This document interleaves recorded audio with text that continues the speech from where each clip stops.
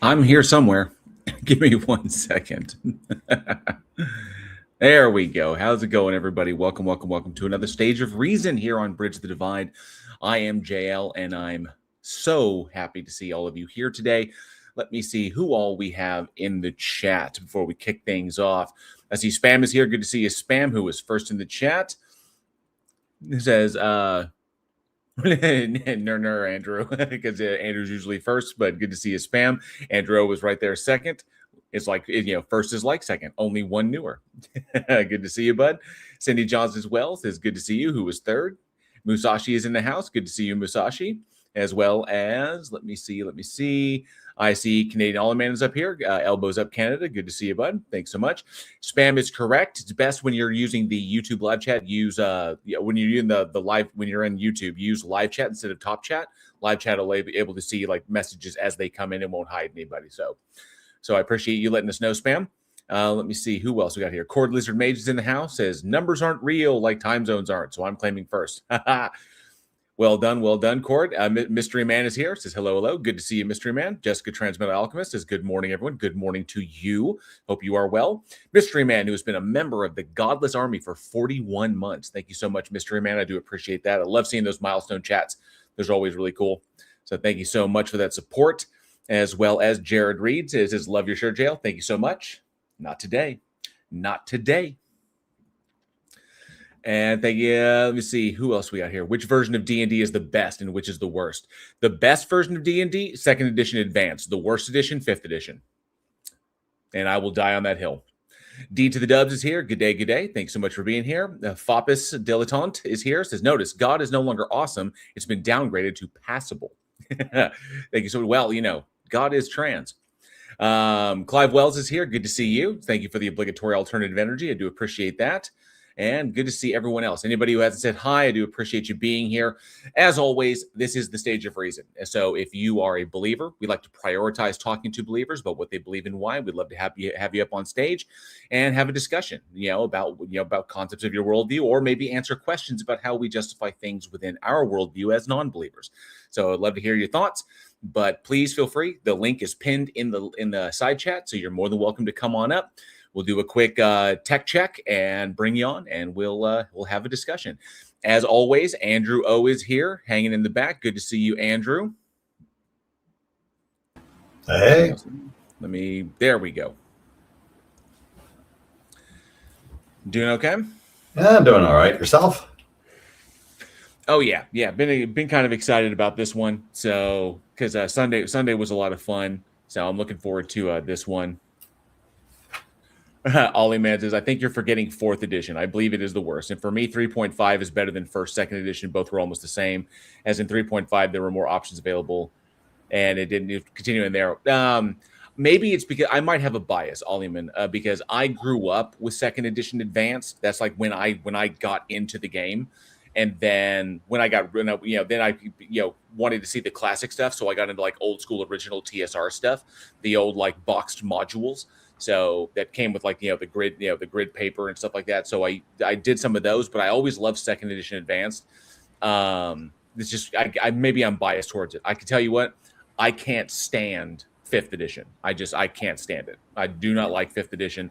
I think that TSR has taken D&D it's in a direction that I don't like. It's just gotten away from, I think, but times change. Things got to evolve. Business models got to change. I understand it. When WotC took over, we always knew, we had a feeling that it was going to be weird. Things might go into a weird direction when WotC took over TSR. But them's the breaks. I still have my original 2nd edition advanced stuff. I'm not as prolific of a 2nd edition advanced collector as I am a Palladium collector, because I have all the Palladium books, including going back all the Rifters and stuff like that. So that's kind of where my bread and butter was. Corley says, I remember chainmail. I'm old as fuck. Hell yeah. Sir Little Wolf is here. Good to see you. Thank you so much for the howl. Appreciate that. Javers is in the house as well. Good to see you, Javers. And Jared Reed as well. Jared Reed. Oh, Ed Clive Will says, I survived another day without being raptured. Congratulations. Javers will be hanging out, but will be lurking while working. Sounds good. Thank you so much for being here, bud. All right. Well, I put some feelers out on Discord to see if we might, if anybody wants to come up on stage, but we do have an open stage, and looking forward to having any conversations with believers who may want to come up and chat about that. Until then, I did find an interesting video that we could take a look at while we're killing time, waiting for someone to come up, called "The New 100% Proof for God: The End of Agnosticism." And you can tell that these people, that these apologists who do this, don't really understand these terms. Given the 100% proof for God, that's one thing, but the end of agnosticism, as though it's a universal statement. I'm not convinced of that. Right. I am agnostic as to whether or not that is true or not. So, but yeah, I think this guy's a Muslim. But either way, Muslim, Christian, really doesn't matter. He says he has 100% proof for God. And I was thinking about writing a script for this one, but I was like, you know what? No, I think this will be a good one for the live stream. That's right. It's Everclear proof. It's like it's like straight burning your throat, make your eyes water. I mean, it's got to be gin, right? That's the Holy Spirit, isn't it? Or is it vodka? I think the Holy Spirit. Oh no, Holy Spirit's got to be whiskey. Is whiskey a spirit though? Whiskey's a spirit. Is it? Oh, I have to look that up now. Now you got me wondering. Hey, you said it. If you're wondering now, it's a little late. And yes, apparently it is. Yes, whiskey is a spirit. It's a distilled alcoholic beverage made from fermented grain mash. No, but remember, if we're going for like America's White Jesus, we got to go for a clear, because the dark, no. Because you got to remember where he was from. He was from the Middle East, so it's got to be brown. I thought it was I thought it was blonde, like that Swedish tennis player. Let's see. Bjorn. Bjorn to be alive. Let's see. They're effectively interchangeable. Spirit and liquor are interchangeable. I think there's a difference between a liquor and a liqueur would be different. Foppish Dilettantes, can I please have one of those intriguing eggnog sticks? 100% they can't get any higher than this, but yeah, it must be incredible, Jessica. It must be. Let me see. Humans deliberately let plant matter rot because when we consume it like that, it makes our brains feel funny. It does. Whiskey only comes from Scotland, Ireland. I think this sounds like a no true whiskey argument, because there is a whiskey that comes out of Tennessee that I find pretty damn good.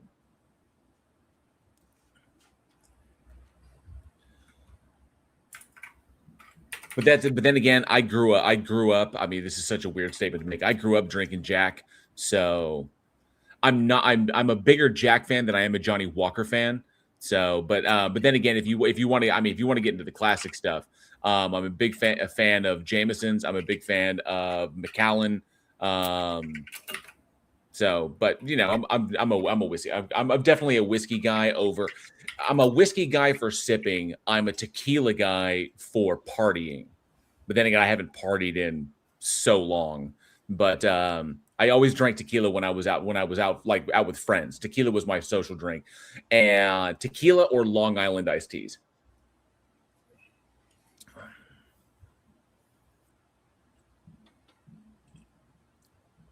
Oh, let's see if anybody else has popped into the chat. Don't see anybody just yet, but hopefully we'll be able to get somebody up on stage, and the link is pinned there in the chat. Just because I want to learn how to make cocktails. It is a useful skill. I worked as a bartender for several years, learning things like Manhattans and old fashions. There's some drinks that are kind of like obnoxious, just obnoxiously when you using shit like bitters and stuff like that. But most of them are fairly easy, just understanding the mixtures and the ratios that go into them. The difficult part of learning that stuff is like well, you have to do it. You have to do it often enough to learn like finger pours and to understand like how much you're pouring in without physically measuring it. Some bars today have like the little snifters that you could pour into, and they do the measuring for you. But really, really good mixologists can eyeball it, and they know exactly how much they're doing, or they can do it by time. They know how, like, because they've done it enough. So it was like when I make a Long Island iced tea, I use all 4 at once, and I can time that and then push through, and then a splash of Coke. So, and then a lemon. Tawhid Islam says evolution is a myth. I am damn sure. That's intriguing. So if you're interested in actually like coming up on stage and defending that, because I can shut that down fairly easily. It's a pretty easy conversation to have, about the first thing we would have to determine is if what you think when you say evolution, like the concept of evolution in your mind, is that accurate would be the first major question. Like, is what you're referring to really what evolution actually is in the scientific sense? Because you may have an idea of what it is, but you may be wrong. And that's a falsity. It doesn't exist. So, and there's no rational justification to believe that one does. So, but nonetheless, Tawhid, you're more than welcome to come up on stage. Like I said, a little bit different from other stages. This isn't a dog pile stage. We want to hear what you have to say and what you have to present, whatever arguments or evidence you have to present, and then we'll just walk through it point by point and explain how these things are, how we determine these things, so, and how we justify these things. Wrote it no less names in the house is I can still pour a 1-out shot blindfolded. Nice. I really enjoyed it. Of the jobs I've had in the past, I was a bartender / waiter at the restaurant that I worked with, and I worked there actually with my wife because we made pretty decent money. But as a bartender, I preferred the bartending more than I preferred being a waiter. Being a waiter is one thankless ass job, but being a bartender was fun. Setting the tone, setting the pace, even when it's slow. Because as a waiter, when it's slow, it sucks because all you're doing is like you're cleaning up your section, you're just doing menial stuff, and you're not really getting paid for it because you need those tips.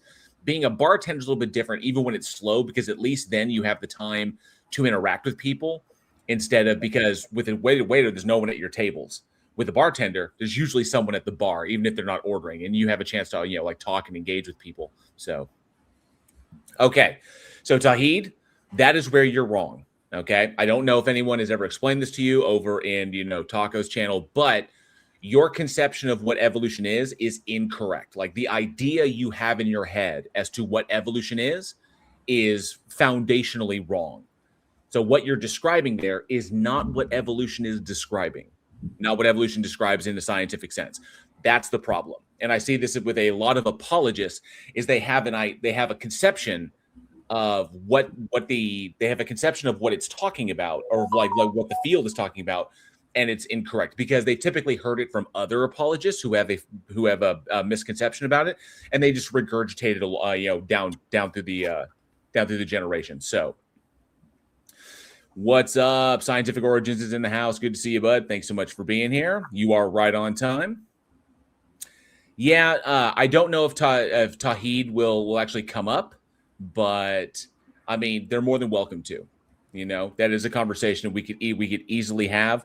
But I can tell you this, Tawhid, what you think or what you just espoused in the chat, what you think evolution is, if that is in fact what you think evolution is not what evolution is describing. So, and that's something that'd be pretty easy to hash out. Spam goes here, says he's had it explained over and over to him, but I'll shush. Oh no, that's totally possible. If Tawhid has had it like explained to him multiple times and he's just like flat out hand waving it away, that's on Tawhid. All we can do is provide the information that individual may not have, and if they refuse to engage, that's on them. I mean, some people are not willing to challenge themselves, and acknowledge that the illogically inconsistent aspects of their worldview. If Tawhid is unable to say something like, it is logically possible that no God exists, and acknowledge that logical possibility, then obviously there's an intellectual honesty issue here. They're more interested in what they want to be true about reality instead of what is actually true about reality. So, which is obviously a failing there instead of on us. There's only folks, we can lead all the horses to the water, you know?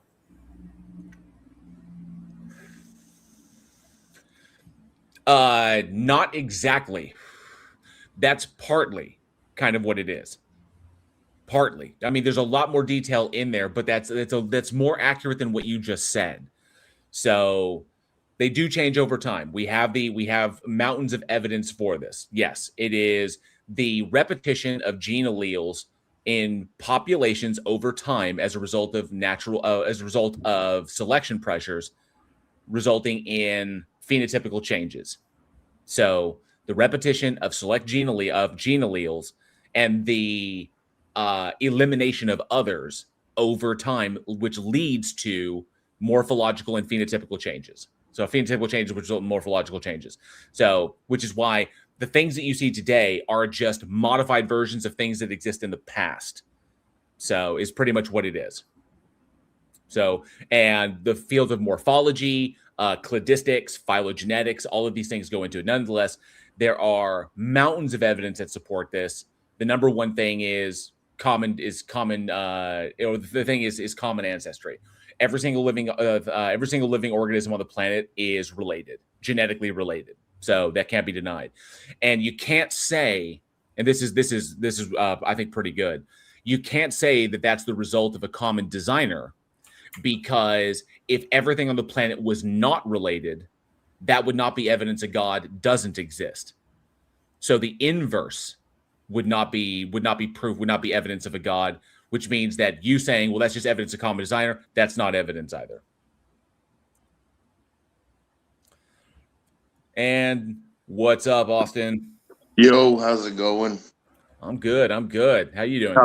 Tawhid is using the old Answers in Genesis, Creationist Ministries International. He's using all of their greatest hits from the 90s, right. All the talking points that have been refuted 1,000 times over. Like, so he's talking about how you've never seen one species change into another species. That's actually incorrect. We can observe a transition across reproductive compatibility in observable time spans, like human lifespans. I think he's also not using species in the correct scientific terminology. Correct. He's equating species with kind. So is what he's trying to say. It's like only he's using scientific nomenclature in order to sound more erudite in that, instead of just saying, you know, he's co-opting terms in order to make his religious position sound more applicable. But that's not the way it works, Tawhid. So you can use your stuff, but like kind, there's like no such thing, you know. I mean, all kind is an ancient observation that things look the way they look, and some things are similar, and so those occupy one kind, but it's in no way fully encompasses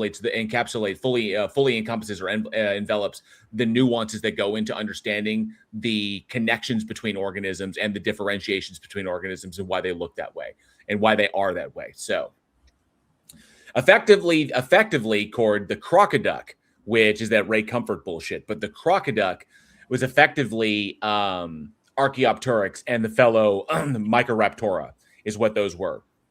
They're classified. They're within the taxonomic class of reptiles, but they are they're literally the like one of the examples of how the genetics that flow into one population come out of another population. And so you have scales making way into feathers. You have snouts making way into beaks. You know, how teeth are eventually lost, how, you know, fingers eventually fuse into, you know, the fingers eventually fuse into wings, because these are things that Archaeopteryx had, but was also able to fly like birds can. So, you know, that's one of the big ones. Professor Hizzle's in the house. Good to see you, Hizzle. Thanks so much for being here.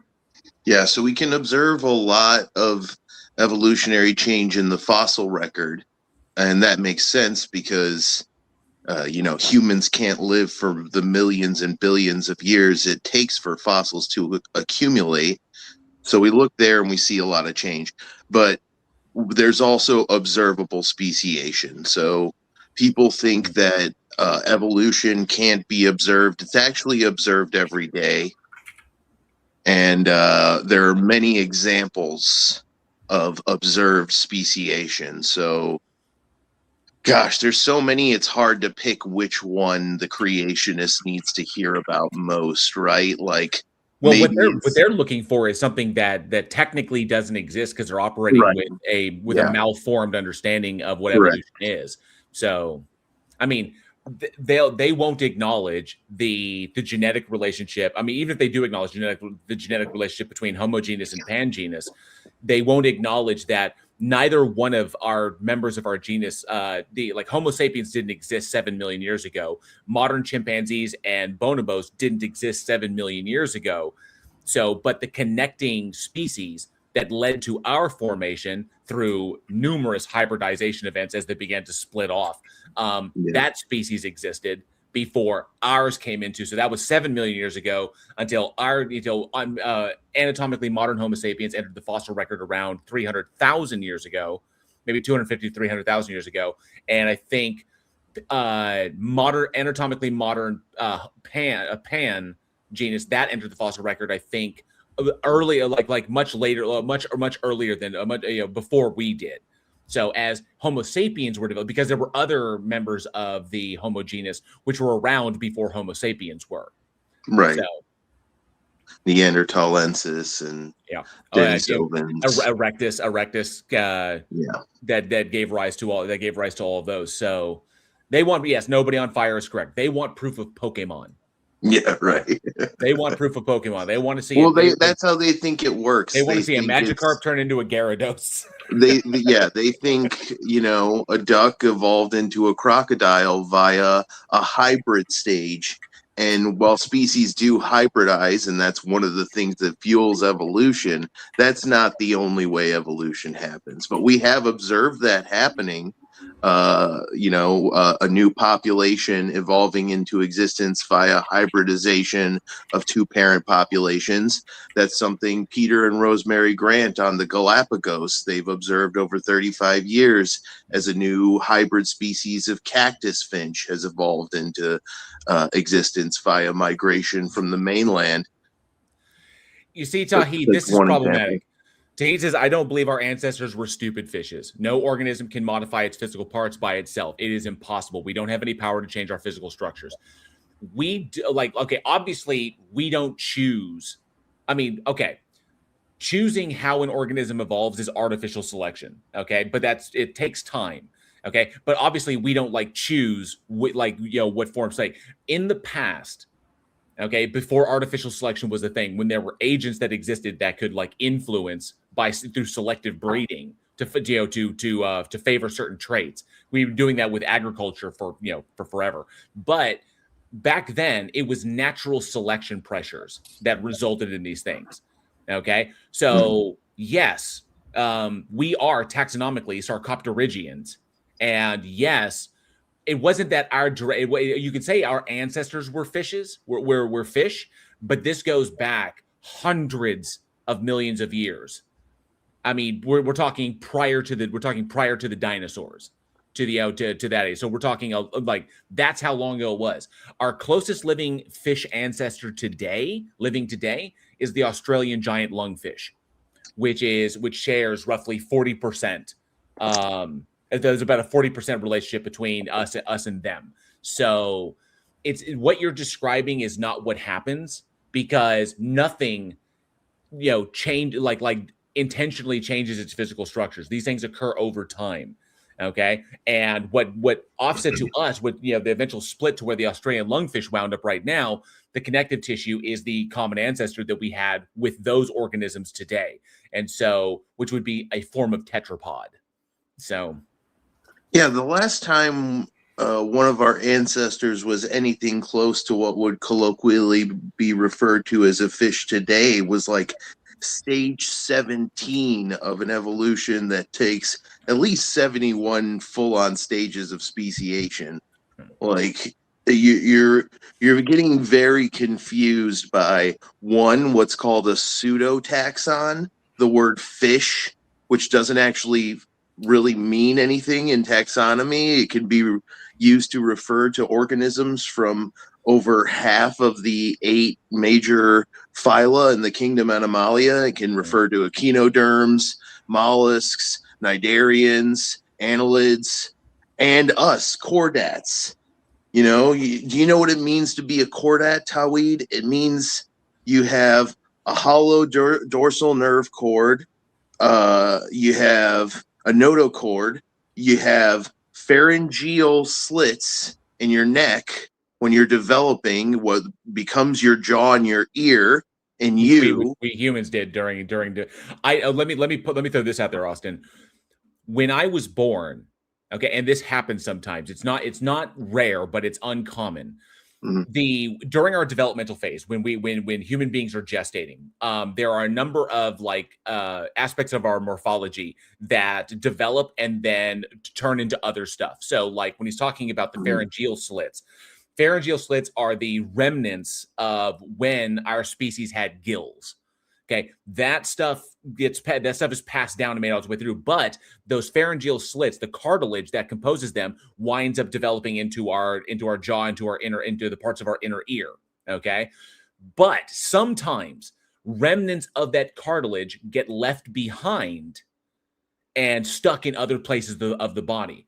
When I was born, the doctor noticed that I had a large lump in the side of my neck. That was like I had it removed because it was getting to the point where it was getting irritated and it was getting swollen and tender. So I had a plastic surgeon take it out, and so it was a hunk of cartilage that was left in my neck that you could see when I turned my head. It poked out. It stood out pretty effectively, but they took it out and it was a hunk of cartilage that was a remnant from that gestational period, when that was just left behind when my jaw and those parts of my skull formed. So I always thought that was really cool. It's just a remnant of the piece when we had pharyngeal slits, which are the remnants of the gills we once had. So I just thought that was really cool. I actually had a chunk of that left in my body that I had to have removed. That's just your evolutionary assumption, JL. You were designed by the Lord with that chunk of fat in the wrong place. He put it there on purpose. It was so wild. He gave you eyes that need glasses on purpose. What a brilliant, intelligent designer. With my degenerating eyesight, you know, and it's my mother's eyesight. She eventually had LASIK. Well, she had it back when it was PRK, and she had it done and had 20/20 vision. But as she got older, she again needed glasses again because that degeneration just continues on. She just reset the degeneration, and now like 20, I think it's like she had it 20 years ago, and now she needs reading glasses. She can still see pretty solid, but her natural degeneration that occurred as a result of her genetics just basically restarted, and now she needs reading glasses again, and will eventually need glasses again. So even that, like LASIK, like eye vision correction, not permanent. Your genetics eventually, what those cells start replicating, and your genetic code says what it's supposed to be, and eventually that stuff will be undone. So it's all temp. Brutal. And I see Skeptic Philosophy's in the house. Good to see you, Skeptic Philosophy. What's up? What's up? Thanks so much for being here. And yes, I am a fish. Confirmed. That's right. I just wish I could breathe in the water. That'd be badass. Do not look into the laser with your remaining good eye. That's true. Andrew's channel, good to see you. Thanks so much for being here. Lindsay Bowe as well. Thanks so much for hanging out. I appreciate you being here. And make sure I didn't. And Scam Bammer, good to see you. The fact that you think you're smarter than a fish is irrelevant to anything. Very true. I've heard some pretty smart fish out there. Erectus, cave rise, giggity. That's funny, Andrew. So, Tawhid, you obviously have a misconception as to what evolution is. But you know what? Here's what's awesome. I don't know if you'll come up on stage. But if you did come up on stage, Austin is the perfect guy to talk to about these things. More knowledgeable than I am. I think that we are about evolution. That's kind of his specialty. So he could dive into it. Like if you wanted to talk physics, talk to PhD Tony. You really want to dive into like hardcore philosophy, talk to Leo Phileas. You want to talk to Austin, you want to talk evolution, Austin's your man. So we got lots of people here who really specialize. I'm more of a generalist. Okay. Philosophy is kind of a big thing for me, but I'm really more of a generalist. And, but if we want to go hardcore into these topics, you have the opportunity. And my question would be, why would you pass it up? We talked before. The last time we talked, we left off on a conversation about the evolution of sex. And Tawhid had a lot of questions. And it was like I'd answer one question and he'd go right to the next one. I was on a stream when I was on the stream with generally what's that guy's name? Generally specific. Generally specific. When I was on him, he tried to do that whole like penis thing with that Jim Bob brings up. Yeah, and they keep wanting to focus on morphology instead of function. And I noticed that every time somebody brings it up, they never focus on the function of it. Like, what is the function of what the penis is? And that's to deliver the male gametes to the female egg. Mm-hmm. But that function has remained the same. It's just the morphology that changes. So Austin, tell me if you agree with this, because my hypothesis, because I don't think I know it, but going all the way back, if we go back far enough before mammalian penises existed, my thought is that it most likely the precursors to what eventually would become these would be some form of primitive cloaca. Yeah, that's those exist. For one, it's also possible that even then the precursor of the protrusion and opening model was already evolving. But there were other precursors that are just a motile cell that's small and carries a couple of specific nutrients, and as well as, of course, the variable genetic material, and another gamete that's large and has lots of nutrients, and the mother's variable genetic material, and it just doesn't move. So you can see the precursors of the evolution of several contemporary models of sexual reproduction, reproductive anatomy that exist on the planet. And it's really kaleidoscopic and varied.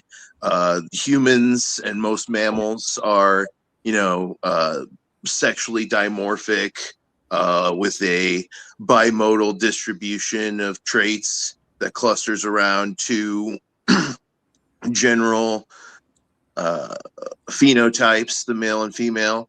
But there are other species that have more genders. There are species that have no genders. There's life has evolved all kinds of ways to remake itself. Right. And Nobody on Fire, thank you so much for $2. Is Austin for knowledge on being hard for the troops. You got to stay hard for the troops, man. Everybody's got to support the home team. Oh yeah. So Taid says, do you think in 1 billion years we can grow wings and start flying according to natural selection if we wish to fly for survival? So likely no. Is it impossible? No. Because whatever genetic variations would allow for some form of like flying, number one, we would have to get smaller. Two, like there would be some genetic occurrences that would allow for the development of that capability. So with human beings, the way we are anatomically, it would likely not be like wings because we don't have scales. That's not where where our keratin currently is. But it would likely have to be. It would be akin to like a gliding mammal. Would be the best that we could possibly come up with, which would involve the skin and how the skin attaches from the elbows to the elbows to the knees. But we'd have to be smaller, and our bones would have to get less dense. And so, but these are changes that could occur. Human beings that are small, human beings that have less dense bones, but those would have to be selected for over time. Okay, so that would be a huge thing. But in 1 billion years, now chances are in 1 billion years, human beings will no longer be around. Like Homo sapiens won't exist anymore. So like Homo sapiens will be extinct and will be replaced by something else, either further down our genetic line, or we're so specialized that if something truly catastrophic occurred on the planet, we wouldn't be able to like get past that, and we would be done. But imagine like this. Imagine if the surface of the planet became so inhospitable to life that the only way to survive would be to go down into the earth. To dig down. So if the entire like Homo sapiens population was relocated to under the earth and was never able to reach the surface, but was able to live underground, imagine what our species would look like in 2 million years. 5 million years, 10 million years, 100 million years. I mean, that's only 10% of a billion. So, and then like, are you talking a billion years? That's enormous. The like I said, there would be nothing on this planet that looks akin to what we look like. And so give it like 10 million years living underground. What would Homo sapiens look like? Obviously, we wouldn't have eyes anymore because we wouldn't need them. We may have vestigial structures that were once eyes, but we wouldn't need them because it's so dark. Or we would have eyes that were really, really, really, really big in order to take in more light because it was so dark. But we would become subterranean is what it is. And so our skin, our development of how we use melanin, obviously that would go away. We don't need it anymore. So there would be massive changes that would occur until eventually, a million years later or 2 million or 10 million years later, what lives down there would not look anything like a human being. But that's evolution for you. Morlocks, yes, we would look like Morlocks. is pretty, and a number of other things. Like if you think if like digging became a major thing, what works better for digging? Hands with fused fingers, or phalanges, or the phalanges we currently have. Well, hands with fused fingers make for good scoopers. Okay, so if you need to dig like that consistently, well, there are genetics in the human species that babies are born with fused hands. Okay, so if that's a good thing, then that may become more prevalent, and you may see human beings being born with more fused hands, so that they're more shovel-like. So it's stuff like that. Those are the things that result in those large scale and those massive scale phenotypical changes that occur over time. Is natural selection pressures, having to move to a new environment, and that environment selecting for a set of alleles to pass on to the next one. So that's what it looks like. I'm hoping. I like this, and I know Austin, you'll dig this. Musashi says, "I'm hoping we become interplanetary, start looking like aliens." The key is if you watch Austin, you're a fan of The Expanse? No, never watched it. Okay, in the show The Expanse, which I believe is based on a series, but in that show, Homo sapiens have dispersed throughout the solar system, and you have humans that have, and this is like something, you have humans that are now born on the moon, a population that is derived on the moon, a population derived on Earth, and a population derived on Mars, and just those environmental changes. And then resulted in big differences between the three species. And so it talks about in that we still look human, still like recognizable as human, but there are morphological changes and physiological changes as a result of the different environments. And then of course there's tribalism, shit like that. But The Expanse is awesome because that's like an underlying feature of that universe. If you geographically isolate members of a population, if you take one population and make it two populations, the drift is going to be setting in by generation 1. And in some species, we see incipient sexual separation by generation 40. Imagine what you can achieve by generation 1,000. Generation 100,000. It's not too difficult to understand how incipient sexual separation becomes an entirely different species, and there's no reproductive compatibility anymore, even though these populations share common ancestors. That is exactly what evolution is. It's the founder effect, and it's adaptive radiation.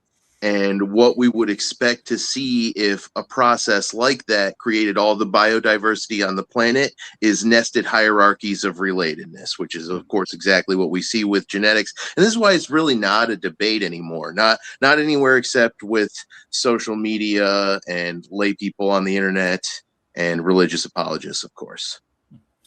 One thing I always thought it was cool, like a good depiction of an alien, of like what alien life like what alien life might look like, was in the movie Life with Jake Gyllenhaal and Ryan Reynolds and Rebecca Ferguson. Was Calvin, was an organism where every single cell functions as both a neuron, an optic nerve, and a muscle. So where it's all, so that the larger it gets, the more intelligent, the more visual acuity it has, and the stronger it gets. So fascinating species, but possible. Sci-fi is fun. I think about the cost of energy it would take to run an organism like that. It would just like starve. Think about how much our 3-pound fatty brains how much energy? 20% of our calories. Like, oof. Now, do you realize the math? Be a hungry boy. Yeah. Well, it was obviously. I think the organism that was Calvin was some form of extremophile, because of how it was able to survive in a dormant state for so long, and it was, you could probably say that that there's a hypothesis that you could say that the presence of these extremophiles in the Mars ecosystem could have eventually overwhelmed the entire biosphere and led to its degradation, not to mention planetary issues with the loss of the magnetosphere. And then, but because they're extremophiles, they go into a kind of torpor, just like, tardigrades do, until they're eventually woken back up, which is what, and then it just goes about doing. And then obviously when it finally wakes up, it starts going to try and find any single energy source that it possibly can, which is the first thing it did, was try to look for sources that it could feed on. Because it would be an enormous amount of energy that it would need. Honestly, that's relevant to the question Tawhid asked about us getting wings. We evolved towards another niche already that takes so much of our energy, like powered flight also takes an obscene amount of energy and muscle power. Yeah, you have to think about the economic distribution of the calories and energy we're able to intake when you're considering the possibilities of evolutionary change. Sorry, what were you going to say, Andrew? Yeah, take a look to the picture to the left of you there. Flying fish. Yeah. Is this a real thing? Yes. That's not photoshopped at all. This is a flying fish. If you've never seen a flying fish before, native to the Bahamas area. Yeah. And Hawaii. Seen them in Hawaii as well. Oh, okay. Here's what so what we're seeing here. They probably just flew there. Some incredible convergent evolution. We're seeing fins and scales that look very much like wings. Oh no, they literally fly. Well, they can fly for short distances, but they can't fly like birds. But they effectively, their wings are modified fins, is what they are. So, but they can use it. They're fast enough that they can get up. They can jump out of the water using their tail, using their caudal fins, and then they can catch. They can basically catch the air, and they can glide for decent distances. But they can't fly like birds can. Yeah. So, but their fins are modified wings. Yeah, they can stay airborne for, I think it's up to about a minute. There are fish that can do that. There are fish that can climb trees. Einstein used to say that if you measure a fish by his ability to climb a tree, it'll go its whole life thinking it's stupid. Well, it turns out there's fish that actually can climb trees. Get good. There are crocodilians that can too. Yeah, exactly. This is just how powerful evolution is. And I see Jinju is in the house. Good to see you. Jinju says Calvin is an overgrown tardigrade. I loved the horror film Leviathan. The horror, not Leviathan. It was Harbinger Down. Harbinger Down was a horror film with Lance Henriksen, where a deep sea salvage team discovers the remains of a Russian scientific laboratory, and they go to salvage it because there's like, oh, what is this? Oh, it's Russian. This is amazing. Obviously, it was a secret lab, and that's why nobody knew about it. But they go down there to try and salvage it, and they uncover an experiment that was done where they were genetically engineering. They were doing genetic experiments on tardigrades, and they wound up turning a tardigrade into this giant, like, unstoppable monster. So it's a monster movie, but the monster in it is a giant, like, mutated, genetically engineered tardigrade, which makes it like damn near, impossible to kill. But it was a fun little film. Kind of like Deep Star 6 was a giant nautilus. Leviathan was also a genetically engineered. Well, actually, I think that was an irradiated. It was a mutated. What did it start out as? The organism it is wound up like it became this parasitic organism that latched onto other organisms and then through horizontal gene transfer, like incorporated its genetics into its host organism and took it over. And so, it's like really, really gross. That was kind of a gross movie. You ever seen the movie Vivarium, JL? Yes, Vivarium, yes. With Jesse Eisenberg and Imogen Poots. Mm-hmm. Alien cuckoo birds. Yeah, these freaky creatures that have developed a brood parasitism strategy that targets humans. So creepy. To raise their young. Mm-hmm. So Tawhid Islam, I think we are the most intelligent, not by chance or evolution. It is from God. That's why we are exploring space while chimps still jumping on trees and eating their own shit. So, number one, a species eating its own eating feces is not because they're stupid. Yeah, it's because of their biology. Because that's how the vast majority of organisms get their vitamin B. Okay, so that's not because they're dumb. It's because it's a part of their, they need to, because of a result of their biology, of how they've evolved. And I wouldn't be so quick to judge, because there are humans who do that. Okay, right. So it's I think we are the most intelligent, not by chance or evolution. So that's your personal incredulity. Okay, you need to demonstrate that your God exists in order for it to do the thing that you think it do. Otherwise, this is just either an argument from personal incredulity or an argument from ignorance. So, well, we've got a little more than that even. We got a linguistic problem here. So let's just read exactly what Tawhid wrote earlier. So it says, I don't believe our ancestors were stupid fishes. So first, we got the stupid part in there. But yeah, the I don't believe part, yeah, we get that you don't believe that. But your next statement was, no organism can modify its physical parts by itself. I don't think you understand what evolution is. It's called the kids are different than the parents. Yeah. It's not like, hi, I'm going to change me now. No, my kids just end up different than me. So that sentence of yours is broken. Yeah. Okay, straight up. It happens. And then the genetic material of coming from me and from whoever I mate with, yeah, that turns out to be a little different, just a little different. So no, the organism does not modify itself. The kids come out different. I like what Jessica says here. Dolphins are too busy having homosexual sex and pranking each other. We're nothing but hairless apes with anxiety and back pain. I know. This is true. This is true. Jessica's one of my favorites. And yes, she's absolutely correct. Dolphins not only have gay sex, they're monogamous, so they'll pair bond with a male mate and stay with them for life. And so dolphins sometimes have husbands. Male dolphins are husbands to one another, and they make love to their husbands' blowholes.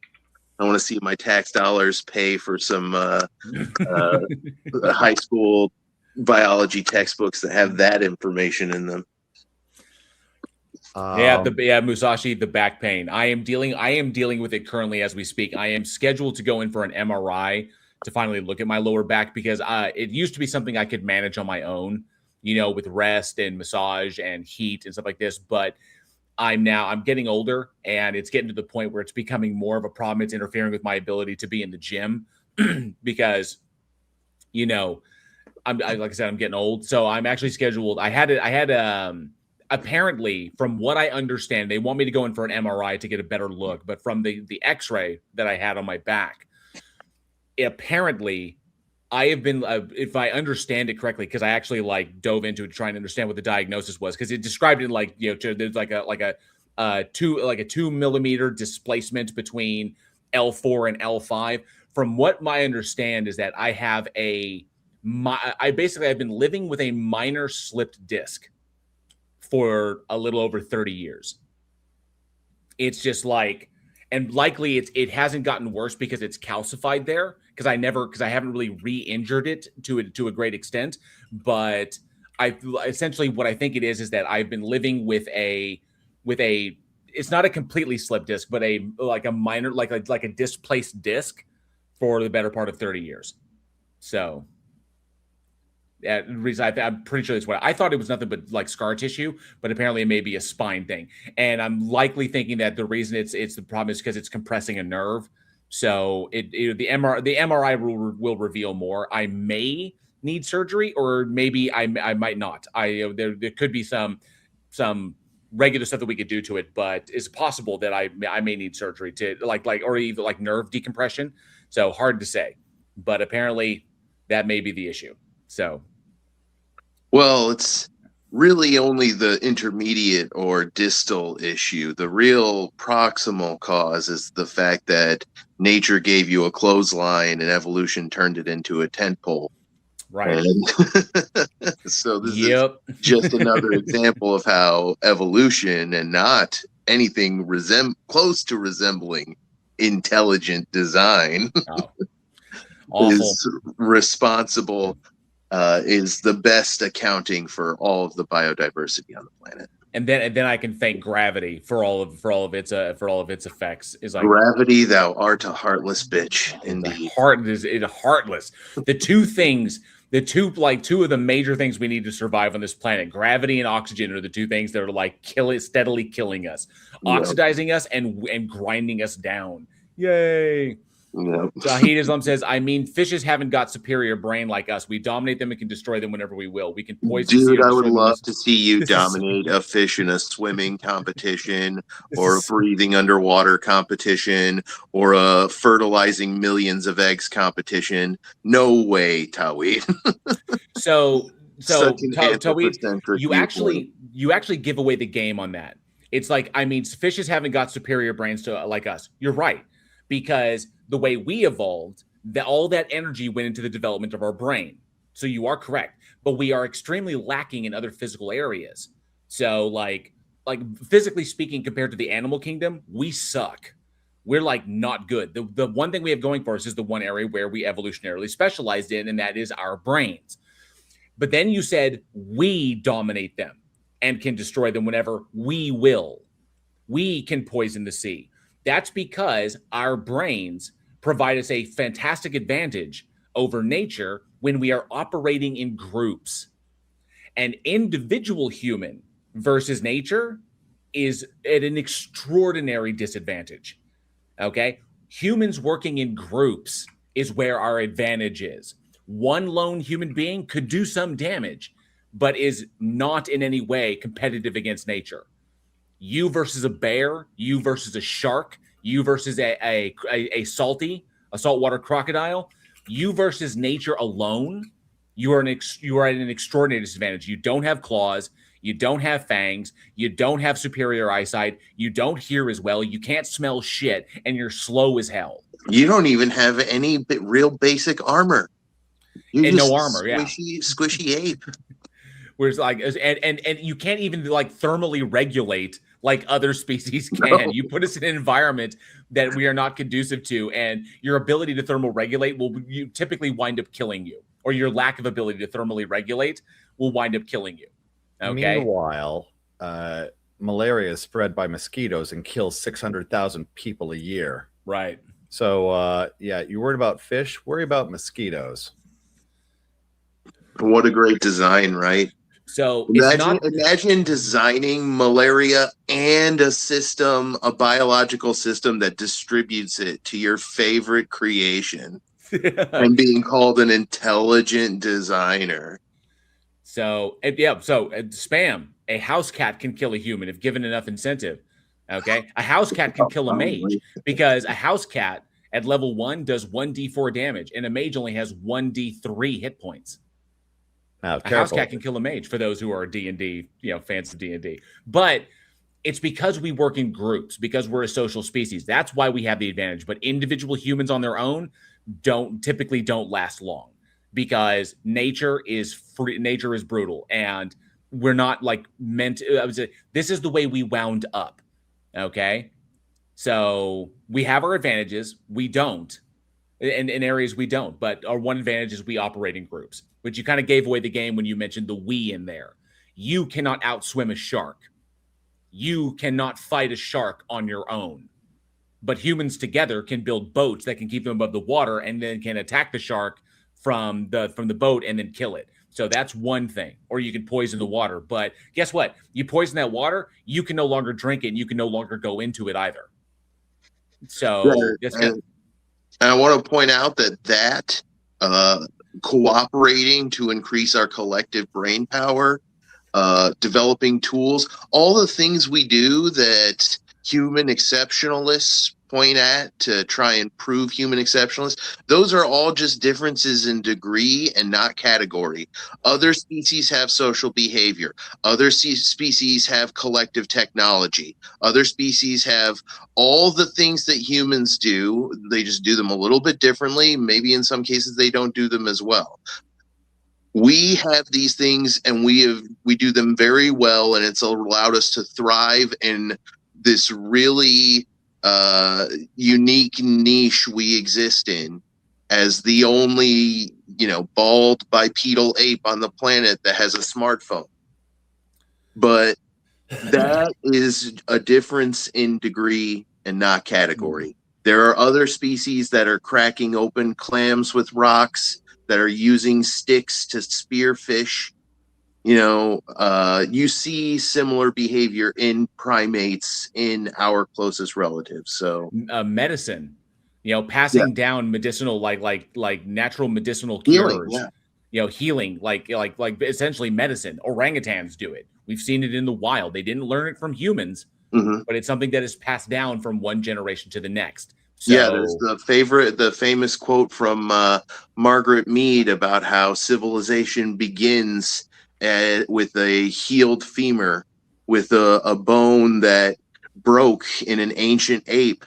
Normally, that's a fucking death sentence. You can't get up and get yourself food and get yourself water. Somebody cared for this ancient ape with a broken femur enough to take care of it until the femur healed. And that is potentially where civilization begins. I've always argued that civilization started the first time one of these creatures like us threw an insult instead of a rock. So Tony Regime, good to see you. Thanks so much for being here. I gotta ask Robin Webster as well. What do you think that insult was? Your mama booty stank? Just call me Avi. Good to see you. Thanks so much for being here. Let me see and make sure I didn't miss anybody. I think I got everyone. Awesome. So Tauhid, you have a very malformed understanding of evolution, which is kind of surprising because I know this has been explained to you over on other channels. So you just repeating the same stuff, which is problematic. We talked about it a lot. Yeah. Punta de Lest, good to see you. Says we sacrifice jaw musculature for larger brains. Now we have the weakest bite of all primates compared to size. That's true. Yeah. Yeah. Not to mention our brains. As our heads continue to increase in size, it becomes problematic for birth. And so, thank goodness for the development of the C-section. Otherwise, we'd have a lot more kids dying in childbirth because they couldn't get their heads past their mother's pelvises. Now they or can a lot more mothers from, dying. Now they can die from not being vaccinated because their parents were convinced by some charlatan that vaccines are dangerous. That was the whole point of the C-section. Was like, why did we? You look at the development of medicine, because Tauhid will be someone who'll be like, well, we were smart enough to develop it. Why did we need to develop the C-section? Because more and more babies couldn't get their heads past their mother's pelvises because our populations, because in our population genetics, our heads were getting larger. If the head gets too big, it can't get past the pelvic bone. The baby will wind up dying, and the mother likely will too. So how did we solve it? We said, man, we need to come up with a way to get the kid out that doesn't kill the kid and the mother. C-section, cesarean. Mm-hmm. So we developed that technique in order to save them both, because the kid won't come out, because the kid can't come out because of the way we have evolved. Man, smart is intelligent design, my ass. That intelligent design keeps rearing its ugly head over and over again. Man, so intelligent. So intelligent. Brilliant. Yes, the C-section has saved the lives of millions of women and children, and saved their kids as well. So, I mean... and ditto vaccines. Just because we can doesn't mean it's a good thing. Okay? And we can. Species can. The entire species working together, collecting their knowledge and developing science. Yes, that's the whole point. But one human cannot. So you're just talking about brains working together. Yes, we do have good brains. We do have superior brains. But comparison to other species, individual, like one individual human versus one individual of another organism, we suck by comparison. Even our cell structures suck in comparison, because all that energy went into our brains. So the only thing we have going for us is that we are very, very, very effective in large groups. That's what it's about. So intelligent design includes the developed ability for us to recognize when a natural birth is a danger of harm and then taking action. No, intelligent design would be that doesn't happen. Because guess what? A C-section is still an invasive and dangerous procedure. You are effectively disemboweling a human being, pulling out their entrails in order to access their uterus. And complications still arise all the time. So an intelligent designer would not put us in a position where we would then have to develop a risky procedure, a dangerous procedure, in order to keep both people alive, because that event would never take place. Or they could come up with some clever solution, like your pelvic girdle cartilaginizes when you become pregnant. Look at that. How convenient. It can just flex around the baby's brain, and then it'll reossify, like a real intelligent designer with omnipotence at his beck could definitely come up with better solutions. I can come up with better solutions, and I'm this bipedal ape with a mental protuberance. Like, come on. Oh, come on. Resist OP. Why is my food hole? Resist OP. Why is my food hole the same as my air hole? Makes choking kind of easier, kind of dumb. Yeah, that's dumb. Why does my laryngeal nerve traverse my freaking heart when it doesn't have to? But your laryngeal nerve, why does it do that in a giraffe? In a giraffe. Why is our happy fun space right next to our waste disposal unit? Why is the prostate an erogenous zone? Okay. This is because this isn't pride. This is just acknowledging what we would expect if there is nothing guiding this other than natural selection pressures. So, but here's the key. And I want to bring that. This is another point I wanted to make, because we can go on and on about evolution all day long and how there is no evidence of an intelligent designer. The key is this. There is no logical contradiction in there being and no God existing. The only difference between no God existing and a God existing that is like creating things and designing things a specific way is because the only difference there is that in a non-God system where no God exists, things don't exist for a specific reason. There's no overarching metaphysical purpose for the existence of anything. Okay, which is not problematic. It's just something that you as believers don't like, which is your problem, not ours. Okay, the existence of telos requires something with intention. In order to assert that there is telos, you need to demonstrate that there is an agent that has that intention, that agent exists. Otherwise, to say that things are the way they are because they're meant to be that way implies the existence of that thing that you have yet to demonstrate exists, which means ultimately you're begging the question. So, Big Nick, Tawhid, if you want to address how your worldview is fundamentally fallacious at its core, that it's fallacious at its core, we can address that because we're not begging the question, because we're not assuming the existence of telos. And good to see you, Cindy Sue. Hello, hello. Thank you so much for being here. Joe Rocker, I don't beg questions. Questions beg me. In Soviet Russia, question beg you. Let me see. I think I want to make sure. Turtle Moves is here. Good to see you, Turtle Moves. How does intelligent design include strokes and heart attacks? We are intelligently. Why is it that we're so prone to, like, if you look at it, this is one of my favorite ones. The way our brains evolved is not exactly the best way for a brain to evolve. If anybody's ever wondered, any of these evolution deniers ever wondered, why do you think Homo sapiens are so prone to so many psychological and emotional problems? Okay, whether it be bipolar disorder, schizophrenia, anxiety disorders, all kinds of stuff. Like there's the category of shit that can go wrong and how we perceive things, how we feel things, how we interpret these things. This is a result of our brains evolution. The best way I heard it described by a neuroscientist is that our brains are effectively operating like two sections. You have your forebrain and you have your hindbrain. Okay, the forebrain is all the you stuff, all the thinking, all the feeling, all the rationalizing, all the reasoning, all that stuff, the risk reward analysis, all that shit up here is your forebrain.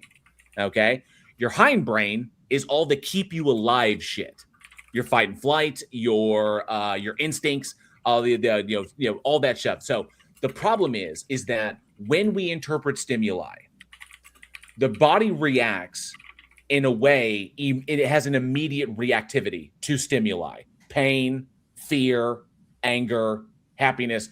These are like almost autonomic. These are pretty much autonomic responses. They occur naturally. But the existence of the forebrain is involved because the brain operates as one unit.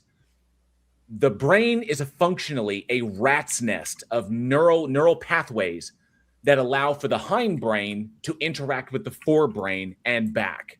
Okay, you get a stimuli, you have an emotional reaction, a physiological reaction, and then you think about that physiological reaction, and then you move forward from there.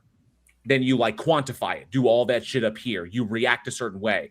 So that's how our brains operate. But because our hindbrain is effectively less evolved, because it hasn't needed to, is less evolved than our forebrains are, that results in a whole host of neurological disorders that we suffer from, that other primates, that we don't see it prevalent in them.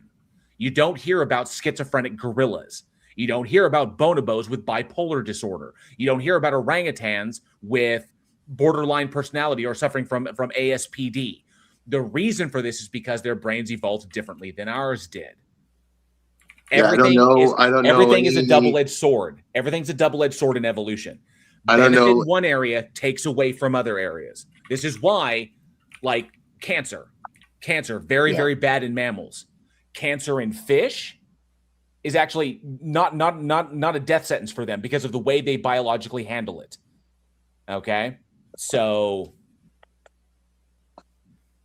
I don't know of any Siam monks that have gotten addicted to misinformation on the internet and started, pushing science denial on YouTube live streams. It's a very specific pathology, just this one specific species of primate. All cats have autism. That's hilarious. But yeah, so our brains are good. Well, technically, our forebrains are good. Our hindbrains create a real problem. Our hindbrains keep us alive. Our forebrains complicate shit because of how we evaluate the things going on in our hindbrain. Okay, people who stay when they should run, people who run when they should stay.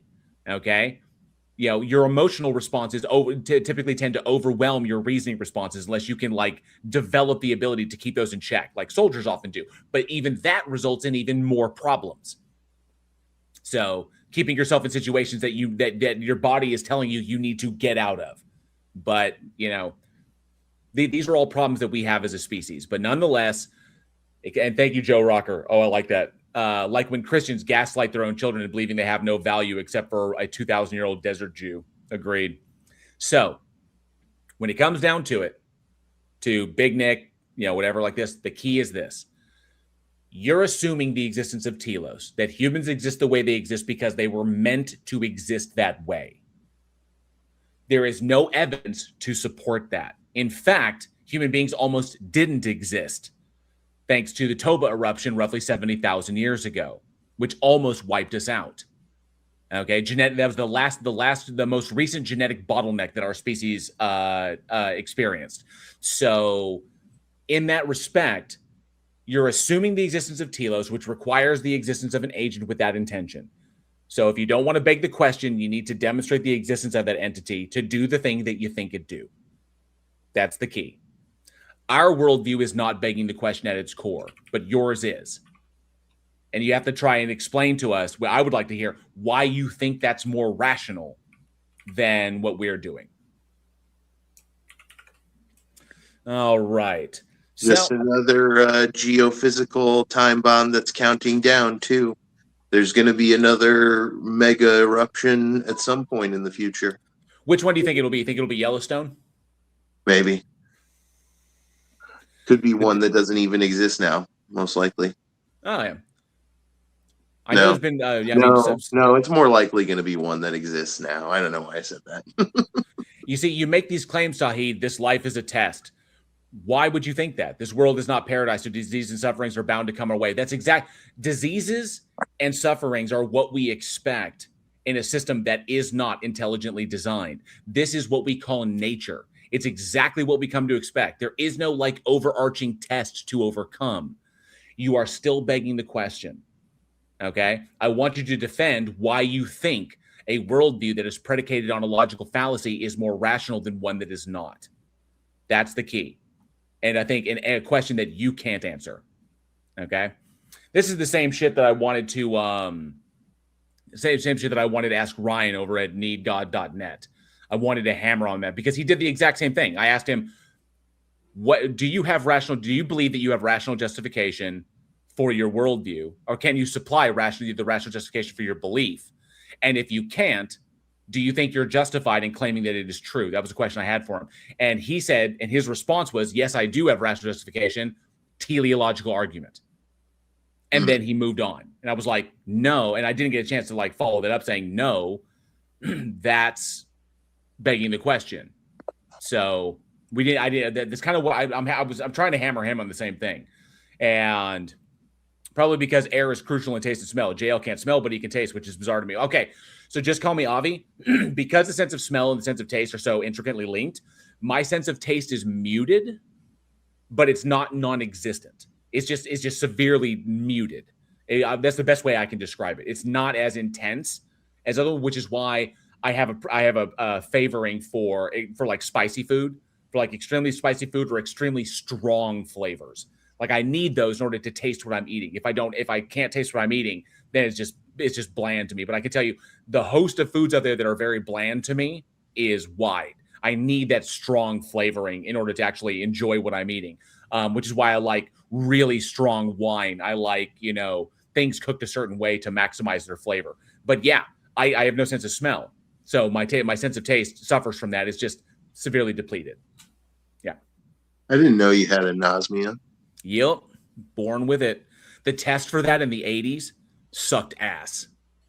And I still remember to this day when I was 4 years old and they took a Q-tip, a long Q-tip with this gunk on it, with this stuff that they put on like that, and run it up into your sinuses and say inhale. And so the whole point was to see if it could trigger an olfactory response, and there was none, no discernible. Couldn't, and they had to do it multiple times with different scents. So, but yeah. Oof. Yeah, I know that's not fun because I've had to have my nose packed a couple times after getting it busted during a fight or what have you. So, okay, but we don't face problems in that design. Also, we do face problems in our design all the time. there are issues all over the place with the way we have evolved that have created problems. So yeah, we're good in some areas, but our evolution has left us extremely vulnerable in others. And so we do face them as a species. These are things that we have had to use medicine to try and overcome. Bad backs is a result, like persistent bad, bad backs is a common thing throughout most of humanity. The reason for that is because of how we evolved. Okay. So, and the reason evolution doesn't get rid of that is because there's no natural selection pressure that is acting on us to change our population in that direction. We control our environment to a pretty strong degree, and we have medicine to help to alleviate the pain on that. So there's no real pressure for us to change. But then again, evolution doesn't have a goal in mind. Bad backs don't eliminate our ability to breed extensively. A bad back, because you can still like lay down. As long as your junk works, you're good to go. So there's nothing acting on us to get rid of it. This is nearly neutral theory of evolution. Survival of the fittest is not quite right. It's right in some ways, but in other ways it's not really, because all you need is what's good enough. Good enough for survival, good enough to reach reproductive viable age and to successfully pass on your genes. This is why humans, the mortality rate sharply spikes off after the typical reproductive viability ages, because all you have to do is be able to create the next generation before you yourself are on your way out. Especially when you have our style of offspring rearing. I think the difference is it's like called R and K selection. Like R selection is like turtles and insects that have hundreds of millions of babies and don't give a flying rip about a single one of them because they know even if they put zero care and investment into any of their offspring, because they've had millions of them, some portion of them is going to survive. We're the K selection type, where you have to put a lot of effort into your offspring and you have a smaller number to make sure some of them survive. But both work. They just have different advantages and disadvantages. That's how evolution in nature is. Everything's in balance. Well, Big Nick, we've gone down this road, I think, enough at this point. You guys are making a bunch of claims. You haven't defended any of them. So you're more than welcome to come up. Big Nick, you're more than welcome to come up on stage. Tauhid, you're more than welcome to come up on stage and defend these things. It's entirely up to you. But just making claims is not going to prove your point. So I'm just going to throw that out there. But if you have evidence you want to present, or if you have like an argument you want to present, we can definitely address those. But other than that, just all you're doing at this point right now is just the questions you're asking are revealing that that either of you know very, very little about this field. Okay. But then again, there's a dude who knows a lot. Austin is here. So here's the opportunity. Yeah. But like whether or not you come up is totally on you. Hopefully we will get someone on stage here soon. I've put invites out on Discord. Hopefully someone might want to come over here and check it out. But until then, I do have this.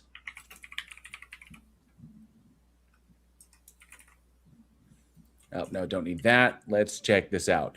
So I found this video. I was thinking about doing a script for it, but I have this video called The New 100% Proof for God, The End of Agnosticism, which that title alone tells me that this individual does not know what agnosticism is. Right. So we're going to dive into this. And how long is this video? 16 minutes? Hopefully he doesn't go into repeating himself like the stoned Irishman did. He was fun. Dude, so that's how it is, man. I think we need to actually. Okay. He spends so much time talking about how he has to get violent with people that disagree with him. Right. All right. Here we go. The Irishman, we should have had it like 1.5 playback speed. That's true. We can do that. Well, I can do it if I'm playing it off of YouTube. If I'm playing it here, just sharing it over from my desktop, I don't have that ability. maybe your media. Well, what do you have to share it through? By the way, what app are you actually using? No, okay. So I have it downloaded. I'm playing it directly from my computer. Oh, there's faster feel, like programs like VLC can speed stuff up. Right. It also tends to slow stuff down, because the fast way to do it is just to download, is just to rip it from YouTube, put it on my computer, and just play it directly from here. StreamYard doesn't have the speed up option, unfortunately, but. Oh, I mean, if StreamYard's doing the dirty work, yeah, that'd be a limiting factor. All right, but here we go. This is a fairly large channel too. I think I recognized the face for a moment there. The new 100. Let me double check, because I want to make sure I know. Oh, get off there. The new 100% proof for God. So it's new. This is gonna like blow our minds. The new 100% proof for God. And there we go. This is from Towards Eternity, which has 3.6 million subscribers. That is pretty wild. Before I do that, let me just go ahead and make this quick change before we dive into this. There's someone on YouTube doing like a 24-hour stream of Farscape. Did bro basically just rip off Buzz Lightyear's catchphrase, but fucking used a thesaurus to infinity from to infinity to towards eternity? Wow, dude. You forgot the and beyond part. No.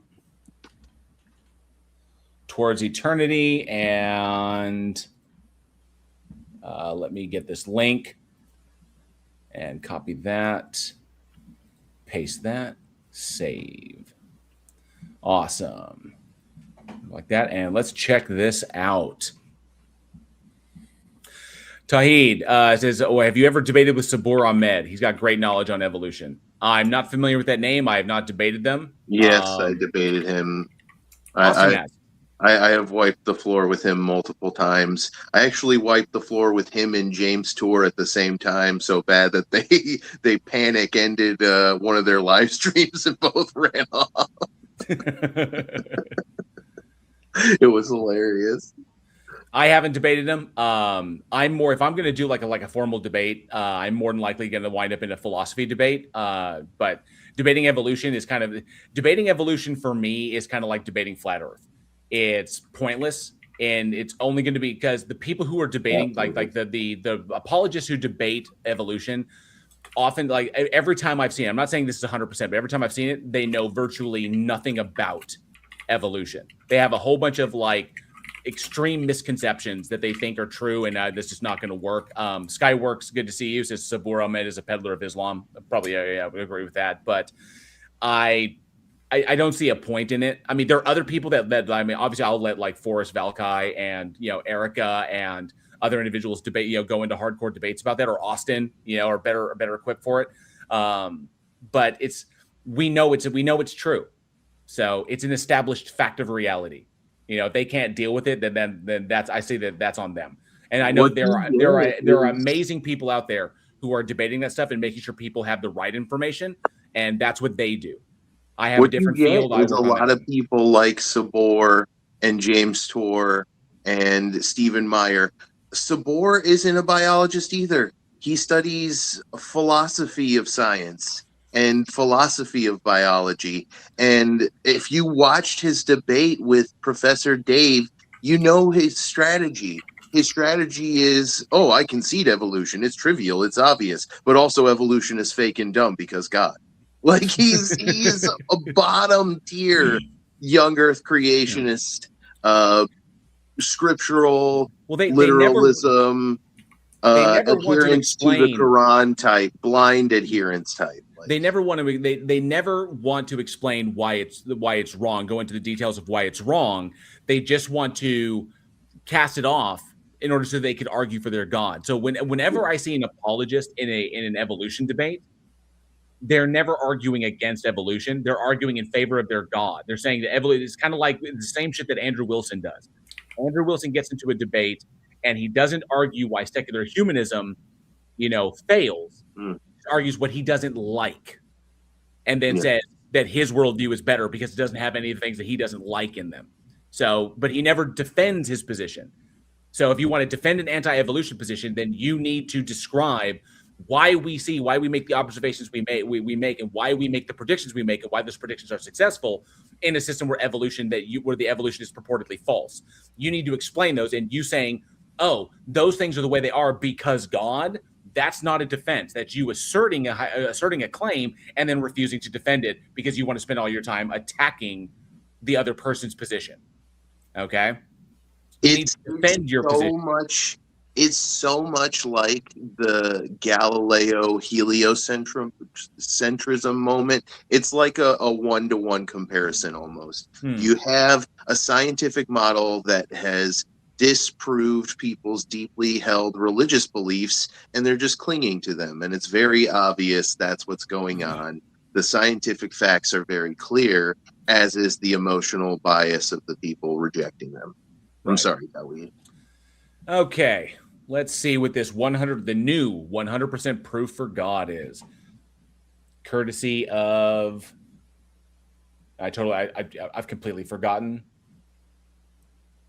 Courtesy of, what the hell is this channel? Towards Eternity. Towards Eternity. Towards Eternity, and that's enough. Yep. Maybe no one even uploaded this video to YouTube. We can never know. It sounds mean. Well, let me restart this. Yeah, Maybe no one even uploaded this video to YouTube. We can never know. It sounds meaningless, doesn't it? The fact that you are watching this video already proves that someone must have uploaded it. So there is. Well, we have experience of people uploading videos and showing them on YouTube, so that's one thing. No room left for doubt. Just because you can't see the uploader, does that mean he doesn't exist? No, like I said, we have priors that go into this. That's what's important. We have priors. Or does it mean that we cannot know whether he exists? Of course not. The same goes for the universe. Now that it's already... Wait. Okay. So he's comparing a creator uploading content to the internet, to like YouTube, to the universe itself. So he's got two categories here. You know, the universe itself, the universe as a system in and of itself, and then, you know, an example of a person like an intelligent mind uploading content. Just because we don't see the content creator doesn't mean the content creator doesn't exist. I mean, it could technically be created by a computer, but then the computer that just puts it back one thing. But yeah, we have priors of this. We have prior experience of people making content, uploading it to YouTube. So we can that would be induction. We can infer that there is a person who uploaded that content or oversaw the uploading of that content, which is fine. They created it and they uploaded it. But this is a category error when it comes to like the universe itself. So he's already opening with a composition fallacy. Created just like a video. How can anyone say we cannot know if a creator exists or not? It just doesn't make sense either. No, that would be something we have to address on its own merits. You know, whether or not there is a creating entity, but we would need evidence that it was created, and so we would need something like an understanding of like like an intelligence creating universes, which we have no priors of. So this is basic Hume. The existence of a creator isn't just about belief. It's something we have to accept based on evidence, reason, and logic. That is a hard no. So unless you have evidence of the existence of a creator to do the thing you think it's doing, and then some sort of like rational reason to like the rationality to conclude one exists, which means you're not committing a logical fallacy in there, and not committing any logical fallacy. Logic and reason kind of fall in the same thing because being reasonable is in accordance with logic. Being rational is in accordance with logic and reason. So this is just rationalism. So can you rationally justify your conclusion based upon what you're looking at? Or are you committing a fallacy in order to interpret the evidence as being the thing that supports your assumption? Agnostics say we can never know whether God exists. But here is... No, that's not what agnostics say. I want to go back and hear that again. Agnostics say we can never know whether God exists. No. Agnosticism is an individual position. That's an individual who says, I don't know, or I don't see a way that we could currently know. So someone who says that knowledge is impossible, that we can't know would be epistemic nihilism. So, well, actually, there is a definition for agnosticism that is literally cannot know. It's a usage question. It's the same way that they try to take atheism as implying a hard position. So he is using a legit usage, but trying to make it as though that applies to all usages of the title. Oh, okay. So he's just taking the strong, the like, if you say there was a strong agnostic position, which would be effectively be epistemic nihilism. Well, it's just a usage, and it's probably a minority one at that. So yeah, Leo feels weird. Agnosticism is the suspension of judgment on a proposition. It's like, yeah, like we don't know. I don't know if it's possible to know. Like we don't know. So, but I wouldn't say in all. I would agree with you. I wouldn't say in all cases agnosticism says it's impossible to know. So, but here is the strange part. They are not just watching the video. They are actually in it. I think it's like, like this is him equating the video with like the hypothetical video he's invoking with the universe in and of itself. So. Something either exists or it doesn't. We all know there is no in between. So when I agree with that. That's a true dichotomy. When someone says I'm somewhere in the middle, they are actually leaning, maybe without even realizing it, towards denial, towards atheism. Two separate things, because atheism will handle the justification for belief. We'll deal with that. Agnosticism is just dealing with like can we know, or like the fact that we don't know. Like an agnostic will basically say that. So I hope he doesn't try to conflate the two, because it's two separate propositions. In logic, this is called the law of excluded middle. It means something is either A or not A. Something is either black or not black. There is no third option. Okay, God either exists or doesn't exist. That's fine. In the same way, or a God either exists or doesn't exist, because there's some God concepts like his God concept, if he believes in a law, that doesn't exist because it's logically contradictory. So, but he's right, Something either exists or it doesn't. So agnostic philosophy is invalid in basic logic. No, it's not. It's because it either does or it doesn't, but there may be there may not be a way to determine the validity of either one of those, like which one is correct. So then we would be in the middle. So this is just patently false.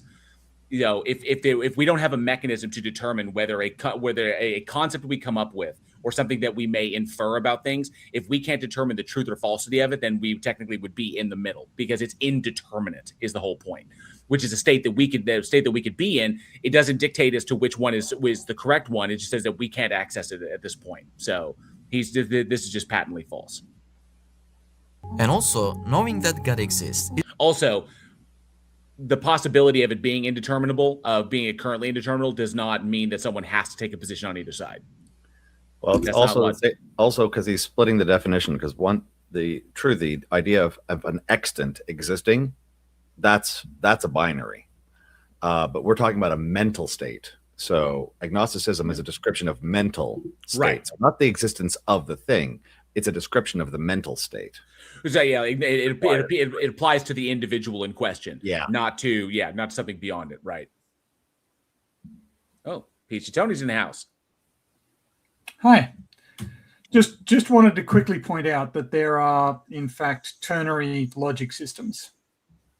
So there are entire systems of logic where there can be three truth values: truth, true, false, or indeterminate. Indeterminate, right? Yeah. That's what I was. Yeah, so what I was just mentioning, right? Yeah, you were just mentioning this, but I wanted to point out that there are indeed logicians who dedicate a large portion of their career to investigating systems where the law of excluded middle is not a thing.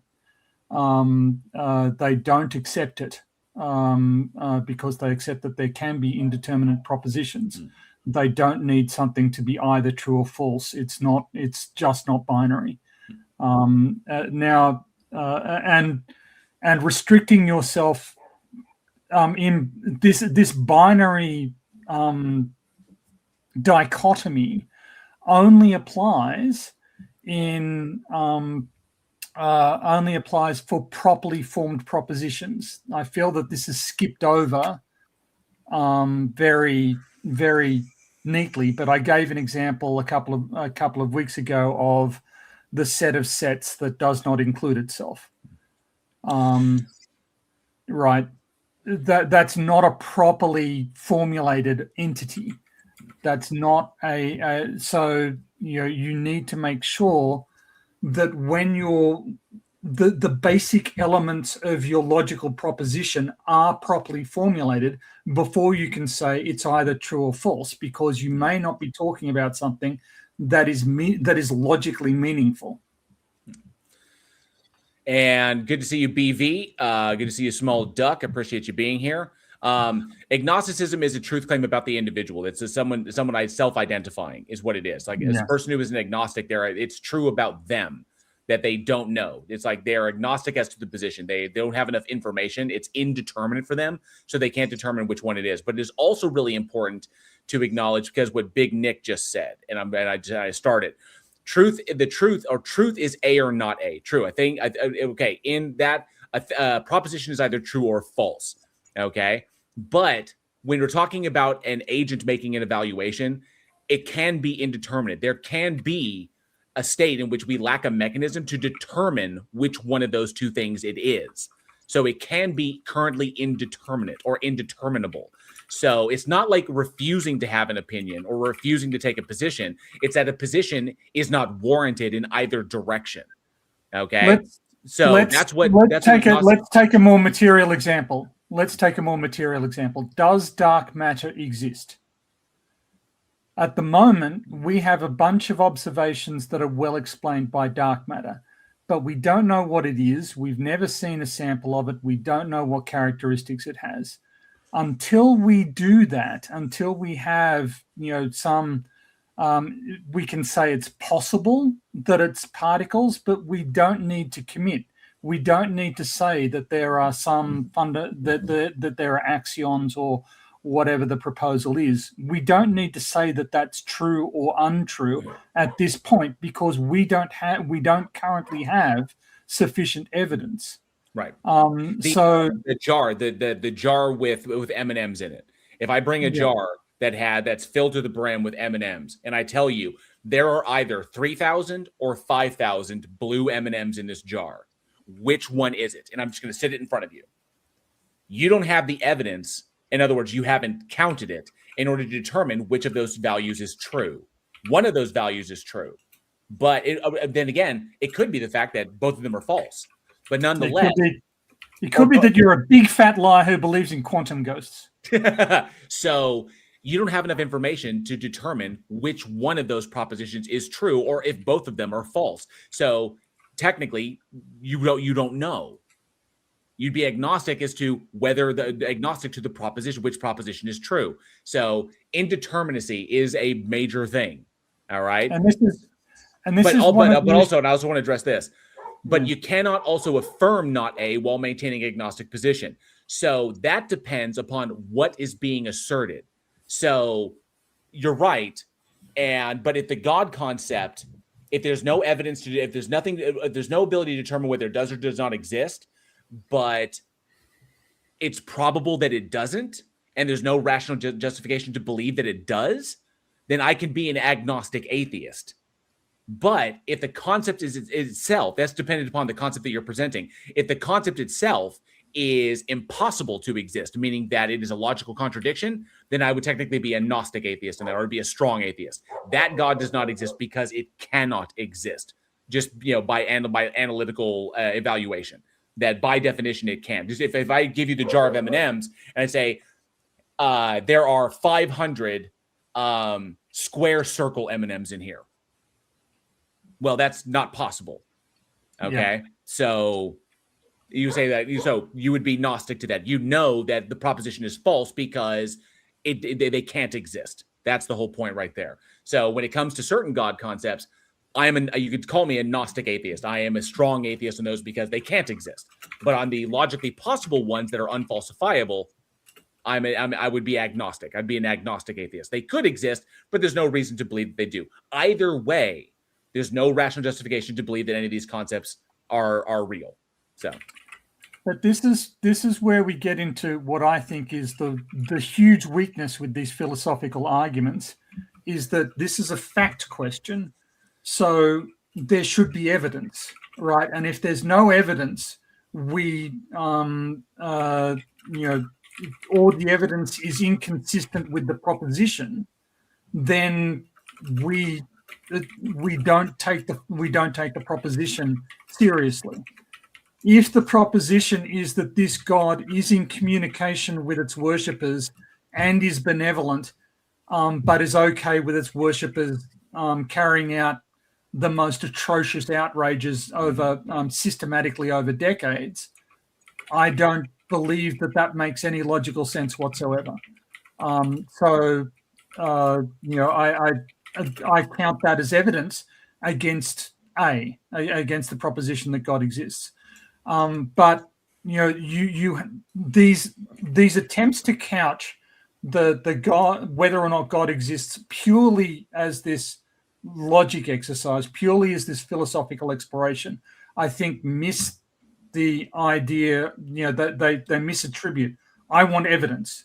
I don't care how logically plausible your argument seems. I want evidence. I want something that buttresses your logical argument. But I actually had a moral question that I wanted to get to for the three of you. Blue button. Okay. I press the blue button. I've been invited to debate Kent Hovind. Oh. On modern day debates. Okay. And the question is, morally, should I do that or should I not do that? How is that a moral question at all? Well, it's been made. Well, the point has been made rather forcefully by somebody in the debunking community that MDD is a shithole, and that going on there is supporting Christian nationalism, and that I shouldn't do that. The other question is, the other side of the argument is that I would get to publicly humiliate Kent Hovind. Yeah, that's a strong argument, Tony. I think humiliating Kent Hovind is well worth it. I've got a secondary one that launches off of that. How about, what would it look like if somebody who would do what you would evaluate as being a poorer job than you would be capable of would take up that mantle and thus make things even worse? Yeah, that is also my concern, is that if I don't accept this debate invitation, somebody else who will do a worse job will accept it. And this is the topic I feel fairly confident I can do well in, which is was Noah's flood real? Which I think ties into paleo sea level indicators quite nicely, which is something where I think I'm going to get to punish Kent Hovind. Well, shit. My argument is that individuals that can break down why he's wrong, these are conversations that need to be had. So I think that that despite the fact that it is Hovind, that it is still a conversation that needs to be had. He still needs to be countered. Because if nobody counters him, then his shit is allowed to proliferate. And I think that because we know the damage that can do, there is a moral obligation for those who should. But that's like, obviously this is subjective. So I say yes. But you make a good argument. So Tony, I say go for it. I have a second factor. Hovind's been using the same tired script for 30, 40 plus flipping years. I bet you know every single argument he's going to make already, because if you've seen one Kent Hovind debate, you've seen all of them. They're always, cows produce cows, and I've never seen a dog give birth to a non-dog, and a fossil just means an organism died. It doesn't tell you anything else. They don't come with the date stamped on them, Hovind. Like, you know all of his arguments. Or that geological fossil dating is circular in nature, because we date the rocks by the fossils and the fossils by the rock. So it's same shit. Yeah. But if you're if you're looking at the moral side, like I said, there's a second half of this equation that I can put on offer for you. So we got the idea of like what happens if somebody who would do an inferior job takes the place, and that conversation happens anyways. But here's the bigger one, or maybe the other half of the coin for you to consider. Is your going on actually going to perpetuate the dung heap that we consider modern day debate to be? Will it actually help it go away by your not being there, or will that only make bad things worse? Yeah, I don't think it's going to go away, and that's another good point. So you make me feel good because body him, PhD Tony, body him, and do it with a smirk. Right. So strike hard, no mercy, sir. We're gonna have to reload. We're gonna have sweep to the leg, Johnny. Sweep. We're gonna have to relocate the civilization. We're gonna need to relocate the civilization away from the base of the mountain because Krakatoni is gonna go. Acceptable losses. Brought to you by our sponsor. So you reassure me because those were the analyses that I had in my head, but I just received persistent pushback yesterday that was making me second guess myself. But I had already accepted the invitation, and it's on Friday on Modern Day Debates. So it's Friday evening in Eastern time. So I think, but yeah, it's the thing about this topic is I'm a bit bewildered because it doesn't feel like Hovind gets to use his standard escape techniques. Oh, he still will. He still will, but you believe that everything came from a dot. We're not talking about dots. We're talking about Noah's flood. You believe it. You believe you're related to a banana. To a broccoli. Yeah. We're talking about Noah's flood. I don't see it just seems like even more of a non sequitur than it is normally. You know what I mean? Well, I mean, he's not going to have any problem. He's not going to have any problem appealing to magic. Because he's going to fall. He's going to fall straight on his sword of faith. He'd be like, "This is a faith position. I have no evidence to support it. I just believe it because I have faith that it is true." So he doesn't. He's put himself in religion. You atheists won't admit that you have a religion too. Right. And your religion is the molecules turned into man, and No, but that's a concession, though. If he falls on magic, that's a concession to the entire debate. Yeah. Oh, yeah. Appeal to So magic. And don't mystery. worry if he does that. Take the W. And good to see you, Late Night Zeit, and Jay Patrick is here. Good to see you, Jay. Just going over this video until we can get Believer up on stage. I've put some feelers out to try and invite some on. Got a bunch of cowards over in the politics Discord server, but hopefully, as Jinju says, sweep the leg. Thanks. I really needed that PTSD flashback to Glenn Serio. I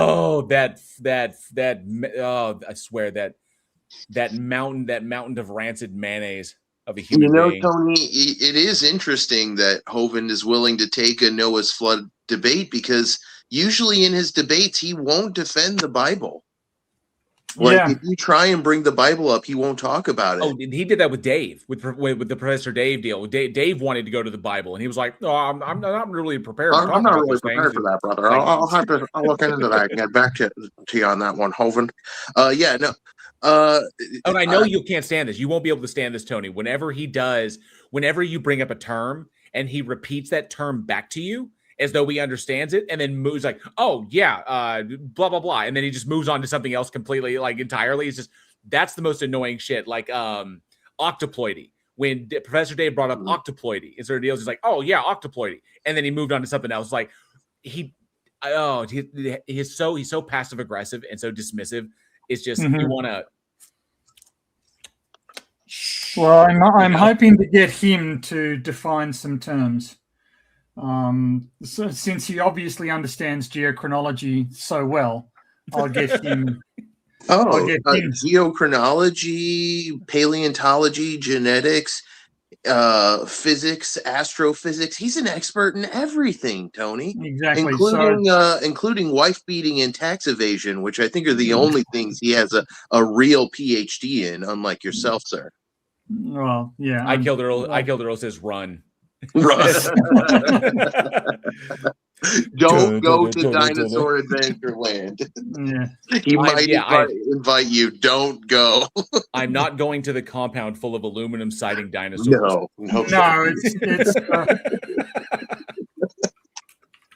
It's yeah. But so I thought it would be like I say, just the pushback I got from this. It was only one guy, but it was virulent enough. Like, am I missing something here? Who was it, if I may ask? Who was giving you pushback? It's a guy called Basil Problem. Yeah, I'm familiar. Dude, he's in freaking Max's side chat, spurging out about MDD all the freaking time, and he's sending MDD super chat questions during their debates. It's like he's just a hypocrite, honestly. I gotta address this real quick. So Big Nick says, take it up with dictionary. It's not possible to assert a position while maintaining that you neither accept nor deny the position. Belief and knowledge are two different things. They are two different claims, and they are self-identifiers. If I acknowledge that it is logically possible for an entity to exist, but I don't know, but I don't know if it does exist. It's currently unfalsifiable. That makes me an agnostic. I don't know if it exists. It's possible that it could. Then the question because that handles agnosticism. But then the question is it rationally justified to believe that it does, or to take a position that it does or that it doesn't? Okay. Or to believe that it doesn't. And that's the atheist position. It's about belief and knowledge. The two are connected, but they are not the same. Okay. So can we know it, or do I currently know it? That's one question. Do I believe that it is true or false? That's another question. Two separate things. They're not the same. You are conflating belief and knowledge here as though they are the same thing. What you're saying is, like, if I were to say, I don't know it exists, but I know it doesn't exist. That's what you're claiming.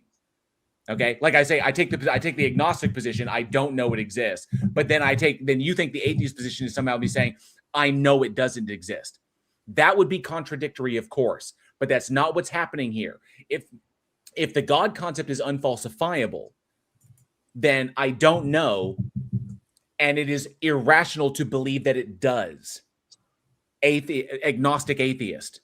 But if I know it doesn't exist, I'm Gnostic. I know it doesn't exist, and I don't believe that it does because I know it doesn't. That technically, I'm a Gnostic atheist at that point, or a strong atheist, you would say. So stop conflating these two things, because you've made that mistake like 5 times in the chat.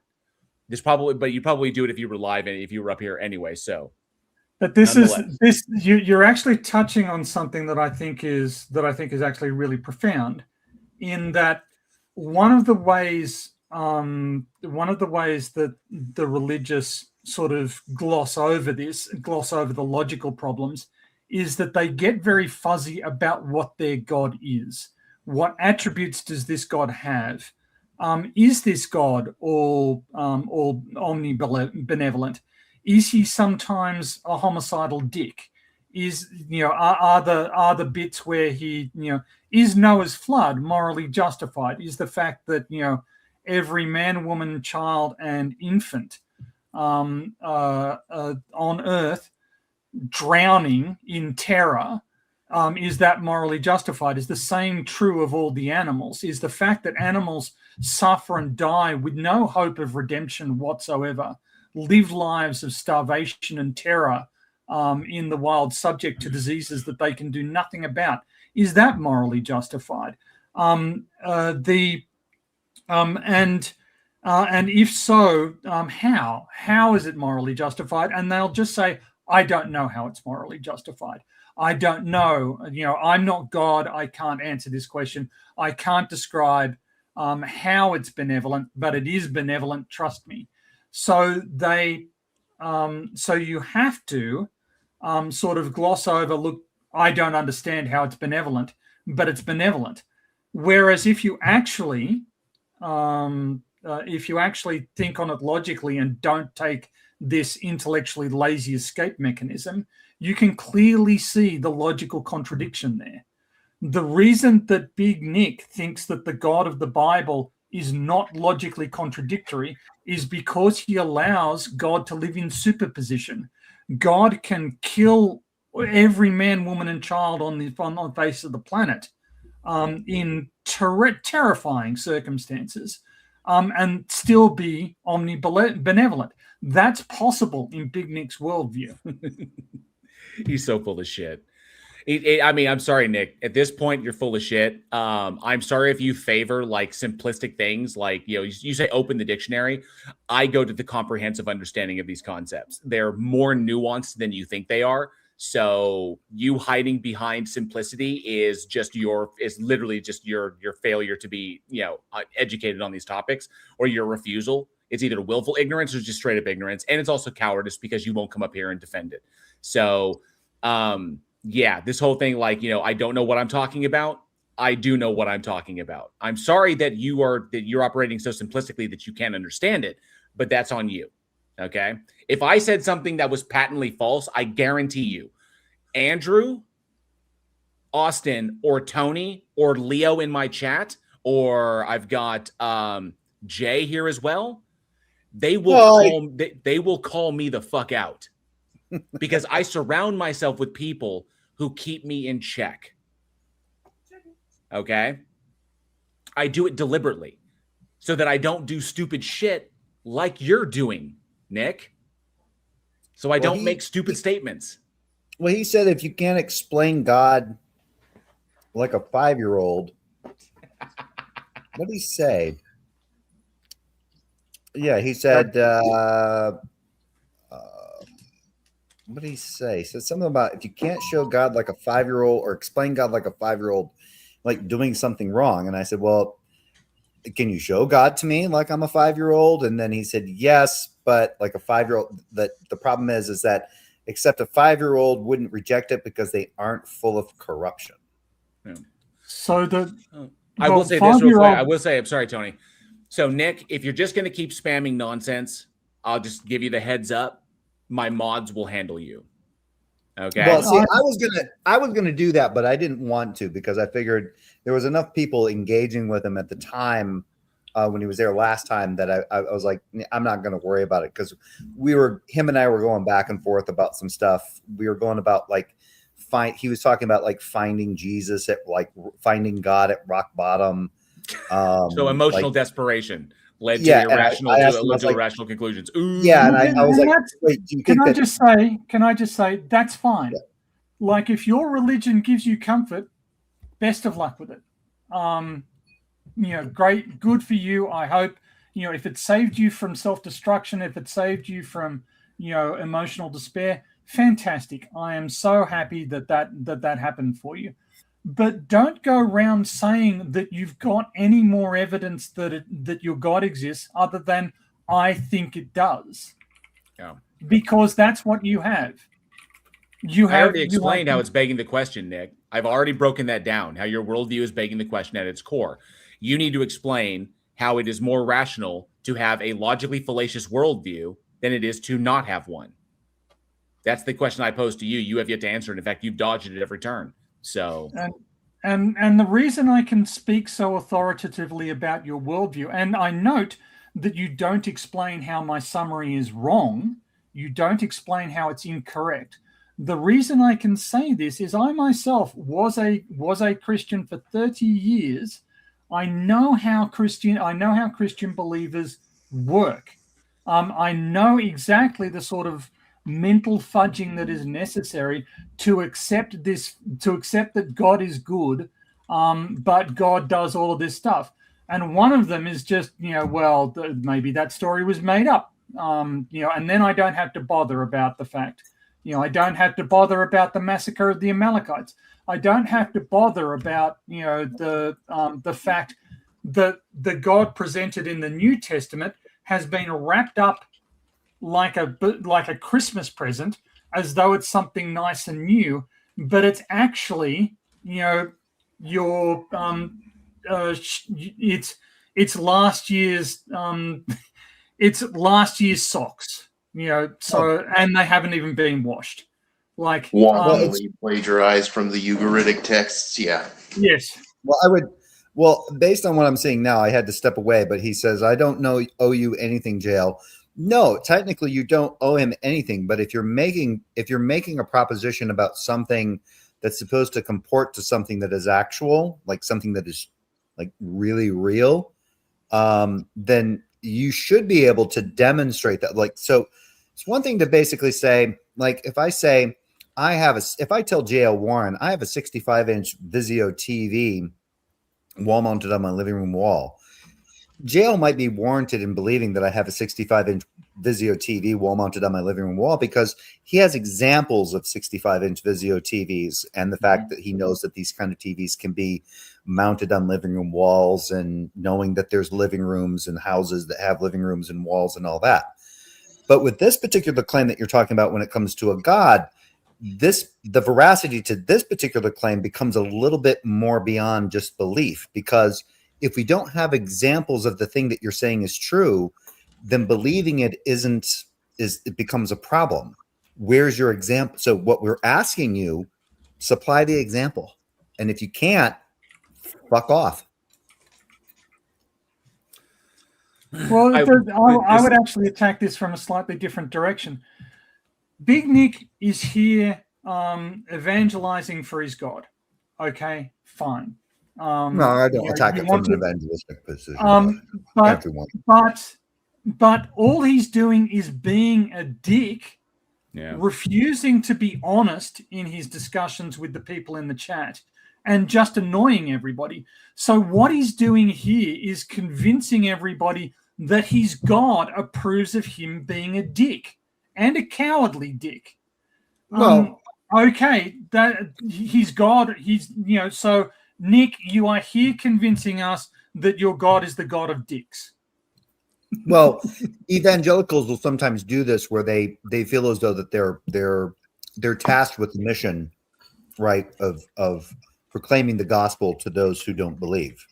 And those who don't believe it can just simply either accept it or not accept it, and then they brush, it's like that scripture says where they just, knock the dust off as they go out the door kind of thing.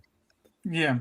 The problem here is that that's a theological position that I don't even care, because that's a theological one where the acceptance, it reduces everything down to a binary where, okay, I come into your home, you accept me into your house, and then I'm telling you about this God that exists. And then to be a dick on the way out the door when I say I don't believe you, you just knock your dirt off inside my house as you walk out the door. That was considering fuck your couch. Yeah, fuck your couch kind of thing. But in this particular case, that doesn't work anymore. So nobody gives a shit because we're online. So nobody's going to be knocking any dirt off in anybody's house. You want to sit here and talk about this God as though it's something great. In respect to what it can do for you, I don't give a shit about what it can do. You have to show me that it's even a thing before you even start even telling me about what it can do, because I could tell you about all the things that the rainbow colored unicorn in my backyard can do, and that doesn't mean that the rainbow colored unicorn in my backyard actually exists.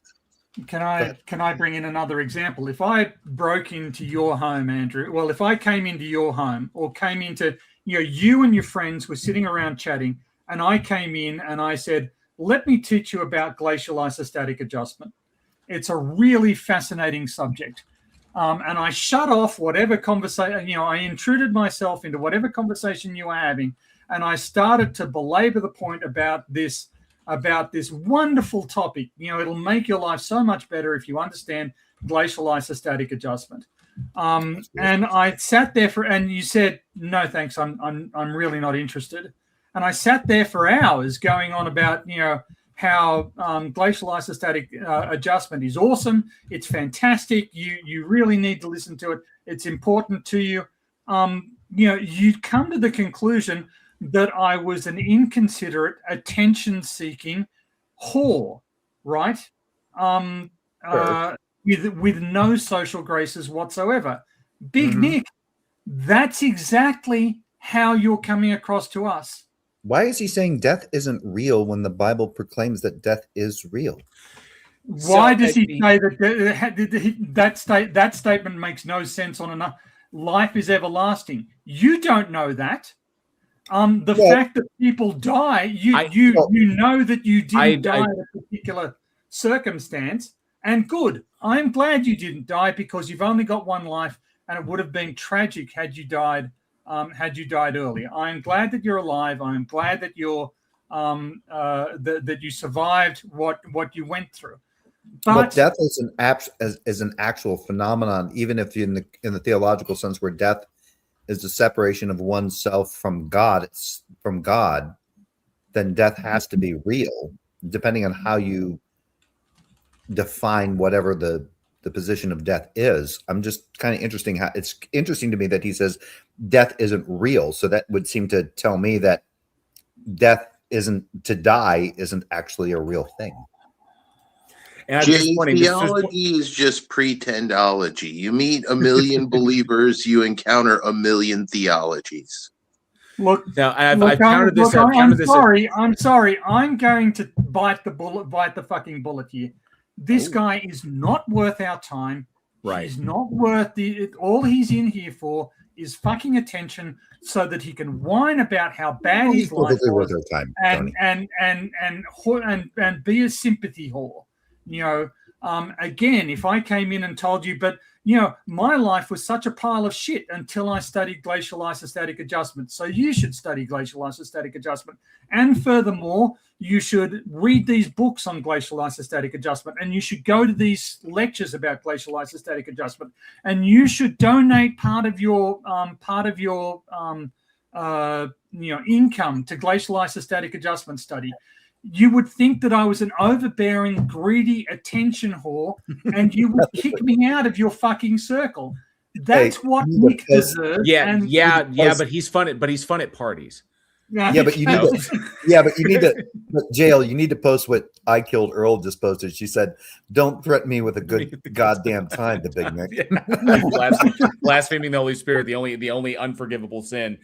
Big Nick, I've countered this on every time. I understand. I have actually addressed this on previous streams. I understand that belief in the concept has personal utility for you, and that's fine. I'm with Tony on that one.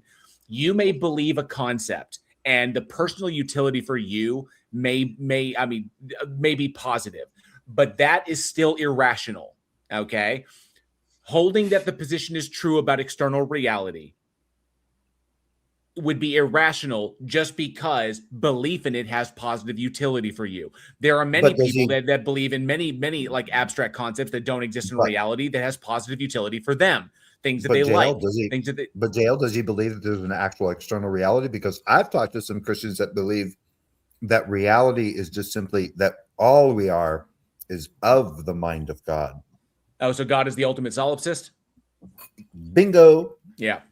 So Big Nick, you saying that it had personal utility for you says nothing about external reality. There are people, you could replace the God concept, and you could replace it with anything else. And if a person finds positive utility in that abstract concept that doesn't actually exist in reality, it's the exact same argument. Okay.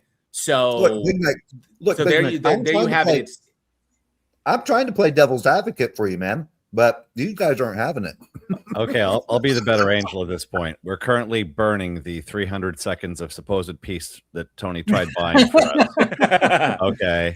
And good to see you, I'm here to be the party pooper. Let's get on with our on-screen guy for a little bit. I'm going to duck out. I'm going to duck out, guys. I've got a killer headache today, but thank you for resolving my moral conundrum. I appreciate the feedback. Hell yes. All right. And if you're on there, I may have to pop in to listen to that. I hate MDD. I can't stand James. I know James doesn't like me, but I'll pop over there. I'll probably check that out. So, all right. Take care, everyone. Take it easy. Have a good one. See you, Tony. All right. Let's see where we're at. And I see that Nick has run away. I do want to say this. This is interesting. When he pointed out, it says, the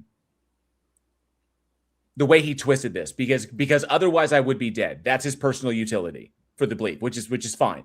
And then I said, this is a bit mean of me, but your desperate need to hold to a concept is not my problem. It says nothing about external reality. It may be true that you believe it, but it doesn't comport to reality. That's the one thing. Then he immediately twists this to, is it your position that I must be dead? No, that is not. That is your fucking What? persecution. That is your persecution complex. But where does the rationality come from that death doesn't exist, because if death actually existed, then therefore he would necessarily be dead? Is that where he was going? Is that kind of what we could infer? I don't know, because he hasn't elaborated.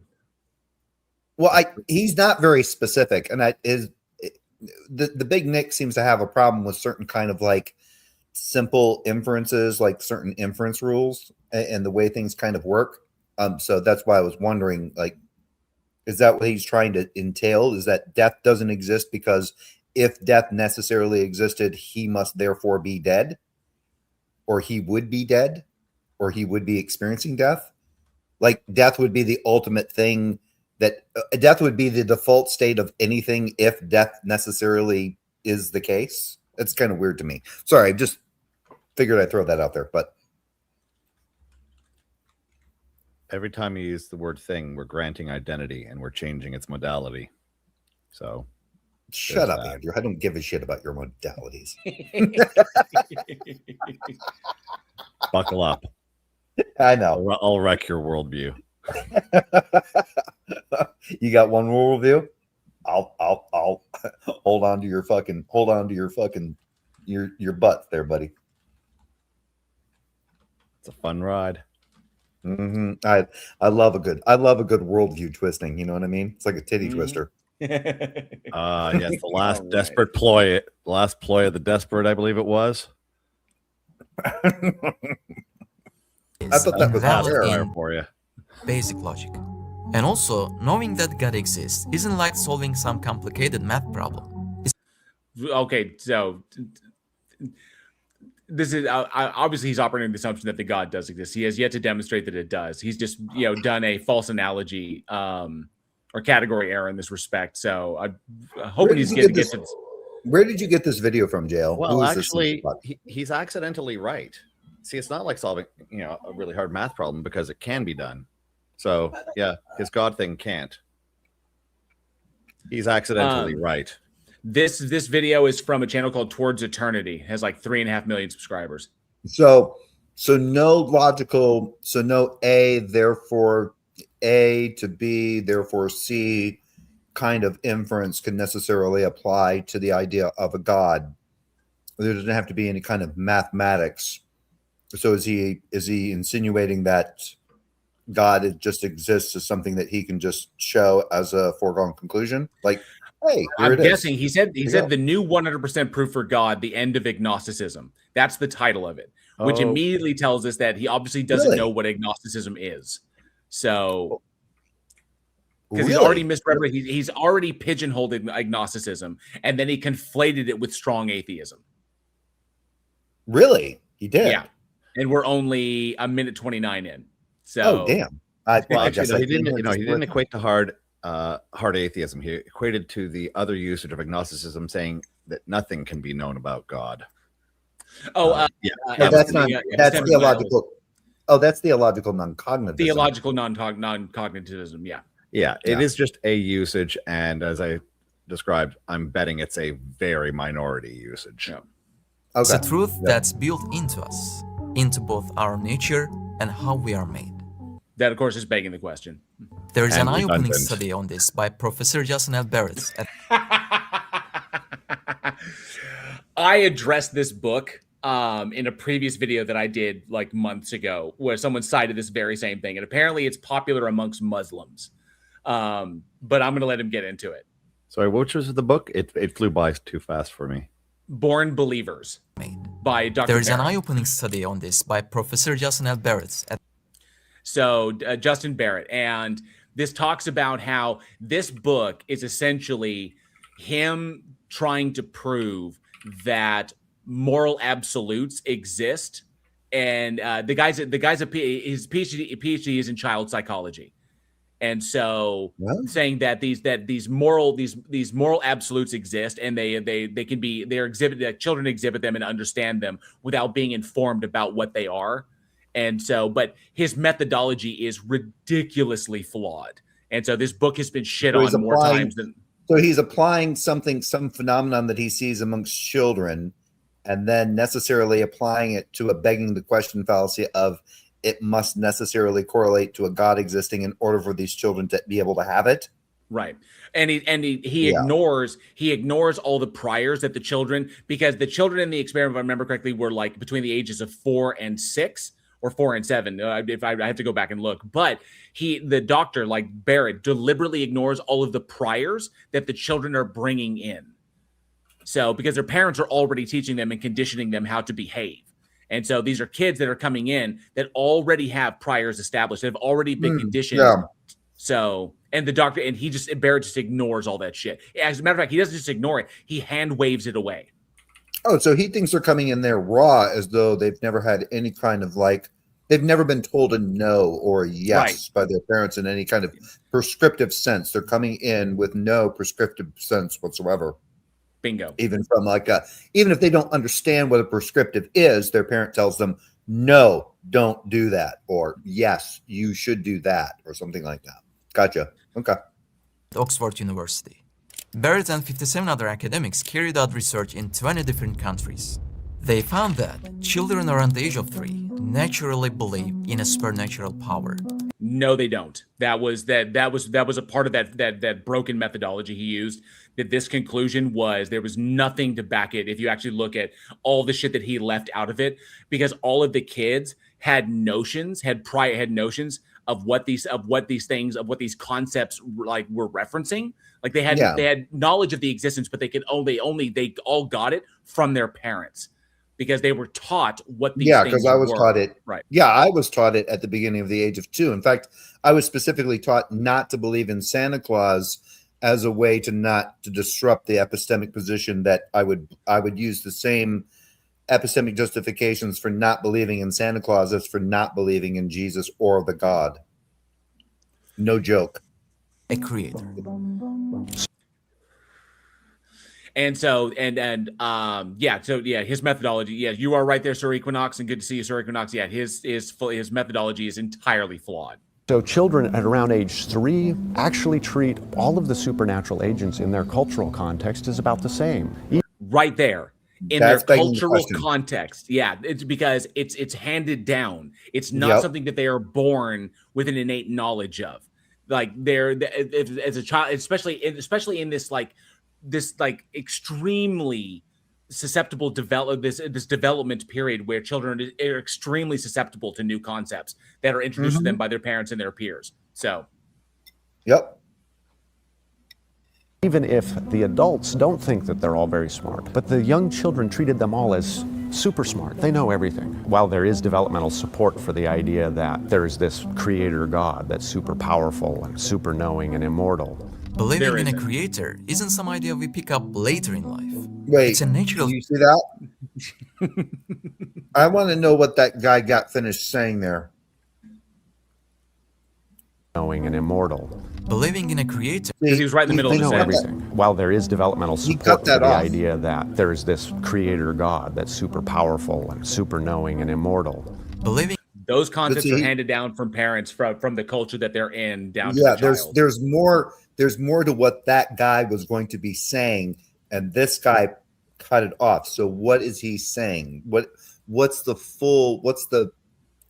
conclusion to whatever it is that he's trying to argue for, given the position that he was showing? He cut that off at a particular point. I think that's disingenuous right there. I think we needed to see exactly what that guy was trying to get to see if that position, that whole line of rationality or rationale from that particular individual was going to match with what this creator is going to be using. And yeah, I'm going to say right now that that's shit. Yeah. And as your spam brings up, kids haven't encountered much of the world to know what is and isn't possible, not to mention they're predisposed to trusting their parents because they are the authority figures around them. So, and they're dependent upon them for survival. This is what we see in evolution. So yeah, that dependency results in them, believing whatever their parents pass out. Kids are dumb. Kids are dumb, and without authority or parents to condition their behavior, are generally damn near psychopathic in how they interact with one another. I mean, I would say that Barrett read Lord of the Flies and completely ignored it, or he just like never read it. So, and this anybody who's, I mean, his PhD is supposedly in child psychology, but none of these things. I spent years in child psychology, behavioral psychology, developmental psychology. None of this stuff comes out in the wash at all. Is that all of it is understood that children are highly susceptible to cultural beliefs that are in that and the influence of their parents. They no child is born knowing these things innately. Yeah, and no epistemic and no epistemic position, regardless of whether you're trying to argue that all of these particular kinds of infant human beings have this default epistemic position, necessarily gives credence to the existence of anything, because again, it's unfalsifiable. What is the God that they automatically, what is the supernatural thing that they naturally believe in from the jump, right? Because they've already gone from 4 to 7. Okay, well, what is it at the age of 1? What is it at the age of 2? Well, we're going from 4 to 7. Okay, how much were they introduced to by their parents, like you said before? Oh, well, we're not going to go into that. So, but what I'm talking about is an epistemic blank slate. Are you saying that from a complete epistemic blank slate, kids automatically believe in one particular God naturally, without ever being introduced to it in any conceptual way? My wife is sitting here going, no, because she's a child psychologist. That's the question you have to ask. No. Is that what it is that you're trying to? Because I had this conversation one time with Praise I Am and Gavin Hurlman, where they said belief in a God is default, and we went to children. How do they just flat out ignore the direct evidence we have of cultures that have no God concepts in their lexicon? Exactly. And that's exactly how you can refute that, because is it the case that these kids just naturally know the X, and they can, and then by knowing that X, therefore they can demonstrate that X, and that X can be falsified from any other X, whatever that, and no, it just becomes a mess. So anyway, there we go. In a creator isn't some idea we pick up later in life. It is. It's a natural tendency that's already part of our fitrah. Actually, and this is where Barrett is also wrong on this, because it is the tendency of children to derive conclusions that match their emotional states. And then they come down on what that conclusion typically is based upon the prior information upon their priors, which is information that they derive from their parents and their peers, or the culture, the people that they're around. Yeah. So the conclusions are formulated by external information that's fed to them. The impulse is to derive a conclusion. Okay, correct. But the conclusion is not necessarily a creator entity or a God or any concept or even the supernatural. Yeah. So this is like saying that all children would know what a God is before they've ever even been introduced to the concept of a dog or a cat. Right. So you don't have to introduce children to dog, cat, ball, run, walk, dad, mom. All children would be necessarily born with the concept of knowing God without ever having to be informed of that particular concept. That's a neat trick. Our inborn nature. There is also further research on this topic. Think about it this way. If you were walking on the beach and saw a heart in the sand with 2 letters inside, and I love you. Are you kidding me? Are you shitting me, son? Oh my! You'd probably say someone was making a love confession. What if? Because we have priors. We have priors of that. That's what we compare it to. Exactly. We have the examples that go to that. If you don't have the example, this is just Hume. This is just basic Hume. Well, if I'm walking on the beach, I shouldn't need the things in the sand. I should just be walking on the beach and go, well, where did the beach come from? The beach should have been created. I don't need the I love whatever thing. It shouldn't even devolve. It shouldn't even result in that. Everything is designed. So you don't have to do the thing drawn in the sand. The sand and the water and the waves and the beach and everything that everyone is experiencing is exactly the same thing as the thing that you're saying, look at the thing that was drawn in the sand, you dipshit. Someone came along and said, did someone draw this? Maybe no one wrote it at all. How would you react? Would you take him seriously? No, because obviously he'd be ignoring priors. So that's the whole key. He's ignoring priors. This is all addressed in this is just basic Hume. Or if we found a fork from thousands of years ago in an archaeological dig, we would immediately assume it was made by a conscious, knowledgeable being. We wouldn't attribute... No. We would infer that it was. That's an inference. So we would infer that it was because we have priors that. Yep, and exactly. We would infer it based on our prior examples. We wouldn't necessarily jump the shark and infer, an omniscient crocodile did it. The creation of a simple fork to nature, physical laws, or chance. We would say there was intent behind it. And intent naturally points to a conscious mind. Okay, so this is going towards telos. Because we have priors that tell us that this object formed, we have a prior experience of this object being designed a specific way in order to accomplish a specific goal, to eat food, to keep our hands off of it and shit like this. We have a prior experience of that. We are justified in inferring that from the design of the object we find. That does not comport to the universe itself. Once again, as always, and I doubt that he'll ever see this like this, but that there are intelligent agents that deliberately create things to accomplish goals within the system does not logically entail that the system itself was created by an intelligent mind with a goal. Okay? This is like what I was saying. This is like what I was saying before. If I were to tell you, Jail, that I have a 65-inch Vizio TV wall mounted on my living room wall, that goes, your belief that what I'm telling you is true goes to the idea that you have priors to basically go off of. Now you don't. I say fuck yeah. Let's watch. I say fuck yeah. Throw on Alien versus Predator. Let's go. I could be. Yeah, exactly. I could be lying, but if somebody came up and said, "Hey, do you know Jay's been going around bragging about his 65-inch Vizio TV wall mounted on his living room wall," and then you go, "Yeah, I believe that," and then they go, "Well, how do you justify believing that?" And you go, "Well, I know people can buy 65-inch Vizio TVs. I know they can hang them on their fucking living room walls. So what's the problem?" Well, maybe and I have no prior experience of Jay lying to me about something so mundane. That's true. So that can go towards my justification. Be like, I got no prior of him. I got no prior of him ever lying to me about something so utterly mundane as a TV. It's possible for him to buy them. I know he can afford it, and he could mount it on his fucking wall. Okay, but the lie will be if I say let's throw on AVP and let's throw on get some popcorn and have a good time, and all of a sudden he's like, it's in the shop now. It's like, huh? Then that goes with the God thing. You say the God created everything. The God created everything, and we're meant to look this way. That this is the analogy he's making. Okay, great. Well, show me the mechanism by which the God did it. Oh, well, it just did it. Really?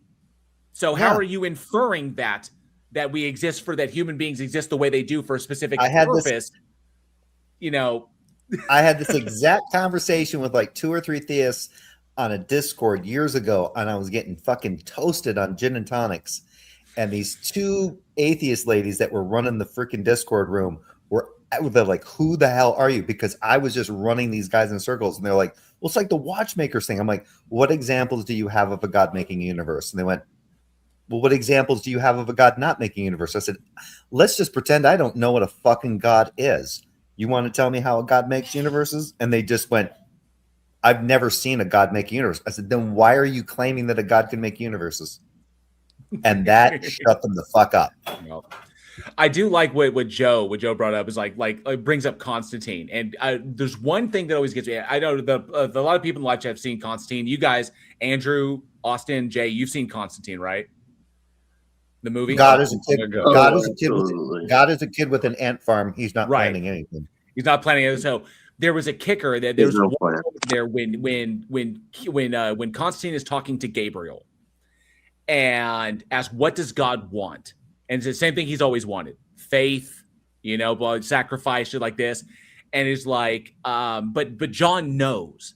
Like John directly knows that God exists and Satan exists and hell exists and heaven exists. All like he has, and then Gabriel makes the distinction. It's like, no, you know that these things are true, but you have no faith.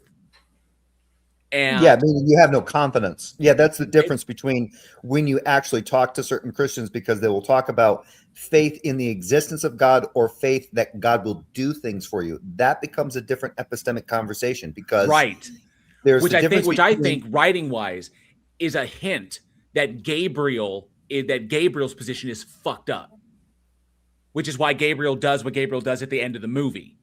Is that Gabriel has a malformed understanding of these concepts, because at the end of it, Constantine, it's not about faith in that. He knows what he needs to do, regardless of the outcome, and he resigns himself to hell, but he wants to do justice for this one person with no expectation that God is going to get him out of it. So he sacrifices himself to release the detective spirit so she can go to heaven, and that he'll go to hell, and that is what it is. the twin. No That's actually expectation. the twins. This is the twin.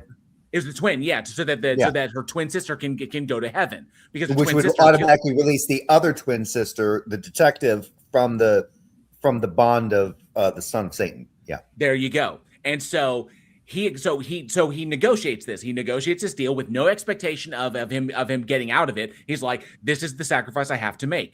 He doesn't have faith that God is going to do anything. He like literally, he's resigned himself. This is the end.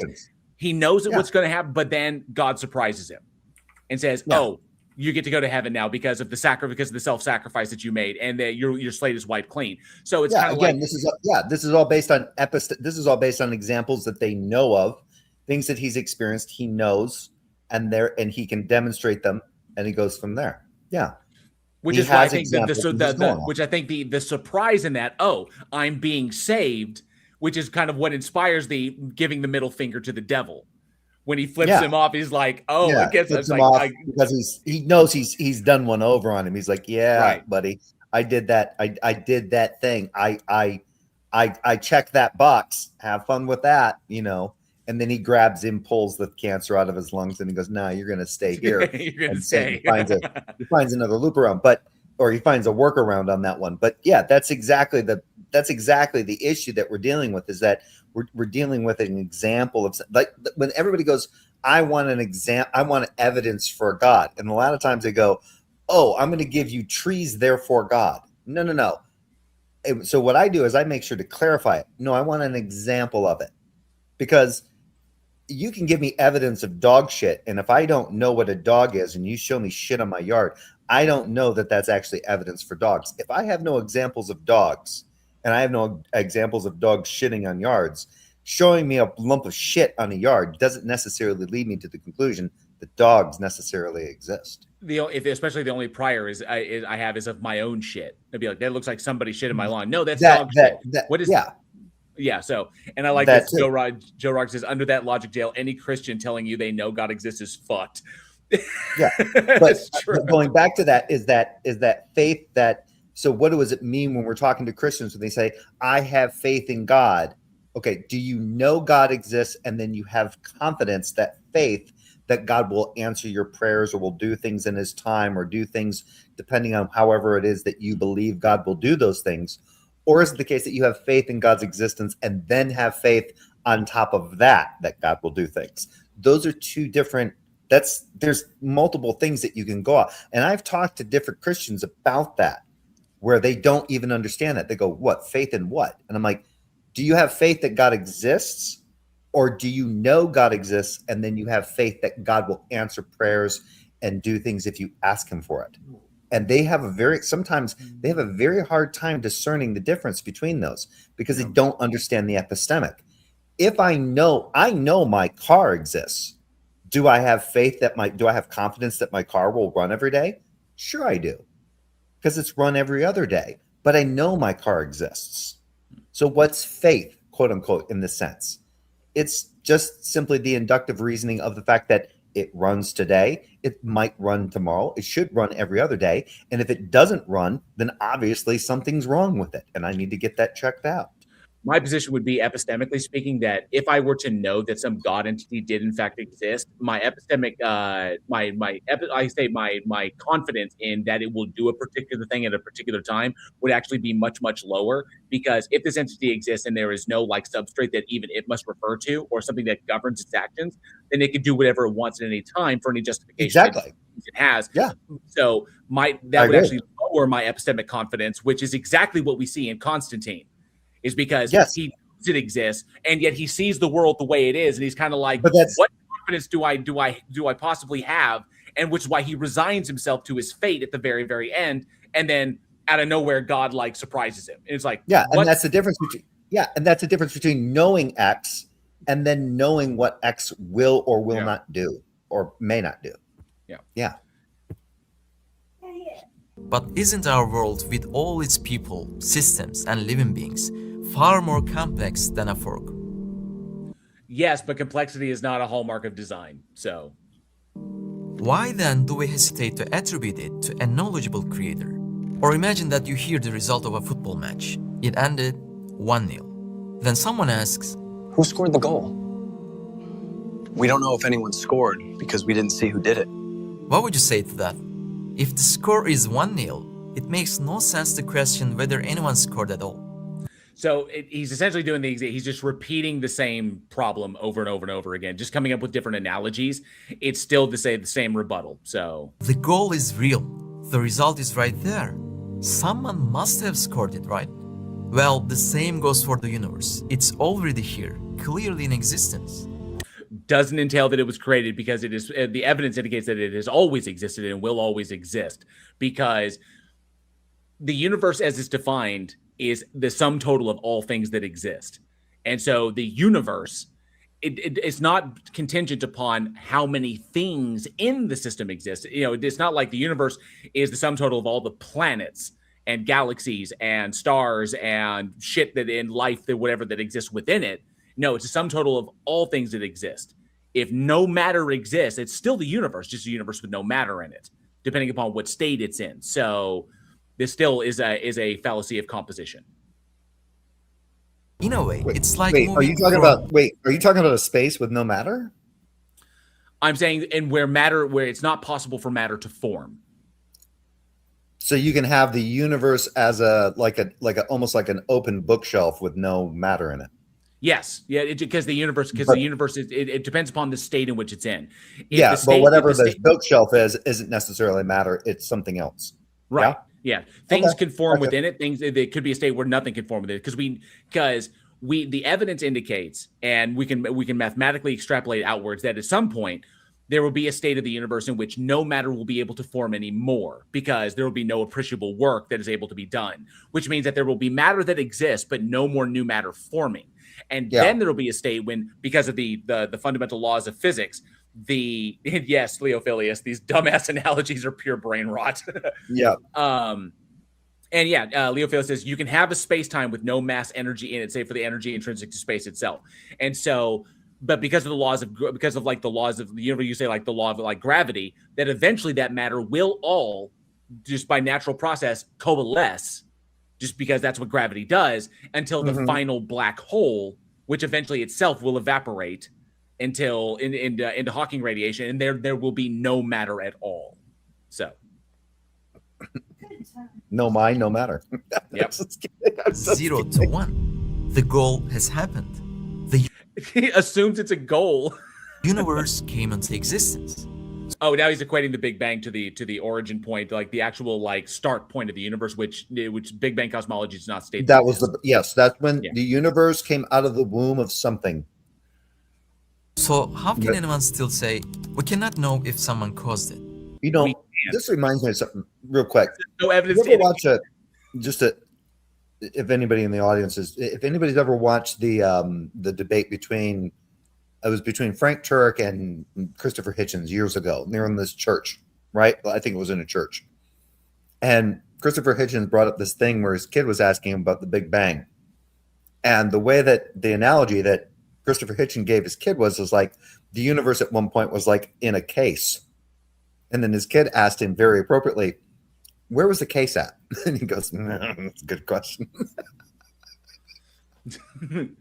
And yes, Tony, the universe could exist with all the matter converted into energy. It's just different. It's just a different state. It's like, and just like the universe being observable and the state of the universe being unobservable. These are just two different states. Doesn't mean that the universe doesn't exist, which is why, from a philosophical perspective, I argue that the most parsimonious answer is that because something can't come from nothing, then something has always existed. Because we have access to the universe, then that means we can infer that the universe is what has always existed and will always exist. It's just that prior to observability, it was in an unobservable state. Dale, don't be ridiculous. You know damn well that there can be an ultimate mind that conceptualizes the pure physicality of the universe just from pure thought alone. Come on, man. It's not out of the fucking. It's not out of the realm of. It's not out of the realm of fucking things. It's totally as a thought, and we're just waiting for as a thought to wake up, and then all of this just vanishes. You know damn well. If I thunked it, therefore it is. Come on. Agnosticism is split into categories like strong faith, weak faith, and so on. No. Malformed. No. That's. Where is this guy getting his shit from? Yeah, I think we better just keep going. That's enough of murder. But let's not get into those details now. Doesn't want to get into the details because he knows it's fucked. I'm just going to drop this giant turd right here. Don't mind the mess. Hey, JL, that little guy? JL, that little guy? I wouldn't worry about that little guy. Pay no attention to the man behind the curtain. Let's just focus on the main issue. In the Risalener collection, there is a very strong logical inference. Since existence is real, then it must have an explanation. Nope. No. Don't make no. Never mind. This fucking PSR bullshit. Every single day, hundreds of thousands of living beings come into existence right before our eyes. And over 99% of them are like, of all that have ever existed, are all extinct. So babies, therefore God. Come on. This is the face I make when I hear this bullshit. This baby knows what's up. Oh, that stinks. That's some shit. This can only be explained in one of four ways. Atoms created the universe and are somehow still creating it. Atoms created the universe. Atoms created the universe. What the fuck is he talking about? Yes, he is. My wife was asking me questions. She heard that. She went, "What is he talking about?" Yes. Everybody knows that in science textbooks, they tell you that atoms create the universe. Yes. They create things. So, I wish I had seen Leo's face when he said that. JL, I was even taught that in an A. Beckett textbook. No, I wasn't. Ever. Leo, what face did you make when you heard him say that? I want him to repeat it. It's come into existence right before our eyes. This can only be explained in one of four ways. Atoms created the universe and are somehow still creating it. No, I bet Leo punched his screen. Yeah. This is reminding me of the Tim and Eric sketch with like, does anybody else remember the Tim? If you took the universe and you put it into a tube, you'd have a very long tube, almost twice the length of the universe. Because when you contract the universe, it expands, and you wouldn't want to put it in a tube. Oh, let's see. I gotta see what number 2 is. Okay, I bet it's shit. I gotta see the other 3. Let's do the other 3. Everything came into existence by itself and continues doing so.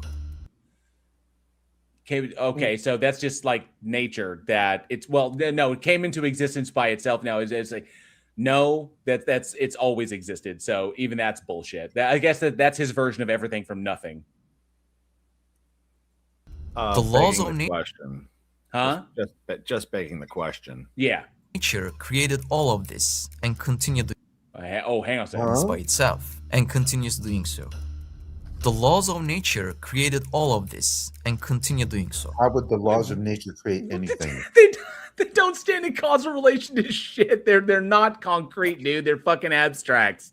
They describe what's happening. What Where are we? What is this Wonderland nonsense? It's like he held up the fucking manual to my Ego leaf blower and went, the instruction manual of this thing created your leaf blower. No, it didn't. No, it did not.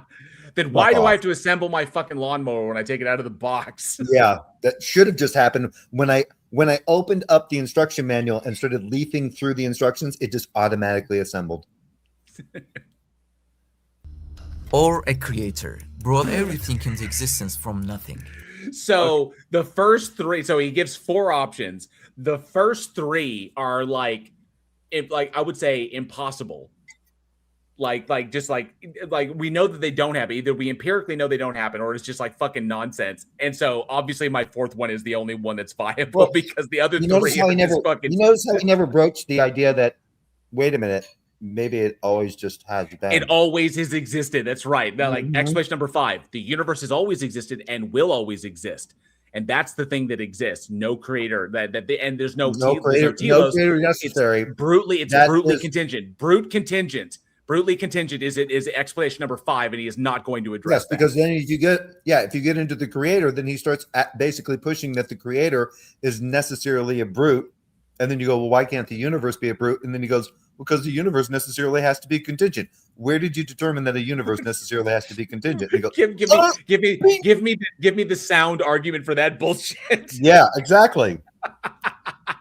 Well, not even a sound one, just a valid one. Yeah, well, I mean, if depending upon how we define shit, he could probably formulate a logically valid argument, just depending upon how he's defining shit. But sound-wise, there's no way. Unless he does the Jay Dyer shit and he thinks that validity is equivalent to soundness. Oh, does Dyer think that? There's a video of him doing that, of him saying that if a syllogism is logically valid, it is also sound. What's interesting is I heard Steve McRae years ago tell a guy that if an argument is valid, then you have to believe it because it's true, because it's sound. Yeah. And I went, wait a minute, what? Spam brings up something interesting here. Not to mention, it has to be his specific version of a creator. So, because even if number 4 was valid, okay, it's got to be a law. It can't be just like classical deism. So where the god like kicks the football in the universe and then fucks off with no evidence left of its existence. Yeah, it has to be. Yeah, it can't. Yeah, it has to be some kind of deity that is involved. Right. It's got to be deism, Yeah, it can't be a non-intervening deity where the deity created it and then just said, "Okay, I've made it. Here it goes. I might watch it every once in a while, but fuck off." But in his position, it'd be an intervening deity where, especially in presuppositionalism, where it is the necessary precondition that sustains and instantiates and sustains it. Right. That's different. And continues to create. If we prove that the first 3 are logically impossible, the 4th one becomes a rational necessity. Okay, so he obviously hasn't given all the options, and I see what he's done here. He gave 3 bullshit answers, and he gave 3 bullshit answers. Either they're logically inconsistent or they're empirically invalidated. And so he's created the scenario to basically say that his one answer is the one that's justified. But no, he can't eliminate the logical possibility of brutally contingent things, and so which are technically more parsimonious than this, than his God entity. So this is just intellectually dishonest, is what he's doing, flat out. And I'm gonna say this straight up. He is lying to his audience. No, he is a liar. No, he may not actually be lying. He may. No. There's no way. I'm gonna challenge that. There's no way that he could get to these concepts, dude, and not be aware of the other stuff. No, I have met people that are honestly believers in this. They do not realize that they are shoveling shit. They're shoveling the shit at you that they've shoveled in their own head. You're doing the don't attribute to malice, which could be easily explained by possibly. You could sit on the other side of the table with him and go, "You're cute." Do you realize how much shit you're feeding yourself and how much shit you're feeding to other people, or what's going on? Right. So the problem comes with the intent. And in this particular case, he might be lying, but in some cases, which is even scarier, he might not be. So you're doing the Hanlon's razor and I'm doing reverse Hanlon's razor. Exactly. I see my influence is paying off with you, JL. Andrew, you're creating enemies everywhere you go. Yes, thank you, Leo. Hanlon's razor. Do not attribute to malice that which is explained by incompetence. Competence. I say maybe it's because he's Muslim, and I automatically say it's malicious. But he's Muslim. I thought he was Mexican. You're just racist against mustaches. Just a little low key, but I don't see race, Andrew. the guy's got. I mean, the guy's got 3.6 million subscribers. I'm gonna say he does at this point. Yeah, this channel has 3.6 million subscribers. I have no doubt he has heard these rebuttals. If he's continuing, if he is ever in previous, that's different. And how many videos does he have? Then I have to let go that you might be more on the side of right that he's lying. Yeah. 1.1K videos. So I'm saying that at least one person has rebutted this and has given him this information. If he has ignored that, then he's doing it maliciously. Dude, you'd be amazed though. Some people are just extremely religiously stupid. Just so dumb. Let's break it down. Atoms cannot be the ones behind disorder because atoms came into existence later. How could that's the first one, which was empirically invalidated. We know that because he doesn't realize that atoms are made up of stuff too, right? They're made up of stuff. Matter bring itself into existence when it didn't even exist yet. No, the stuff that atoms are made of existed before the atoms did. It just required the conditions for atoms to eventually form. So that's gravity. Thank you very much. And atoms are lifeless, mindless, unaware, and have no will. They don't have the knowledge or power to build such perfect systems.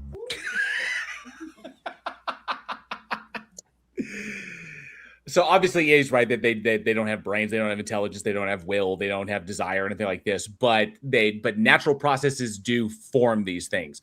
This is hinting at Dale. So, we all know that if we're just made up of mindless material, that we're just going to go around doing all sorts of mindless things. That's right. So therefore, everything is mindless. Everything is unconventional. Everything is meaningless. All hail ultimate nihilism. So I would say this is argument from personal incredulity is essentially what this is backing up. Possibly, yeah. They cannot create life because they don't have life. But they're necessary for life. But they're necessary for life because life is made up of them. You can't have life without them. What the fuck? The fuck did you go to school, son? This 3.6 million subscribers. This dude is a fucking idiot. No. And they can't control the harmony we see in the universe. So harmony is such a subjective description. What the fuck is he talking about? Atoms can't be the answer. Second, it's also impossible for everything to just happen on its own. I figured that the second one was his version of something for nothing. It's impossible for anything to just happen on its own. If anything includes a god, please tell me how he just squared that circle. Does God qualify as an anything? He just said it's impossible for anything to just be on its own. So he's saying the impossibility of brutally contingent things or brute facts. He's saying aseity is impossible.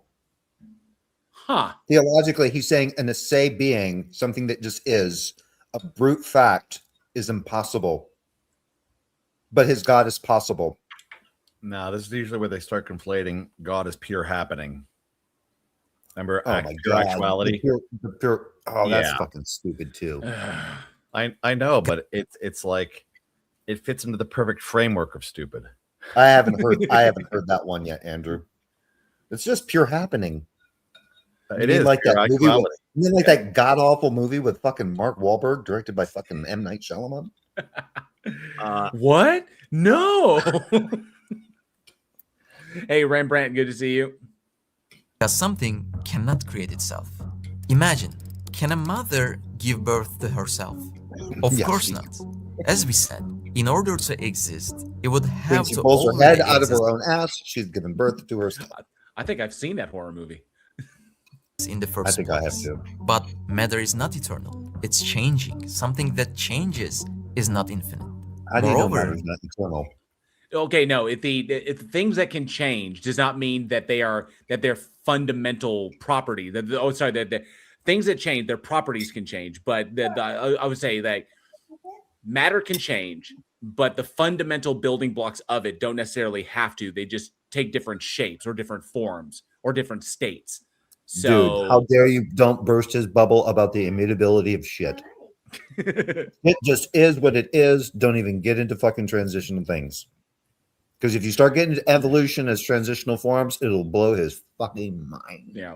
when we look at an atom, it's weak, it's blind, it has no awareness, and it has no life. So there has to be an eternal being, full of will and power, unchanging, We just jumped the timeless, shark on that full of one. knowledge, who brought it into being from nothing. And So it can't come from nothing. Therefore, it was brought out of nothing. It was brought out of nothing by an agent that itself did come out of this. Okay. Is, JL, he's not lying. This is simple Simon. No, this is simple Jack. you make me happy. We need to take this down a few rungs, okay? I don't have a good brain. I Brain. think you got a fine brain, Jack. It's Sean Penn, I Am Sam. He did that. No Oscar. Winful retard. Oh, Winful retard. Win home. Yeah, I wasn't going to use the R word on your channel. I just didn't want to get in trouble. So you went full R word. It's a quote, not a slur. don't go full R. Autistic, maybe. No. Yeah. Like, Ping pong champion, war hero. but he was a goddamn war hero. He was a ping pong champion. He was a goddamn war hero. You know any retarded war heroes? No.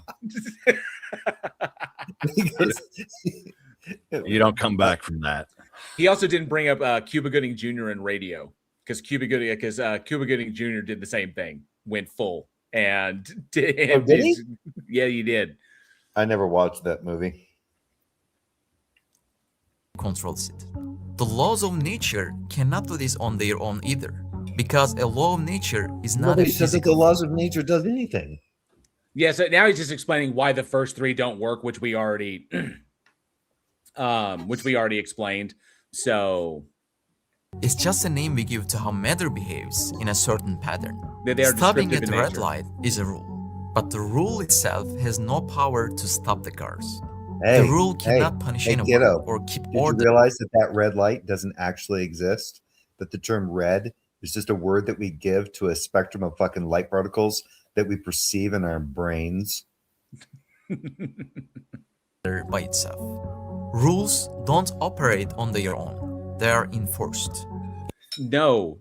Oh, yeah. Well, okay. Yeah. But, they are descriptive in nature. He's sitting there acknowledging that it's kind of like Parsi is saying that certain things are obviously descriptive in nature. Yeah, but he's they're going back and forth, right? Yeah, he's Yeah. trying to parse. He's trying to parse the idea between something that's necessarily prescriptive versus something that's descriptive, and that it's seems to be muddling it up.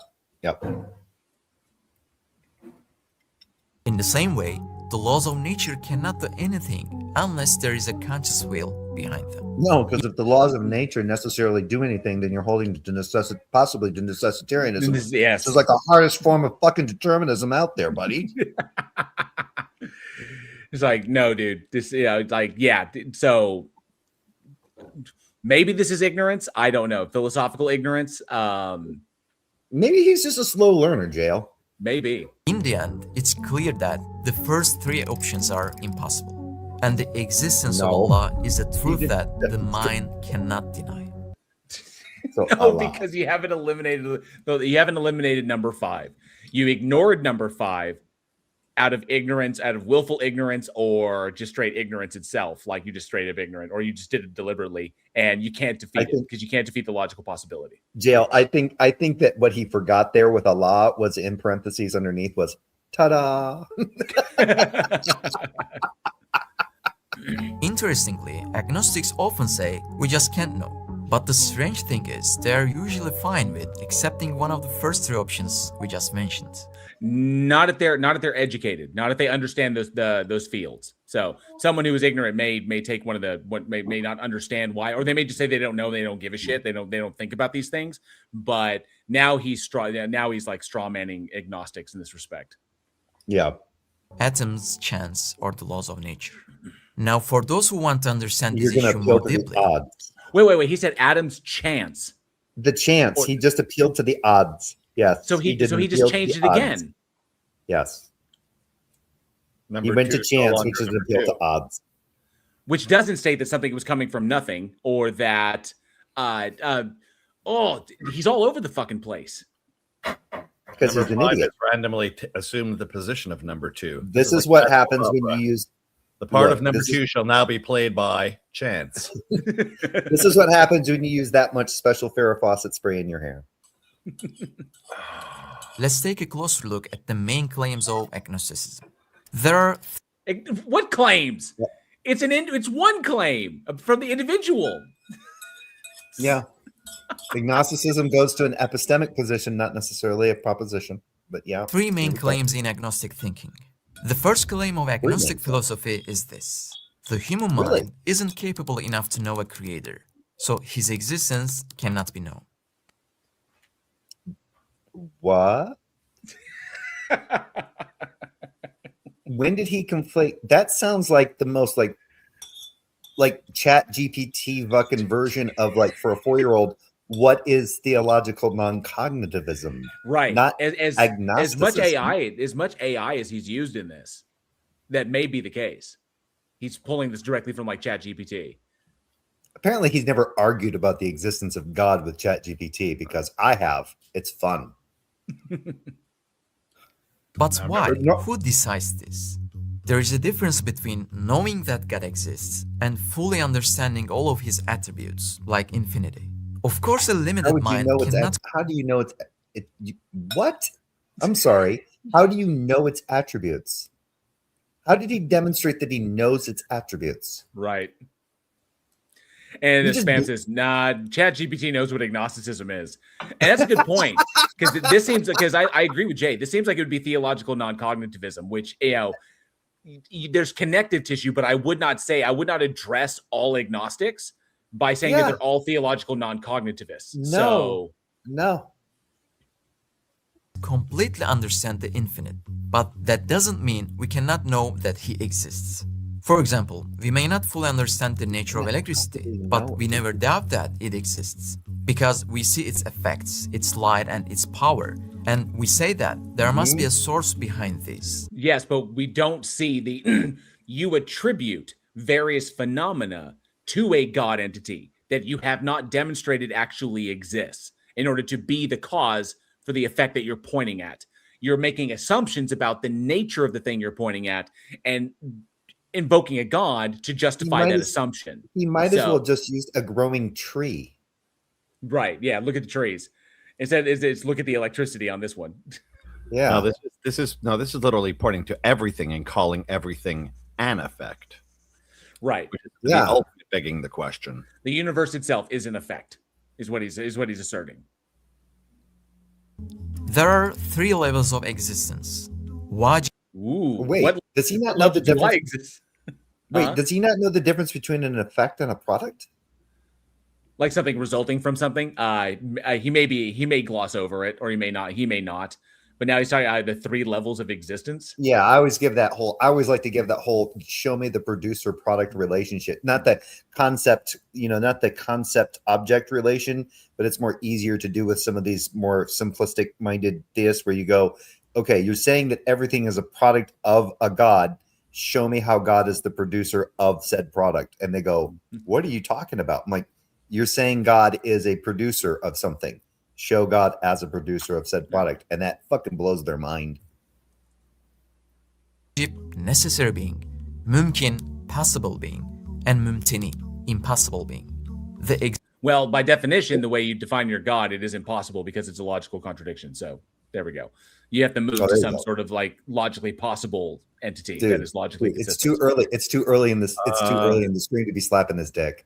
Hold on. This is supposed to answer 3 levels of existence. What were those 3? Yeah, can you back a frame? Yeah. Frames up. And its I power. was hoping And you'd we say say that there must be a source behind this. There are 3 levels of existence. Wajib, There's levels necessary of being. existence. Yeah, 3 levels of existence. Necessary being. Mümkün, possible being. And mümteni, So impossible That's not being. how is an Where- impossible being? How is an impossible being necessarily existent? Because it can't be. Yeah. It's impossible.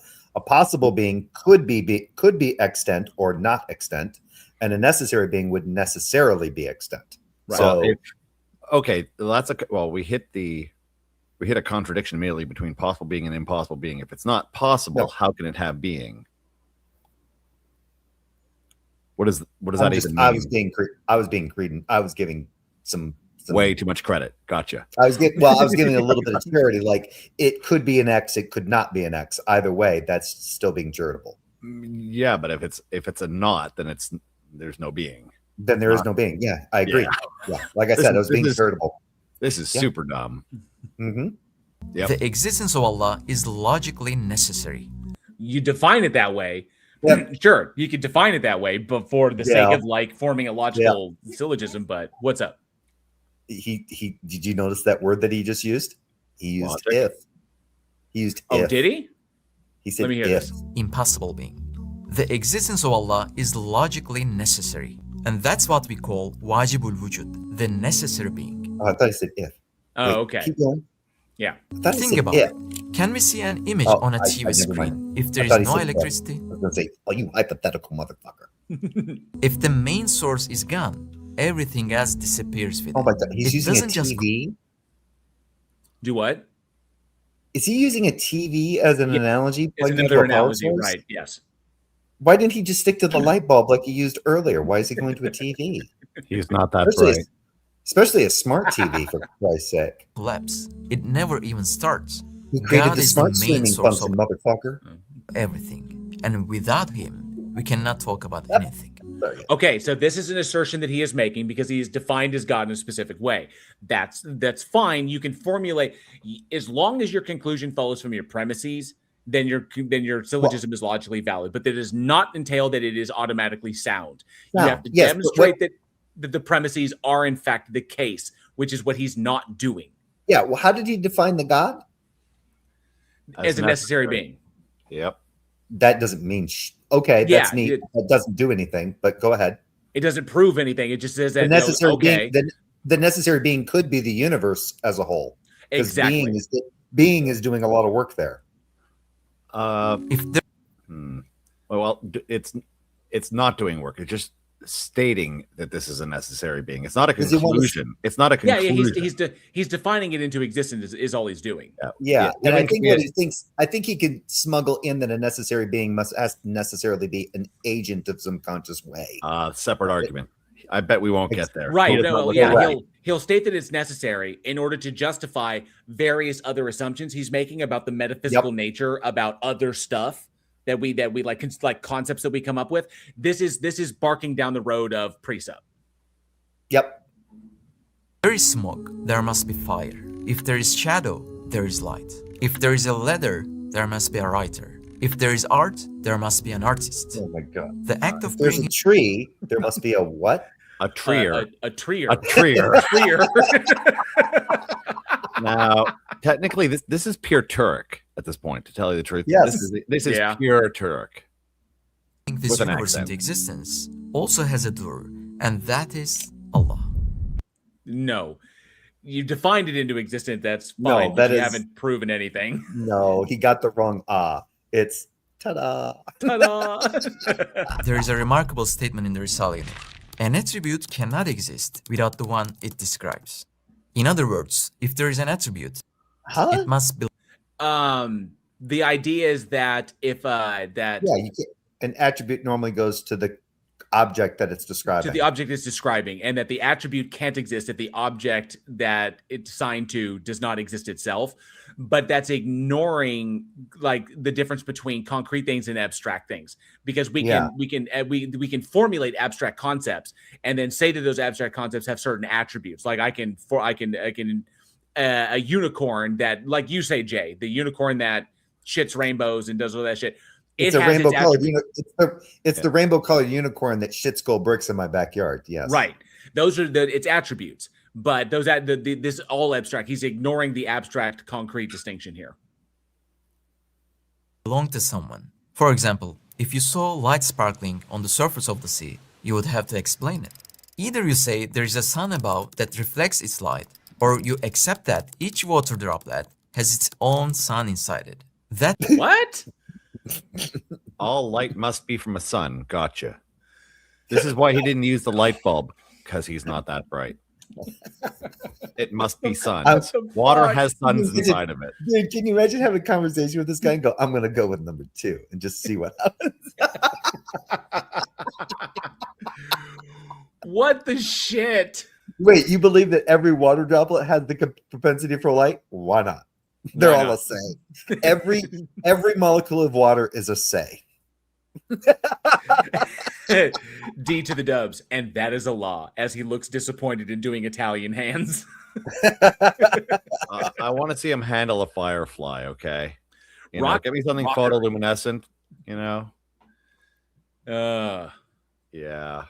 That's why someone who starts by saying, we cannot know whether God exists, ends up accepting all atoms as gods. What? Oh.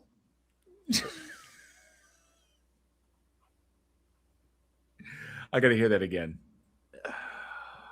Someone who starts by saying, we cannot know whether God exists, ends up accepting all atoms as gods.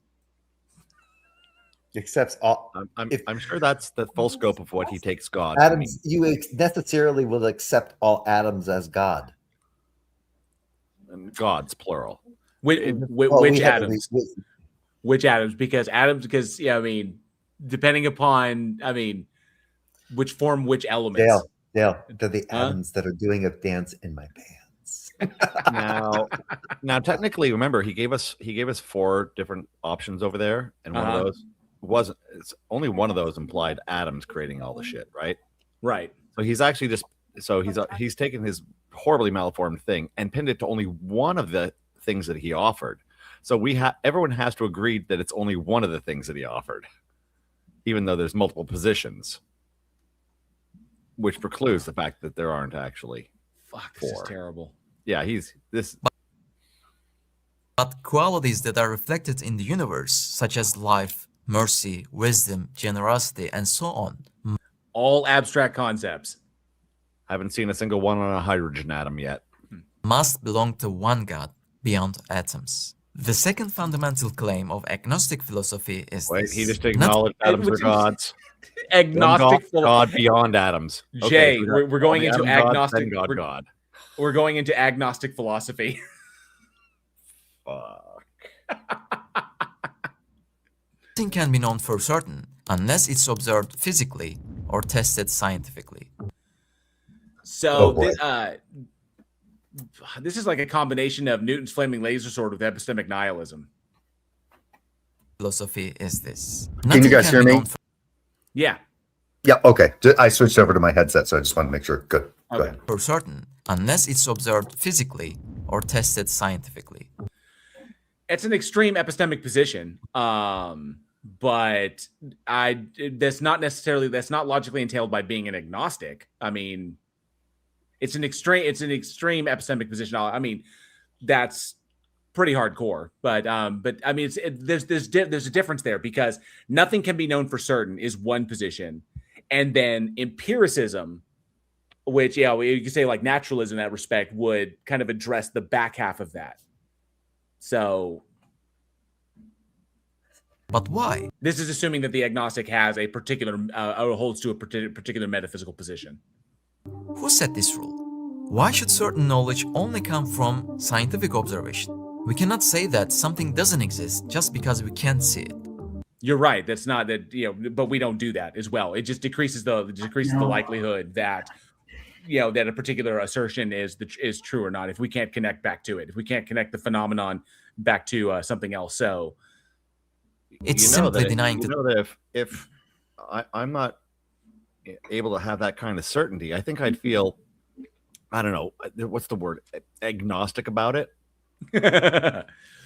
The idea is obviously he's addressing just because you can't see God doesn't mean God doesn't exist, but it is evidence that it doesn't, because there's nothing that we can look at that would imply that it does. Yeah. So, which means I'm justified in being agnostic about it. This guy's so bad. By restricting ourselves to the limits we have set.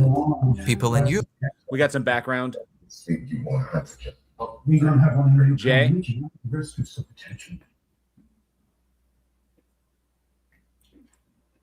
Europe once believed that all swans were white, until black swans were discovered in Australia. Limiting ourselves to what we can see with our eyes, and then making a universal claim that something doesn't exist, is a serious mistake in thinking. I'm so glad the real usage of that word accommodates this. If only he understood it. Right.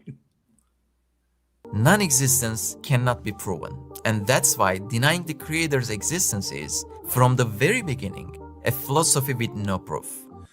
Incorrect. It depends upon what God we're talking about again.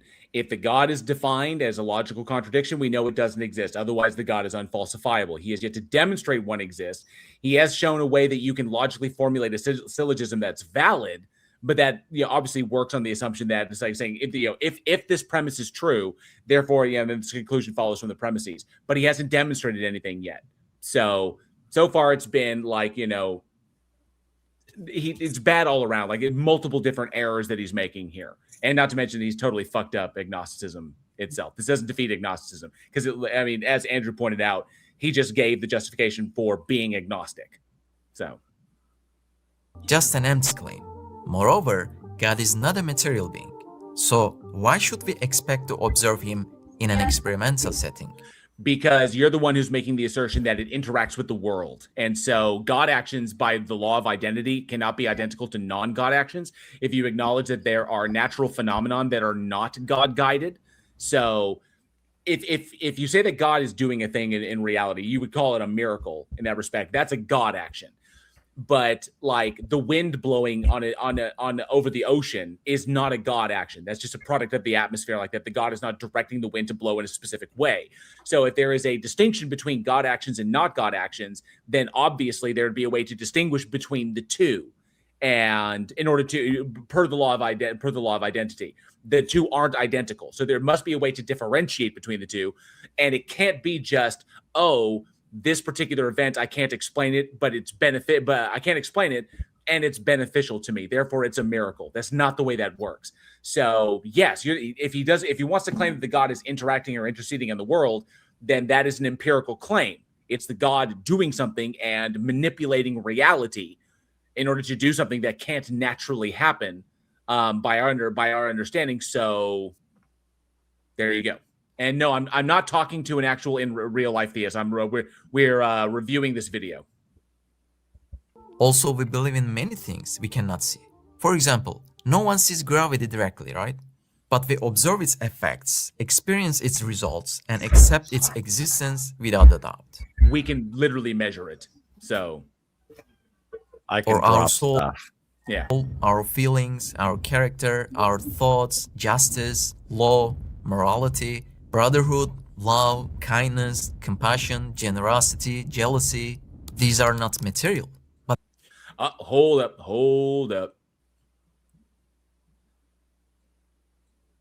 Gotta back that up a bit. No one sees gravity directly, right? But we observe its effects, experience its results, and accept its existence without a doubt. Or our soul can't be demonstrated to exist is a term that is given to particular phenomenon that are all explained by the brain. Our feelings. Feelings are literally just a result of brain processes. So we can map them to the physical. Our character. that's just a description of an individual, which, an individual is like encompassing behaviors and, in response to various stimuli, which can also, the reason they do what they do can be mapped back to the brain. But isn't this? That's just Can the you brain. hear me? Yeah, we can hear you. Okay. Well, isn't this kind of the same kind of argument? Like, well, you can't. What is it that they do? You can't. It's like what Jim Bob says. Well, does truth exist? And you gotta go. Nope. No. Nope. And then he gets confused as to why he thinks that under a materialist view, because he doesn't understand materialism. And then you go, no, truth just is like a qualifier for propositions. And then you go, huh? Like, this is weird. These are these are abstracta that are used to identify certain things that we observe and that we certain have observable phenomena. Right. Exactly. Yeah. They all reference things that exist in reality. It doesn't mean that the words themselves have to exist in and of themselves. It's just the word goes to the phenomenon that we say is X. So it's kind of like logic. Logic, when they say, well, is logic objective? No, logic, the language, is subjective because it was minds that designed it, but it is describing something that is objective. So the reality itself is what the language is what the language. So it's the ontology and it's the function is what it is. It's designed to describe something, and the formation of that, like literally just the language in itself, is subjective. It's mind dependent. There's kind of a normativity to it, but not necessarily a hard prescriptive. But what it is describing is objective. So, and there was one theist I ran into, I think, on our previous stream that didn't understand the distinction there. It's kind of like mathematics. Mathematics is entirely subjective. It is mind dependent. But what we use it for, what it's designed to do, is a language that quantifies observed reality. So the descriptions it's making are objective. It's saying, like, it's quantifying things in a way and making these statements about it. So it's describing things. It's describing an objective reality, but it is descriptive in nature. Hold on. So yes, some small corrections there, because you can actually apply that to other abstracts, though. So you can quantify other abstracts. You're not actually referencing external reality. I can count hypothetical unicorns, for instance. So I'm applying. You can use the language. Yeah, you can use the language, right, to quantify. Yeah, internally, without referring to external reality. So it's a construct that could be applied to external reality on an acceptance of external reality, for instance. But actually, if we take a look at that full list, do you want to unpause? Just let him get to the list, end of that specific list. And the thing is, and JL, I've gotten away from list as a whole. And I've gotten away from saying one egg. I just say egg now. An egg. Holy shit. An egg. It starts with a vowel. I'm going to have a serious vowel movement because of you. No, it's from you remember the Warner Brothers? Egg. Abstract. Morality. Abstract. Brotherhood. Abstract. Love. Kindness. Abstract. Yeah. All referencing things that are observed. Compassion. Generosity. Jealousy. These are not material. Okay, good. Pause them right there. Let me back it up. 1 sec. Keep them all on screen. I want to get everyone. I want to keep them on the screen. 1 sec. Thoughts, justice, law, morality, brotherhood, love, kindness, compassion, generosity, jealousy. These are not material. Bullseye. Great shot. Okay. Thank you, AI. So you described these things as having ontology in a sense. There is no individual ontology because all of these are processes that play out in reality. So they don't actually represent a collection. They represent processes that we grant identity to. It's like if you take a frozen snapshot of that which has any kind of ontology that we might grant directly, those things do not have existence. There's no snapshot that equals a feeling. It's a process that goes on. All of these are processes, and that's how the concepts play out.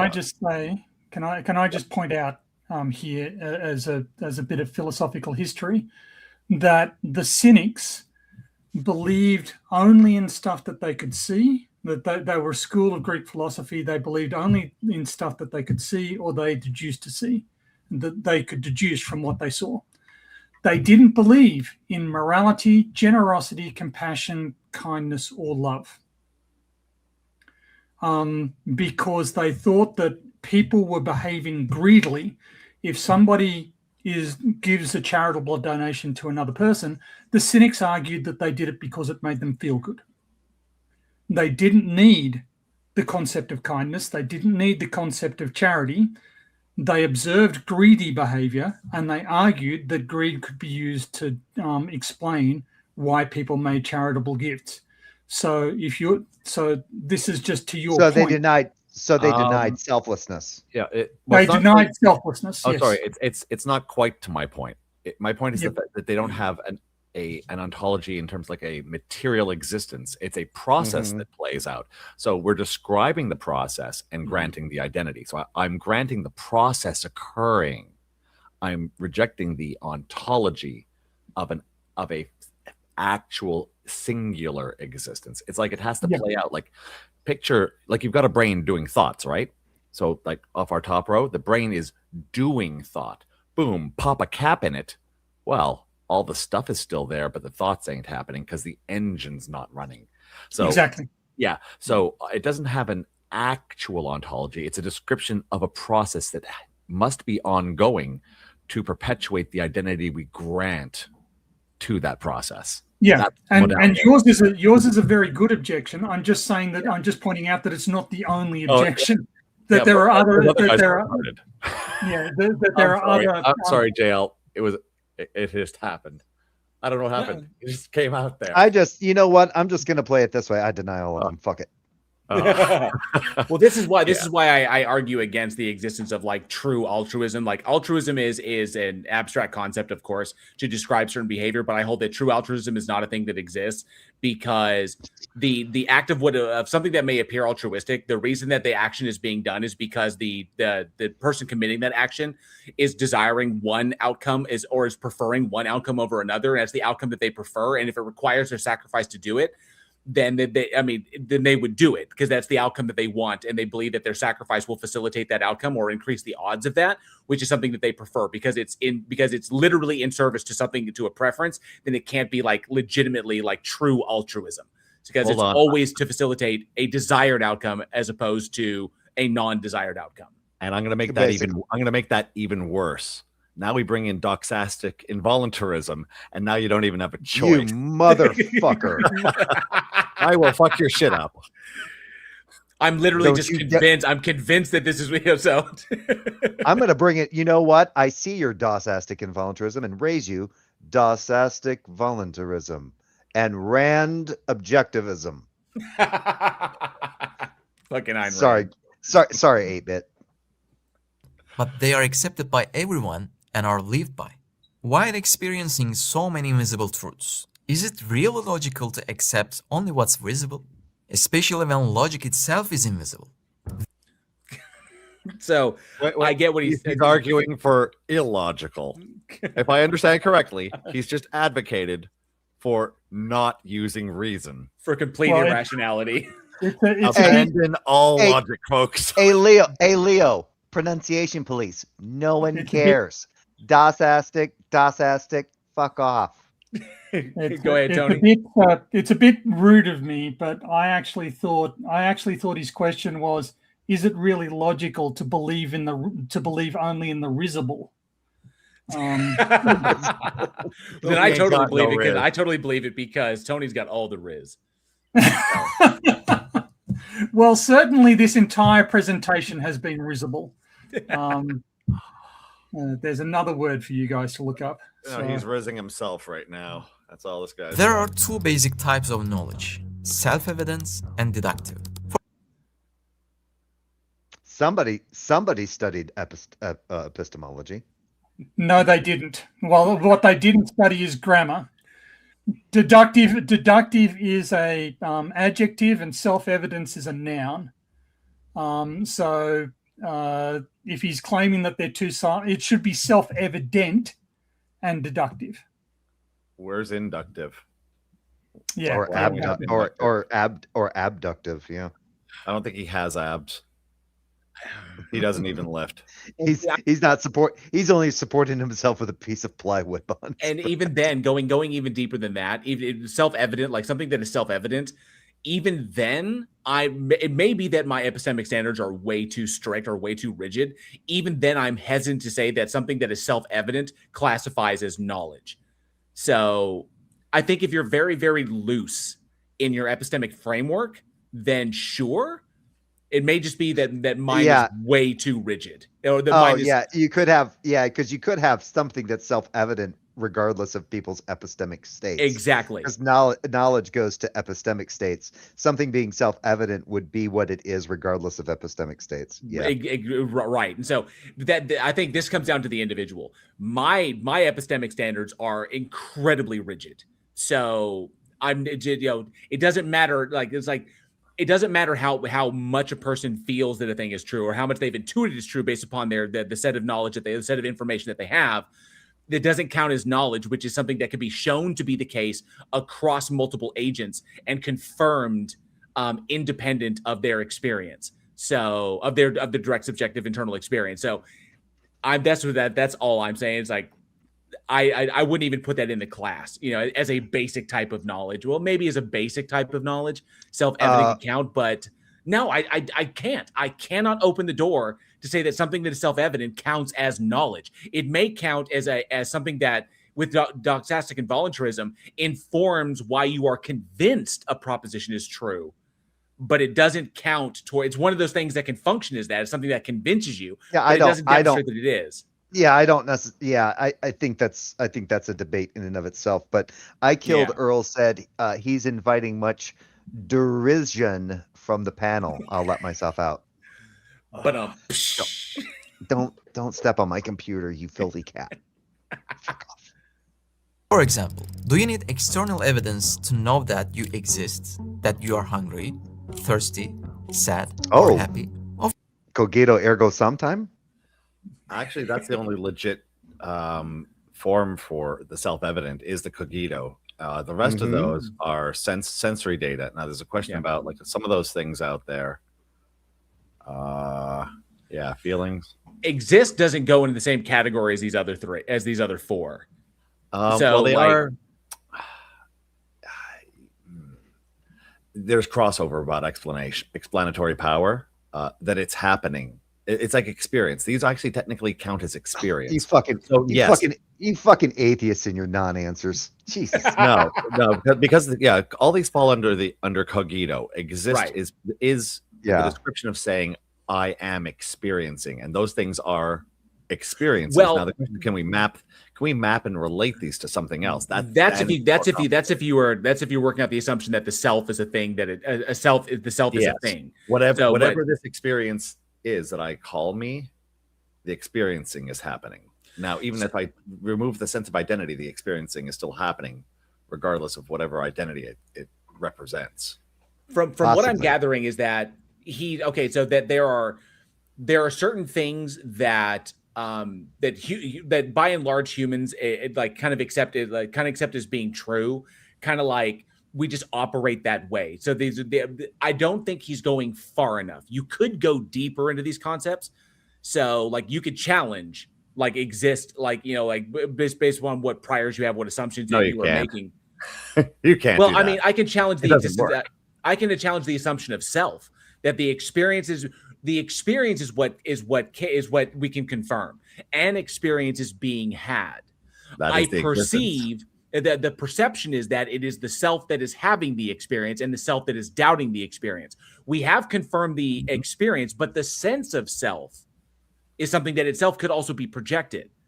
Oh, it could be illusory. And you could still be, do you need external evidence to know that of those 5 things? Yes. You could be justified in saying that there is external evidence for those based on you being aware that you're aware of those external things that are happening to you. Well, it's a question about whether you count them as external. That's when you go into presupposition as opposed to axiom. Yeah. So axiom level. The idea that there's a self is kind of accepted, because that is presuppositional, which I agree with. One of the things that we hold to, which pretty much everybody operates off of without any. But I'd like to say these things could be taken deeper. That's why I say that exist itself, the hungry, thirsty, sad, happy are sense perceptions. us detecting like, you know, sensory input from internal sensory input from the physical body. And while you could challenge all of them as all being projections, the state of existence itself is kind of like, I guess it's still you perceive that you exist. I guess you could classify them all. Maybe it's just like one level separated. Yeah. Any level of perception of experience itself. Okay, Any so reflective capacity. So they all kind of fall under experience. I perceive that I exist. Yeah, I perceive that I am hungry. Gotcha. Okay. So you could be imagining that there's a physicality attached to this. Like that's just like a label we give that we grant to, you know, after we form other presuppositions about like an external world, for instance, then we start mapping and contextualizing the rest of this. But the mere fact of having experience itself does fall under, though, the axiom for the cogito. So all of these do qualify there. Everything else, we fit into the framework of the presupposition of identity, of an external world, for instance. And then when we get really next level and accept that we're not solipsists. So I would say that this question, do you need external evidence to know that? I would say not necessarily. Yeah. Sometimes you do. He screwed up enough. Maybe he got one kind of okay. Because this largely depends. I want to watch him fuck up number 2, though. This largely depends upon how the brain is operating. Because there are individuals that do need to be reminded that they are hungry, or that they need to eat, because their brain. So I would say, do you need external evidence to know that? Sometimes you do. Well, then you've mapped what you consider a biological requirement to an experience of hunger. Well, that's what it is, because the biological requirement is what's inducing the experience. It's the presence of enzymes in the body that triggers the experience. So it's like, I feel hungry because my stomach is producing an enzyme that triggers a response in my brain. Brought to you by Ozempic. Speaking of which, I'm getting lightheaded and I might need to get some food. Thanks for reminding me, guys. Kangaroo tail, baby. I'll have to, having twisted my ankle the other day, I'm not so sure I'll be able to run one down. And my boomerang throwing isn't as good as it used to be. So don't worry, it'll come back to you. If you're getting hungry, I've heard Bacopa can help with that. Okay. That's an herb. Don't you have like giant spiders just running around that you could just like, I'm not taking on one of those. Jesus. It's like a giant huntsman spider. We need at least one shrimp on the Barbie joke here. Also huntsman spiders, and they can get quite massive, but they're extremely benevolent, and they hunt cockroaches and redbacks, which are actually dangerous. Andrew, the joke's on you. They don't call them shrimp down there. They call them prawns. Yes, we call them prawn. Don't come the raw prawn with me, son. That's why I like the wolf spiders that we have around here. Wolf spiders are very, very effective. Although they can get they don't get as big as huntsmen's, but they can get large. I've seen them. Fuck wolf spiders. I've seen wolf spiders almost the size of my hand. Are you talking about the rabid wolf spiders, the ones that carry their brood on their back? The females? Yeah, those big drag their they have the stripe down their back. They hunt and they eat brown recluses. Yeah, we don't. Yeah, fuck them. That's why I never kill wolf spiders. I let the. Do you know what? Do you know what hunts and kills them here in California? Huh? Black widows. Oh, okay. Yeah. Well, you've got to decide which of those you're happier with. But Anyway, I've got to go get some lunch. You guys are trying to kill an old person. That's what this is, by just making the conversation interesting. All right. Talk to you guys later. Have a good one, Tony. Leophilius. Wolf spiders and huntsman spiders are good folk. Yes, they are. Fuck. Of course not. These are things we know internally, without needing any proof. They are certain knowledge. In other words, we don't need scientific evidence for everything. Intuitive knowledge is an innate guide we are born with. Is he going to appeal to fucking intuition now as evidence for God?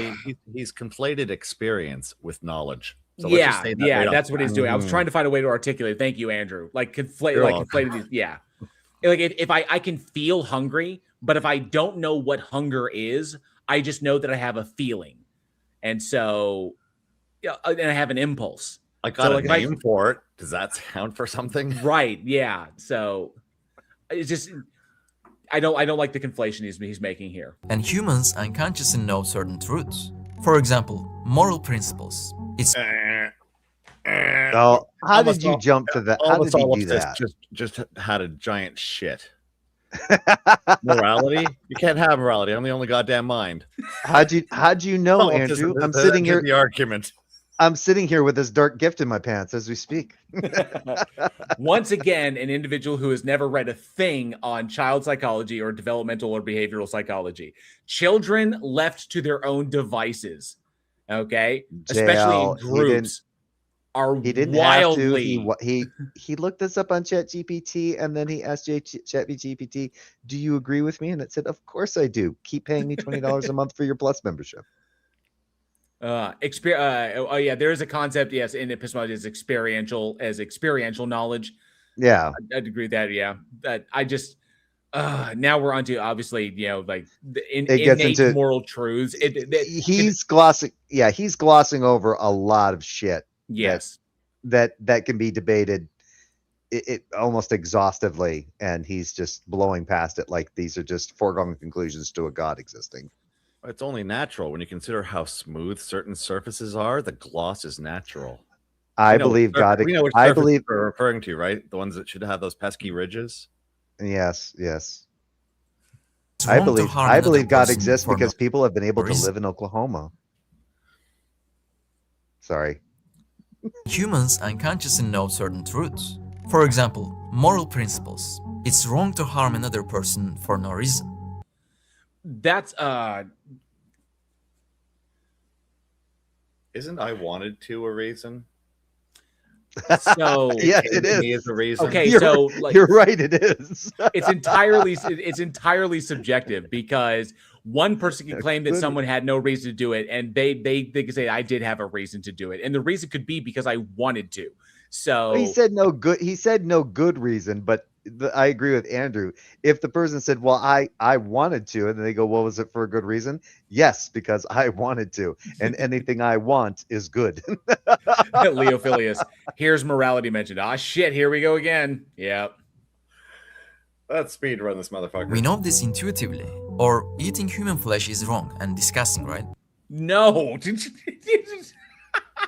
Not necessarily disgusting. I've heard from some reports that it tastes like a ripe banana. He does know that cannibalism was like a major thing. It's been a thing throughout. Like it's not only in humans, but also like all like chimps eat other chimps, dude. So yeah, and just to say that, just not the brains, because that we don't want prion disease. Okay, that's true. Barring that, I mean, I just figure maybe a nice béarnaise sauce. He's probably worried he's secretly delicious with some fava beans and a nice Chianti. Yes, a 1990 bottle of Chianti. He eat his liver with some fava beans and a nice Chianti. I still can't get over eating another creature's poison filter. I believe that he's magically delicious. Magically delicious. It's wrong to harm another person for no reason. We know this intuitively. Or eating human flesh is wrong and disgusting. No, we don't know this intuitively. Sociopaths don't know that intuitively. They don't know it intuitively. I've seen the movie Alive, okay? I'm just saying, the plane went down, okay? Cooking that butt meat out in the sun. Yep. It comes down to a person does an action, and they did the action because they had a reason to do the action. Otherwise, if they didn't have a reason, they wouldn't do the action. So when you say like for no reason, okay, if they did the action, there's a reason they did it. Whether it's rational or irrational is not relevant to the question. If there was no reason for them to do a thing, then they wouldn't do it. If there truly is no rationale, then they are real. Then something's or under like jurisprudence, then something's going on that's going to be very hard to adjudicate. Right. Like in sense of a criminal sense, because it's like, wait, it's almost like basically being completely ignorant. Well, it could happen under the realm of like somebody being completely ignorant of a law. Intuition is embedded in us from birth, or logical knowledge. Embedded in us at birth. Wait, did he just claim that this is embedded in us at birth? Right. Yeah. That's The only when thing, soul last I enters checked, the the body, only thing right? embedded with it is preference and not preference based upon experience. We experience certain things and we don't prefer that. We develop our preferences from those things. We don't prefer some things because of how they make us feel. We prefer other things because of how they make us feel. But did he really think this through? Because it's like, so if somebody just decides to get the shits and giggles out of fucking harming someone, is he going to argue that that was embedded at birth? Or is he going to say that that developed through some kind of social mores? How's he going to do that? Be both true and false at the same time. Or a whole is always greater than its parts. We know this directly through. No, these things are taught. People don't know these things like inherently. These greater logical concepts are taught. So a whole is greater than its parts. The whole. Yeah, I was wondering if you were parts. gonna. No. A whole is the sum, like as the whole is the sum of its parts. Last I checked. Yes. Yeah. That's Not greater. Yeah. Yeah. intuition or mathematical knowledge. For example, don't go 5 there. is We've already screwed that one. Jesus Christ. Here we go. greater than 1. Or historical knowledge. We know that the past exists and has been experienced, right? So we don't need any scientific evidence, right? Depending upon the Theism. conclusion. Yeah, depending upon the conclusions, because just because someone wrote something down that they experienced in the past does not mean that they are interpreting it correctly. So, Or that they even experienced it. or that they even experienced it could be myth. Last Thursdayism much? We could list many more examples like this. Humans learn not only from the external world, but also from their inner world. In the same way, we can also know Really? the existence of the Creator. Why should this be impossible? Also, science. Don't ask how Just- that works. Yeah, 'Cause I he know. won't tell us. I fucked up. I fucked up. You're right, Andrew. I fucked up. is changeable. It can It make was at that mistakes time. and always comes up with new ideas. For example, right. Shut up. science once said atoms couldn't be split, but they were. It said the universe was static, but we have discovered that it has a beginning and is expanding. No. No. That's not how any of that works. I knew that was going to happen. Every, I did. This shit is every so word predatory. you just said was wrong. We I need another award you no Would points. you no points? And may And your the God audience have is- mercy on your Mercy soul. on your soul. The audience is dumber for having experienced having everything. heard Oh my God. Here we go. To deny Discover the the- existence of God based on a system that's always changing is to risk the eternal life after death. So it's a straight up appeal to emotion. And begging the question. And Yeah, he's doing all that, but it comes five down to other his justification here is an appeal to emotion. It's to I risk prefer hell. Oh, Yeah, if I wanted to highlight the emotional manipulation, at least that's the newest little screw up he's done. So I guess it deserves some special credit. he brought up something new. Yeah, it is Look at manipulation. Andrew. Look at Andrew being charitable. No. I'm choosing which item to beat him over the head with. Okay, I'm just choosing sorry. a new stick. There's so many sticks here. Which Simply one not has the logical. knobs and which In one fact, has the spikes? science is just an effort to understand how Allah governs the universe. No, it isn't, because it doesn't make the assumption that it exists. It's just science is a methodology to explain the phenomena that is observed. And Allah does not factor, Allah, Yahweh, whatever the fuck you want to call it, does not factor into these things because we haven't demonstrated that such an entity exists, nor any like mechanistic relationship between it and anything else. So no. Plus, he already defined his God as being immaterial and not a part of the material world. So science deals with the material world. So how could science ever get there? Yeah. Well, he But- hasn't said anything. By saying it's immaterial, he told us what it isn't, not what it is. So we have no actual properties. Right. There's no properties, no modalities. Finding and a no room for recipe interaction. doesn't mean denying the existence of the chef, right? Understanding how the universe works is the same. The third It's not. It's disanalogous. Claim of agnostic philosophy. JL, universe, therefore God. Yeah. And I guess this is his third claim, the third claim that he thinks agnostics make. Is this: we cannot know whether God exists, so there is no need to worry about religion.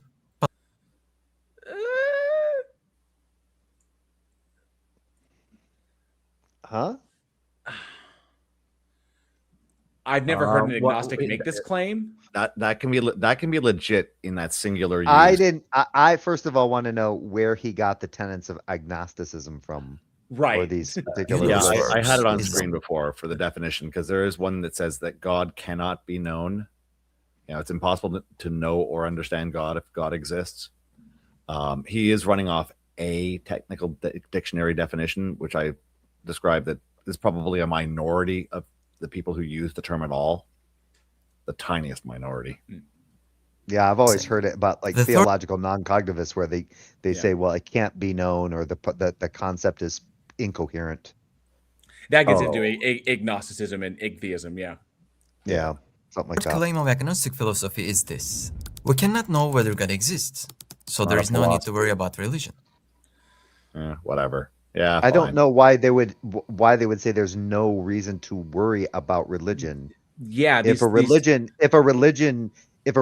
promotes like certain kind of things, then and then does something within a given society, then those agnostics being a part of that society who are going to be affected by that religion, then that might be something they would be worried about, regardless of whether or not the God exists. So I don't know how he's formulating this, because there's two entirely different concepts. No, I get it. No, about the supernatural claims about the religion, not about the earthly actions followers of the religion will do, but talking about, like, for instance, the supernatural concept. Oh, you're being too charitable. He wasn't being that fucking specific. Yeah, he's not. He has not specified that. He's like, this would be: we cannot know whether God exists, so there's no need to worry about the claims, or like the specific like specific claims. Yeah, you guys, religion. You're reading too much into it. Fuck. Oh no, this is all he's good for. This is literally all he's good for. I'm straight up saying that these two things are not connected in either way. If he is implying nuance, I mean, I don't want to give him that kind of charity.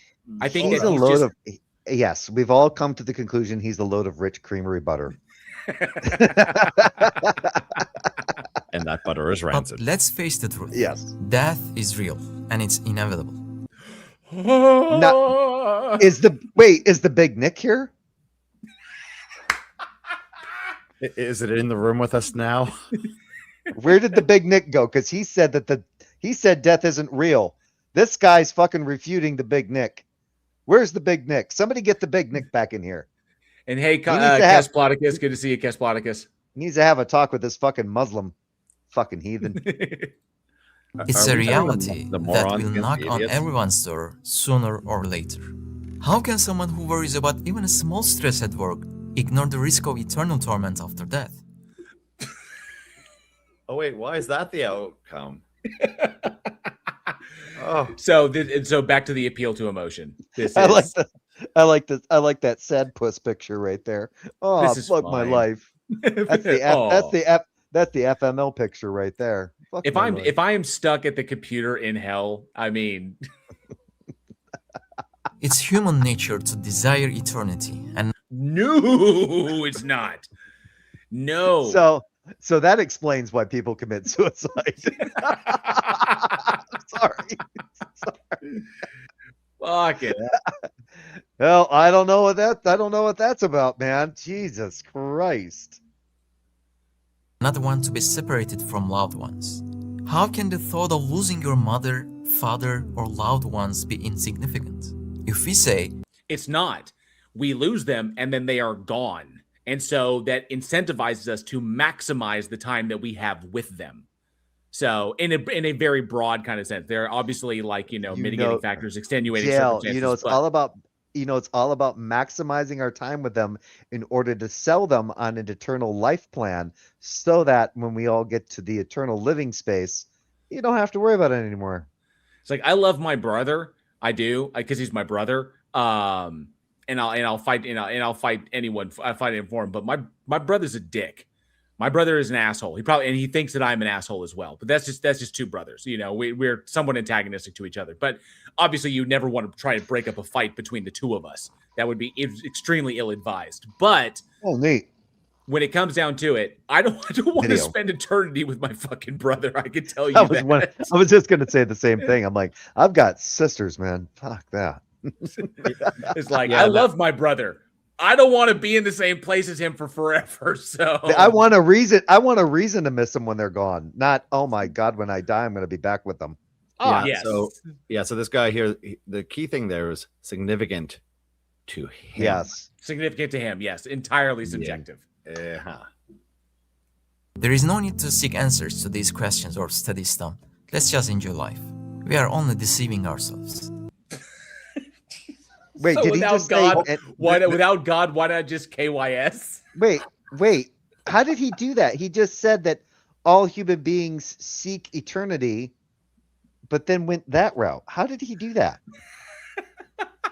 How did he just jump the gun? How did he jump the shark from it's innate that human beings seek this eternal life to, he's trying to point out the absurdity of the contrary. So he did get the right phrasing order, I believe, in there. If you rewind it, okay, I believe you'll see it. Okay. Yeah, he's doing this as like this would be the consequence. Or loved ones be insignificant. If we say there is no need to seek answers to these questions or study them, let's just enjoy life. We are only deceiving ourselves. Also, in reality, people can't live their everyday lives stuck in the middle, not sure about anything. Think about it. Smoke is coming from your house. Oh yeah, because I'm sure about that. Because we wouldn't seek that because we're necessarily seeking eternal life. So that's evidence for the God itself. And here we go to another material example in which agnosticism would be like wholly irrational. You know, like someone says to you, "It might be on fire," and the answer, "I don't know, maybe, maybe not." Or it's pouring rain, and someone says, "Your house might be flooding," and the answer, "I don't know, maybe, maybe not." Let's just keep chatting. Now he's going to the intelligibility aspect. That's part of presuppositionalism. Do those answers make any sense? Priors. Fucking Hume. Read Hume, you stupid Have you seen houses flood before? Do you understand water? Can you tread water? Fire. Noah? Fire bad. Fire hot. Oh, fire. You know, I would think as a Muslim, he would understand the effects of water. To you? Of course not. Sorry. Because in situations like that, people react clearly. They take action. Now think about this. There is a universe that was created out of nothing. Really? So it can't come from nothing, but it comes from nothing. It comes from nothing. Thanks. I'm glad all three of us saw that heard that they came to that conclusion at the same time, because it was right there like a kindergarten class. It's like the goddamn sky is blue. There has to be a creator, and there is a prophet whose truth has stood the test of time. It's helpful when your whole cult like murders anyone who disagrees with you or who questions it. And there is a warning about the possibility of eternal hell. But then you hear this. I don't know. The possibility of eternal hell, or wait. Maybe not. I thought it was a given that you would go to hell if you didn't accept Allah. Don't undersell it. It's a touch. It's a slight nod to Pascal's wager. Okay, gotcha. Yeah. Just go on with my life. Throughout the video, we presented many rational proofs. No, you did not. And of course, anybody who's been following on since the beginning knows that we've debunked all of this bullshit. He's presented no logical proofs. The best thing he's presented is you could derive a logically valid argument from the way he's defined as God, but all it's going to give you is a syllogism that's logically valid. Yeah, he's in no way demonstrated soundness in any way. Everything else, if you're going to look at the distinction between rational and reasonable, he's met none of them except for what JL just fucking mentioned. Yeah. Oh, and by the way, Austin, this is for you. Objective Ethics says Austin S. did a great job last night during the Dr. Greg post-debate show on Taco's channel. Informative and entertaining. You know, is a great honor. Thank yous. I do my best. I appreciate you fill my heart with glee and scoipus. It's so nice of you. Did he say Yudes? I think he did say Utes. What is a Ute? I don't know. I don't know what that accent was. I was like, it was kind of like a Brooklyn Jew. Actually, Yeah. actually, I heard that shit when I was in Rhode Island once, and they said, "Do you?" And it was one of the housekeeping staff. They went, "You want more towels?" And I went, "Excuse me, what the fuck?" I think it started out kind of like a Goomba, and then it moved into like Brooklyn Jew. Is where that was straight. Like Pennsylvania, like that broken Pennsylvania Dutch Utes. You guys want some more chilies? What the fuck are you talking about? What the fuck is he? If you start saying, you know it's bad if you start saying yins, guys. One example would be enough, but we explained more to make the issue clearer. In fact, only one rational answer is enough to accept Islam. Why? For example, imagine a palace with 100 doors that serves as a refuge from danger. There is no benefit in staying outside. On the contrary, there is pain and suffering out there. If only one door of the palace were open, what would you do? You would enter through that one door, right? Because it offers you safety and protection. No, it doesn't at all. I mean, this is all just metaphorical bullshit. But I thought pain and suffering were necessary to build one's relations with God. Yeah. Oh, those are the Christians. Their God's a dick. Oh, I forgot about that. The Muslims. We're closing on the end. In Islam, there are thousands of open doors. So why wouldn't a person want to enter it? Thousands. Moreover, because why don't people accept what you believe? Despite the fact that you make claims about it, is because you can't demonstrate that your God exists as a concrete thing independent of human minds without begging the question. See, in Christianity, it was the fucking path of righteousness is the narrow path, not a highway with 1,000 doors at the end. Jesus. Why does it look like he's stepping into the light after telling us that we should just check out? What? What is this thing? The entire universe screams out the existence of Allah. All it takes is to look closely and sincerely. At the trees, right?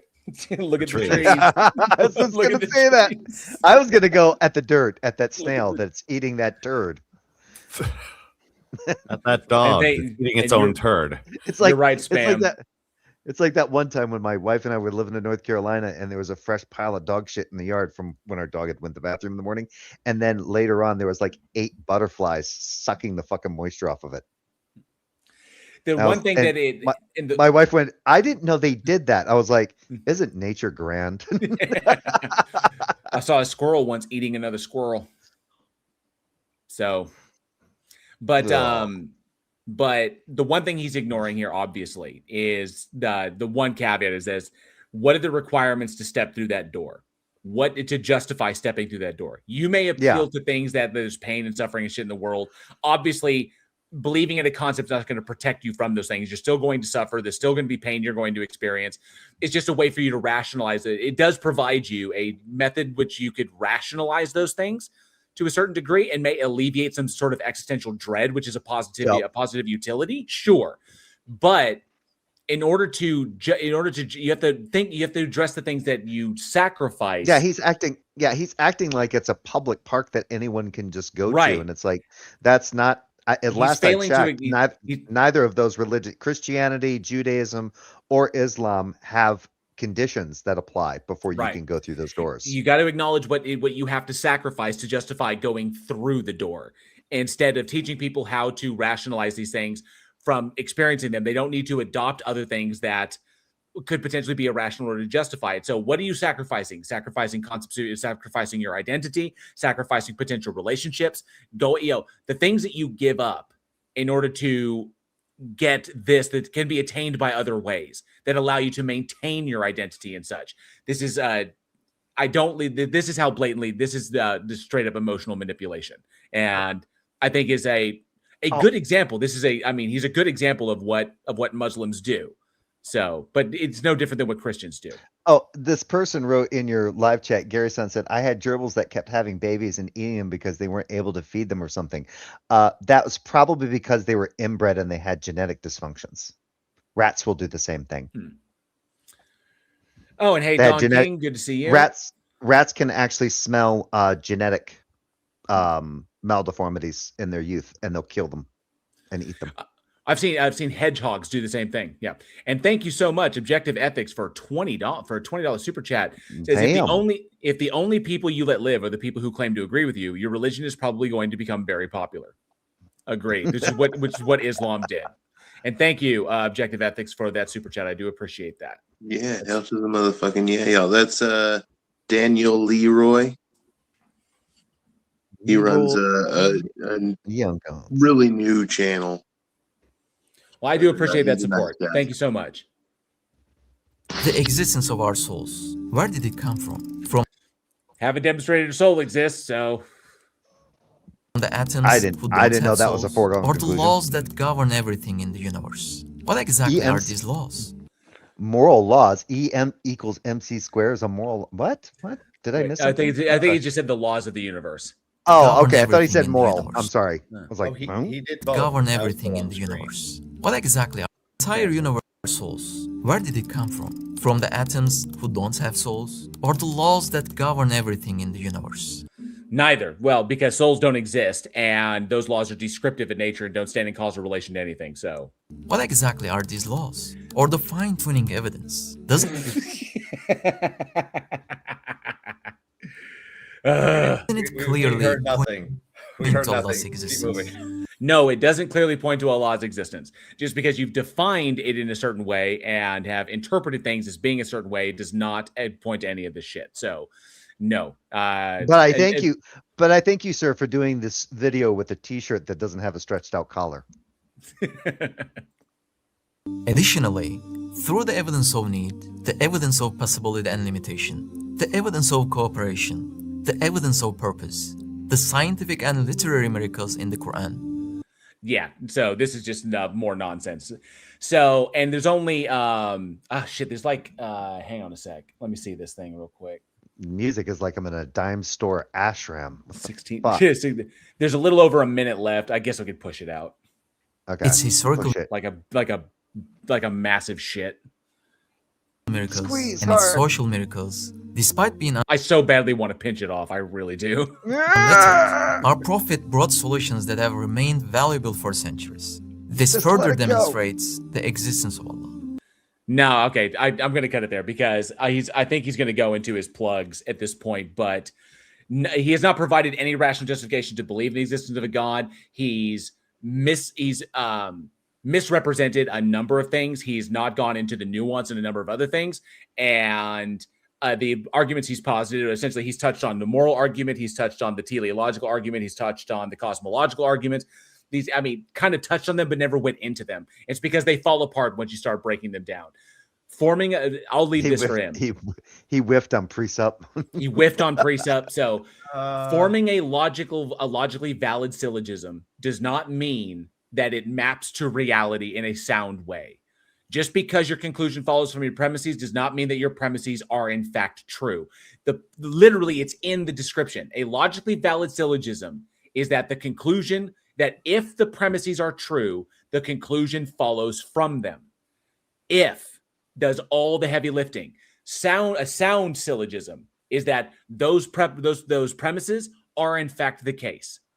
Okay, so he's shown how to formulate a logically valid syllogism. It doesn't map to reality. There has been no. He called this video the new 100% proof for God. He's provided none of it. He rehashed a bunch of the shit that we talk about all the time that we've already long debunked. And this is not the end of agnosticism because, as Tony at the very, very beginning pointed out, there's 3 states because agnosticism is identifying literally a self-identifier. I know, I don't know, or I know it's true, I know it's false, or I don't know because I cannot determine one or the other. The third state is that the truth or falsity cannot be determined. If the concept is unfalsifiable, then we don't know which one it is. And you can't just ignore that. Sure, you could say, in a sense, the proposition is either true or false. But if we don't have the mechanism to determine that, then we take the agnostic position because we don't know which one it is. And appealing to all of these material is analogized a bunch of material scenarios, all which rely upon priors to make determinations, does not equate to the God entity for which we have no prior experience of, especially when you say because it created shit, which we have no prior experience of. So none of this tracks whatsoever. And I think that we are done with this one. Box of Demons, good to see you, says, I'm new here. Can someone tell me if the host is atheist or agnostic? Yes. Sure, yes. It depends upon the God concept. I can elaborate further on that, but it depends upon which God concept we're talking about. I can justify being an atheist to all of them. So in this one, I can justify being an atheist to all of them, but whether I'm agnostic or not is going to depend upon the concept. So we can remove, we can be done with this one. I'm going to throw this one in the trash because it did not convince anybody of shit. So we're going to jump back to that one, and so long. Woo. Yeah, and for the answer, I'm none of those. I actually commented over on the video over on his channel saying I'm currently destroying this right now. So, but yeah, so nothing there. Not 100% proof or anything, and he didn't even debunk agnosticism, which would be really, really ridiculous because the person will be agnostic if they don't know. So that was fun. Now we're about the 4-hour mark. Tell you what. I'll rehash this. For anybody who happens to be new in the chat, if there are any believers in the chat, you're more than welcome to click on the link and join us on stage. After we do a quick tech check to make sure everything's good to go. We want to I like to prioritize believers, talk to them about what they believe and why, and to hear the justifications. Or if you have questions for us, we can talk about how we justify things within our worldview. But those are the conversations that we would like to have. So feel free, click that link and join us on stage. Until then, hopefully we'll get somebody. Let me see. Let me go through this real quick. Make sure I didn't miss anybody. I said hi to Don King and Kasplaticus. Also rocking it good. I didn't miss anybody. So for a brief moment, because I have to use a little atheist room, I will let you all vamp amongst yourselves, and hopefully we will get someone in the back. So give me 2 seconds. I have some misgivings about that phrasing. Do you? Yes, I'm not waiting for someone in the back. I mean, I don't judge for anybody else, you know. Like I want flowers first, you know, proper introductions. I got standards. That's all I'm saying. I'm going to have to go back and read my Logic, a Complete Introduction book. It's actually got a section in here on what qualifies as self-evidence. Pretty interesting. I'm sure it deserves to be applied based on certain modalities. Yeah, so everything is contextual in that sense in my books. Yeah. And as much as I have zero formal training. Well, this is the one I'm thing. formulating it good now. Yeah, I did this to a Christian one time because he goes, this idiot's trying to tell me that a valid argument isn't true. And I actually wrote out a portion of this particular book where it talks about, like, yeah, you can have a valid argument is a valid argument where all the premises work and the laws of inference work to a conclusion, and the conclusion naturally it follows logically from the rules of inference from the premises. But it's not necessarily a sound argument, because a sound argument, all the premises are factually true or are true, and then blah, blah, blah. But whatever. However, I'm giving a rough summation of it. And the person just fucking flipped the fuck out on me. I was like, yeah, you can give a valid argument. Like some of the tag arguments, some of the formulations of tag arguments are valid. And they go, well, no, they're not. And then some people have argued, they go, no, they're not, because they beg the question. And I'm like, well, they are, but they still have that's an informal fallacy. So an informal fallacy, an informal fallacy doesn't necessarily mean it's a formal fallacy within the layout of the premises. Well, there's a question about how you challenge the premises, because on those grounds, you'd be asking supporting arguments at that point. Correct. Yeah, And so because it's a question about how premises. fractally, how far down the rabbit hole you go before realizing that they're going to tap out.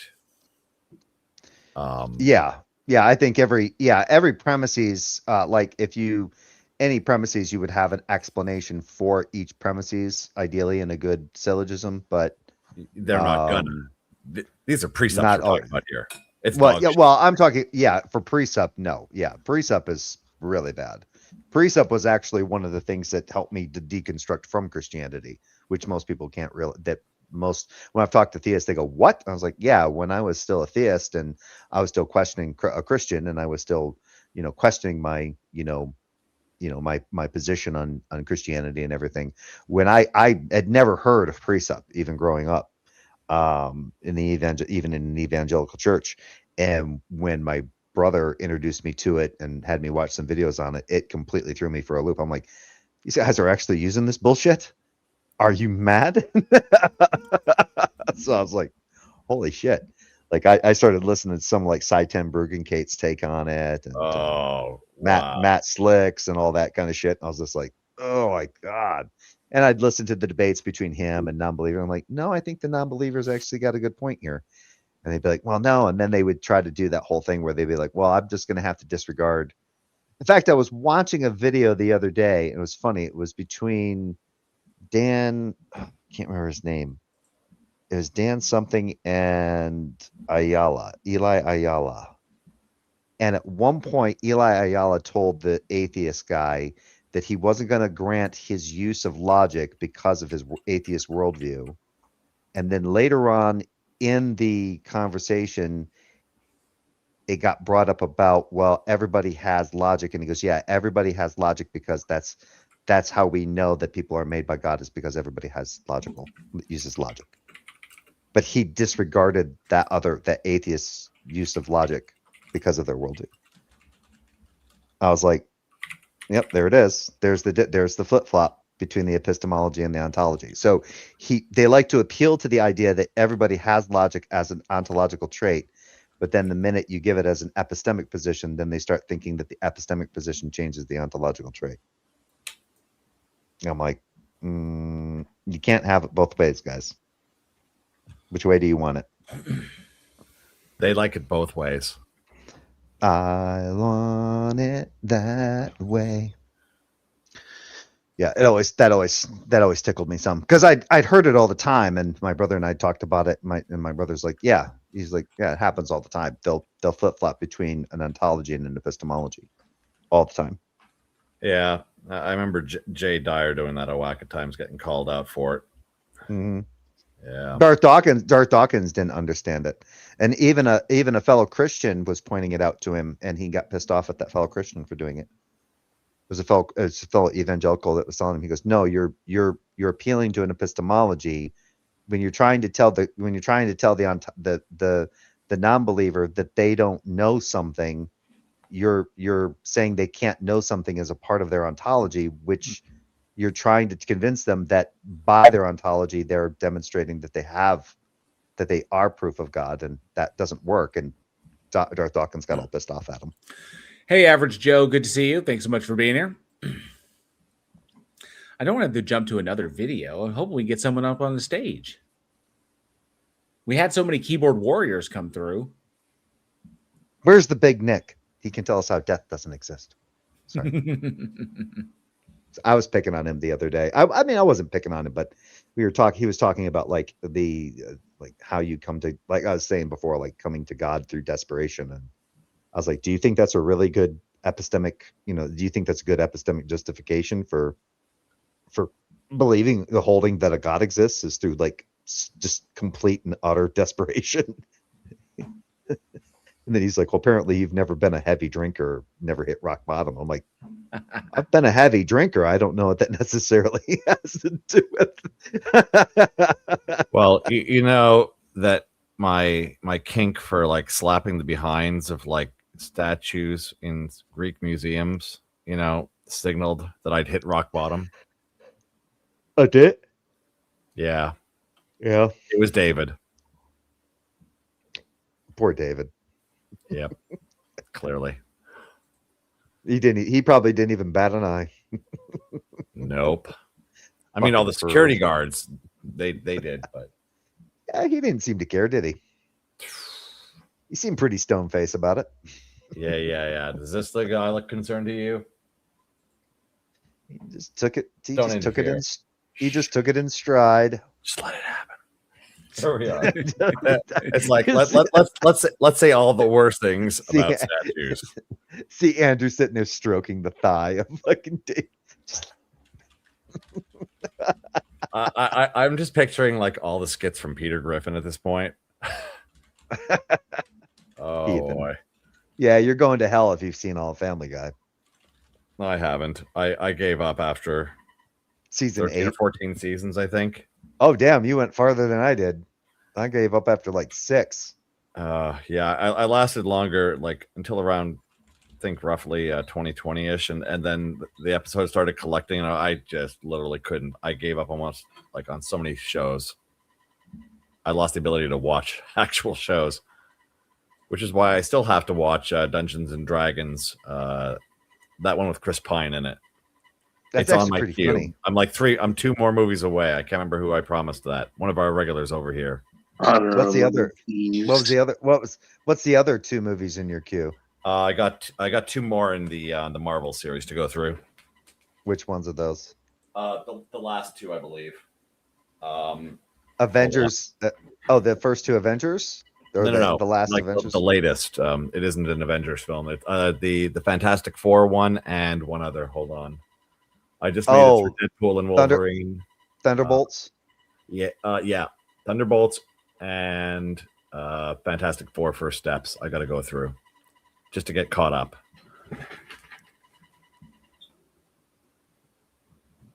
So did you suffered through the second Marvel movie, Miss Marvel or Captain Marvel movie? Yeah, I also saw like I think about half of the miniseries related to that, and apparently I read up on it where it's apparently not required, so I decided to opt out from watching more of it. Okay, hang on a sec. Here's something. Hang on a sec. The change my mind shtick allows the information receiver to continually claim I am not convinced. These challenges are sophistry. Only if the individual is intellectually dishonest. My mind can be changed if evidence is presented that would warrant me changing that. Hey. You can convince me of a belief. I'm pretty sure that's JG. Who's JG? He's got his own channel. I'm pretty sure that's JG. Well, I'm just he's had responding wolf, to this. He's had the wolf challenges bitten are on not his channel. sophistry because these are okay. So certainty. I don't know who you are because I don't recognize your name, but the topics on the screen are suggestions. They're prompts. Okay, if you think that evolution is not a fact, if you think the Earth is flat, if you think vaccines are dangerous, if you think God does exist, obviously we can. These are positions that I can defend. I can back these things up. The question is, I mean, do you have evidence to the contrary? Could you change my mind? The title of the video is just one thing. If you happen to be a believer, I don't know if you are, but yes, if it's JG, yes. Okay, so if you want to defend your position, you're more than welcome to come up on stage. You know, address one of the topics or bring your own topic. You know, it's not. Yeah, actually, I want to address that because technically, even putting the challenge for him to come up, he's challenging the veracity of coming up in the first place. So I'll just say, by trying to say that the challenge is a sophistry, that's like a lazy cop out on your side because you're basically telling us that we're going to consider that what you're going to bring us is going to be dog shit, and that's a you problem. If you bring dog shit and we're not convinced, this isn't just somebody saying that, well, yeah, we don't have the right to call out what you present as being dog shit. Define sophistry. No, sophistry. No, he's basically outright claiming malice at that point. At which point I'm just going to say, maybe your standards are dog shit and deserve to be called out. Well, that's interesting because when you actually look up the definition for sophistry, it says the use of clever, superficially plausible arguments that are actually fallacious, dishonest, or unsound. But the interesting thing is everything up there is a claim, not an argument. Oh, technically, his accusation. Hold on, his accusation of sophistry, poisoning the well. So technically, certainty. Go for it. I'm not hearing how any of my positions are wrong. I'm just hearing an excuse as to why you don't need to come up. I think he's saying any arguments that you would have would necessarily be fallacious. Oh, Well, okay. Well, Are he's they also doing fallacious? it. I'm just Yeah. throwing that too. I'm just throwing that out too. Because I've got rational justification for all of those positions. The channel suggests a MAGA troll and mocker. Or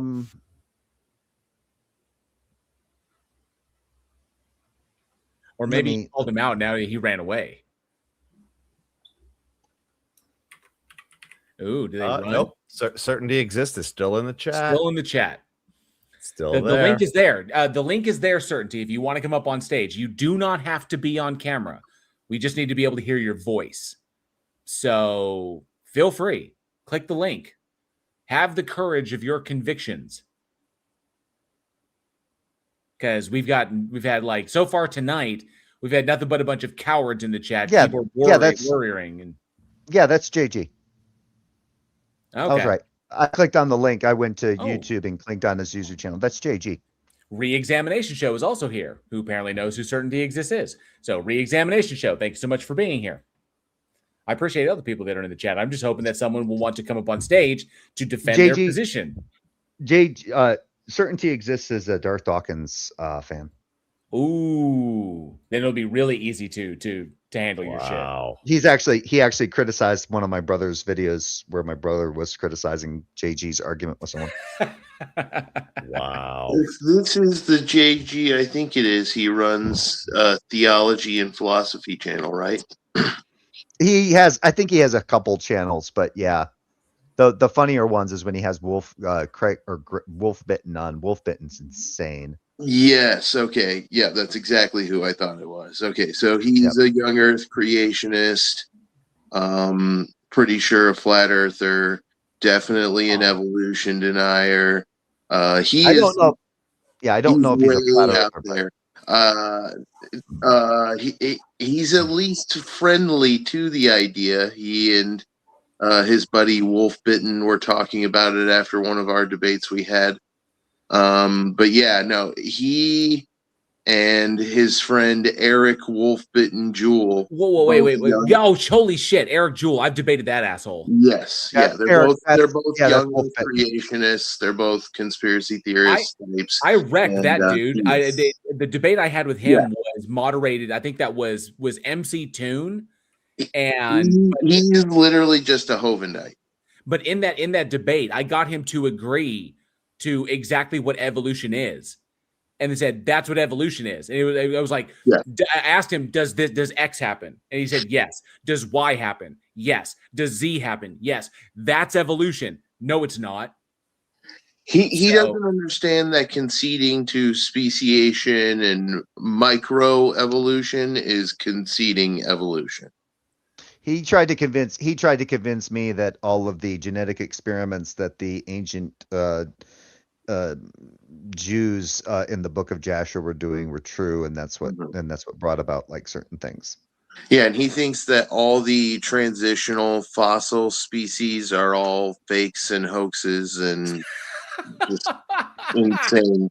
He is literally just a Hovind He's Wolf Bitten's off the fucking chain. Oh, he's off the reservation is where he's at. That dude is trash. So I know that I can say that because I have debated the dude like straight up, and I brought all the receipts. He brought no receipts, like none whatsoever. Man, the heat problem debate we had was terrible. He absolutely melted down, totally lost his shit. He lost his shit on half of the debates we had. And you're right, re-examination. Hovind should have paid his taxes. He should have. Hovind does suck. Here, I'll here's the link.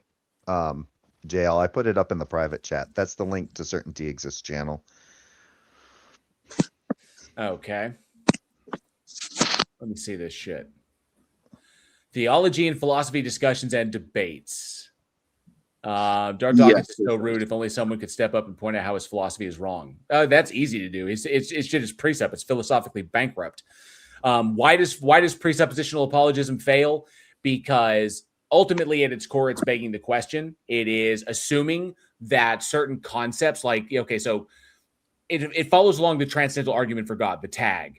It's assuming that the ontology of specific terminology that we utilize is that it assumes a metaphysical ontology for these things, that they are prescriptive in nature, which ultimately is begging the question, because in order for the metaphysical ontology, for the ontology for the things to be true, you need someone to prescribe them. So then you define the God as doing the thing that you're saying that it's doing.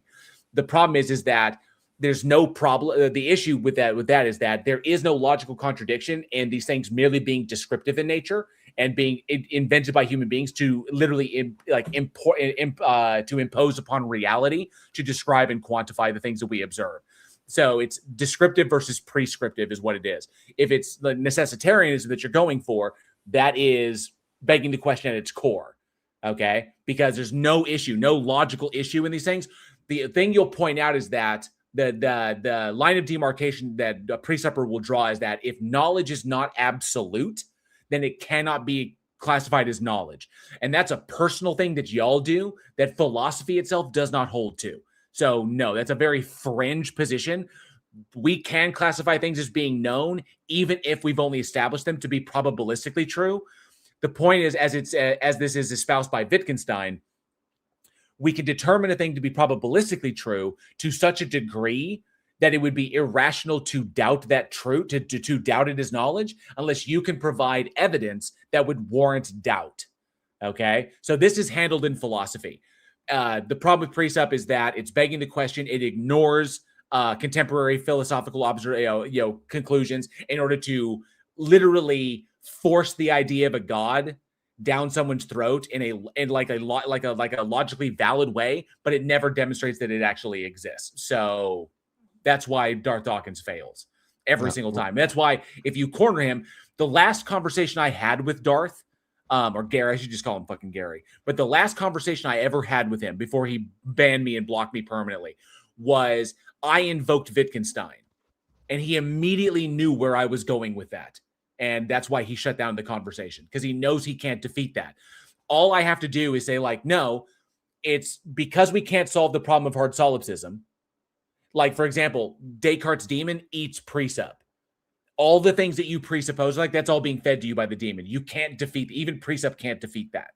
So if we acknowledge that and we work within its limitations, then propositions, the truth propositions, truth becomes probabilistic in nature. And there's no problem there.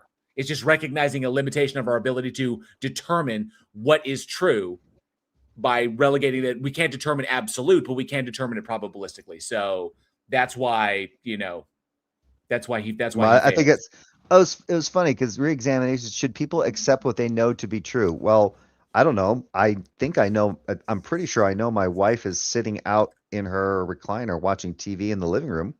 I don't know why I can't accept that to be true. Certainty. You say I'm far too confident. Come on up here and show me where I'm wrong. Demonstrate that your God exists as a concrete thing that exists independent of human minds without begging the question. Come on up here. I'm inviting you to do so. My intellectual honesty is the reason why I choose to have these conversations. I'm acknowledging the logical possibility that I could be wrong. I am probabilistically certain that I am not. So come on up here and provide the evidence that I don't have, that I have not considered or heard before. The invitation is open to you. Oh, okay? The beard dude is far too. Okay, I see it now. I'm the only one visible, and I have a beard, so I'm assuming it's me. Yeah, well, even if I was on camera, I've only got a start of one. It's all patchy. I've got all this. Yeah, I've just got fucking shadow going. Well, it's just like Jefferson. I haven't seen Jefferson in forever, but Jefferson's always like baby's butt. We're like a gradient of beardness. Yeah. Come on, certainty. You think I'm far too confident? Bring it. That's the whole point of the stage. But it's already been brought in. It's already been brought in. Wow. Argumentum ad bring it on. That is so fetch. It is. We'll go there. Oh, thank you, Average Joe. I appreciate that. It used to be much, much longer. You know, I at one point I had it almost. He had a soup. He had a full on soup strainer. Like if he started from the top, the soup would have come out fucking distilled water at the bottom. I could literally put it up like this. I could literally like bring it up and put it over my face and eat like a whale. Just like strain that shit through my baleen. First, I have to prove that my alleged intellectual honesty exists. If I am acknowledging the logical possibility of a thing and I am not I'm not discounting it out of hand, being dismissive, that is me being intellectually honest. It's recognizing the limitations of what I can know and what I can discern, and then applying axiomatic rules into how I justify things. So I wouldn't fall for any of this. He's troping you into a fucking precept. Oh, okay. So yeah. So well, how do you know how can you know that to be true? Wink, wink. Because it's recurring. How can you prove anything without presupposing the existence of God, which is necessary for intelligibility? Duh. Well, we can answer the other part here. See how to prove his alleged intellectual honesty exists. You see, you do that by demonstration, and we do that, of course, by you coming up on stage and stop being a chicken shit. Ooh, Andrew's calling some shit. Shots fired, motherfucker. There isn't mother. He's precept. Remember, precept's my chew toy. You guys ever heard of the anti-precept argument from Toast? Gonna get some poop in your eye. Come on, certainty. If you've got the goods, we're asking you to bring it. Bring the goods. Don't do the coward shit, man. Come on. If you've got the goods, bring it. What's the matter? What's the matter, Colonel Sanders? Chicken. I think there's something with his medulla oblongata. I gave a possible example of something I think exists. Are you saying that like people being intellectually honest is not something that exists? Because people can be intellectual honesty. Because what is intellectual honesty? This is gonna get terse. Intellectual honesty. A commitment to seeking and conveying the truth, prioritizing evidence over personal beliefs, biases, or convenience. So it is a behavior. My behavior is what intellectual honesty is. So my behavior is demonstrated. He's already presupposing that you can read. He's already presupposed that you have knowledge because he's presupposing that you understand English by writing this shit in the live chat. All right. So, hey, David Bain, good to see you. Yeah, it is the most shallow of argument there is. It is philosophically bankrupt. So, King J is in the back. King J, can you hear me? Just type in the private chat. In the private chat, if you're able to hear me, I want to make sure the audio is good. Yes, King J can hear us. And really quick, you don't have to be on camera on the stage if you don't want to. So you can keep your camera off. But can you flip your camera on to make sure that there's a person there? It's for just to make sure that we don't get P-bombed or anything like that. I just want to make sure everything is copacetic. Bingo. Thank you. That's all I needed. If you don't want to be on camera, you do not have to. I'm going to bring you up. Welcome King J to the stage. Hey, Can you hear us? Peace to the panel. How everybody doing? Doing good. Doing good. Thank you. This is your first time here, right? Yes, it is. Yes, it is, actually. Excellent. So what brings you up to the stage? Up late night, was up doing some debating. I saw you guys was on. I'm familiar with the topic, so I was like, let me just jump on and offer my little 2 cents. Sounds good. Was there a topic on the list you wanted to address, or questions you had for us? Or I didn't see the list, but I did see something in regards to prove my God, or can you disprove my God? What was this? That's the title. So yeah, that would be the title of the stream. So so if I may ask, what faith are you? Are you Christian, Muslim? Agnostic. So you don't believe in it. So you no? I'm looking for a reason to believe. Actually. Oh, well, we're a bunch of non-believers. So you are completely not agnostic. Okay. Well, I'm looking for a reason. So we might have the same. I might agree with you, probably. Well, out of curiosity, isn't like like with Christianity, there's this the notion of everlasting life. How is Mhm. that not to you in your position? Is that not a good enough reason to adopt? How is that not convincing to you to adopt the Christian faith? Everlasting life. So to me, just my understanding of things, I just believe that it's really hard to prove a subjective deity, right? You can't. I can't. It's very hard to disprove anything subjective, just like it's very hard for you to prove your subjective deity, right? If you had a personal, like, divine revelation, you couldn't disprove that, right? So, What do you mean by I, you know, subjective deity? I'm a little lost on that term. well, God is an abstract concept to me. It's something that we can't see, we can't touch, we can't feel. When we talk to it, it's through rituals and prayers, correct? So these are, Mm, huh? yeah, I think you're coming from a slightly unusual thing, because the people who are talking about these things don't consider these things conceptual. See, Yeah, you're they believe it though. I'm not a believer. No, Well, I let get me that. ask you. Hang on a second, let me ask you this, King. Are you saying that if you if you were looking for a reason to believe, would you be looking for a rationally justified reason or Yes, any reason whatsoever? it would have to be logical, rational, justified, and objective. Okay. My position, Have fun with personally, that. yeah, my position, yeah, exactly. My position is that there is no rational justification to believe in the existence of a God entity. Now, I'm gonna parse this out. This is gonna take a second, so bear with me. It requires a little bit of a breakdown. Of all of the God concepts that human beings have conceptualized throughout human history, they fall into one of three. They can fall into one of three categories. One, they exist. Two, they do not exist.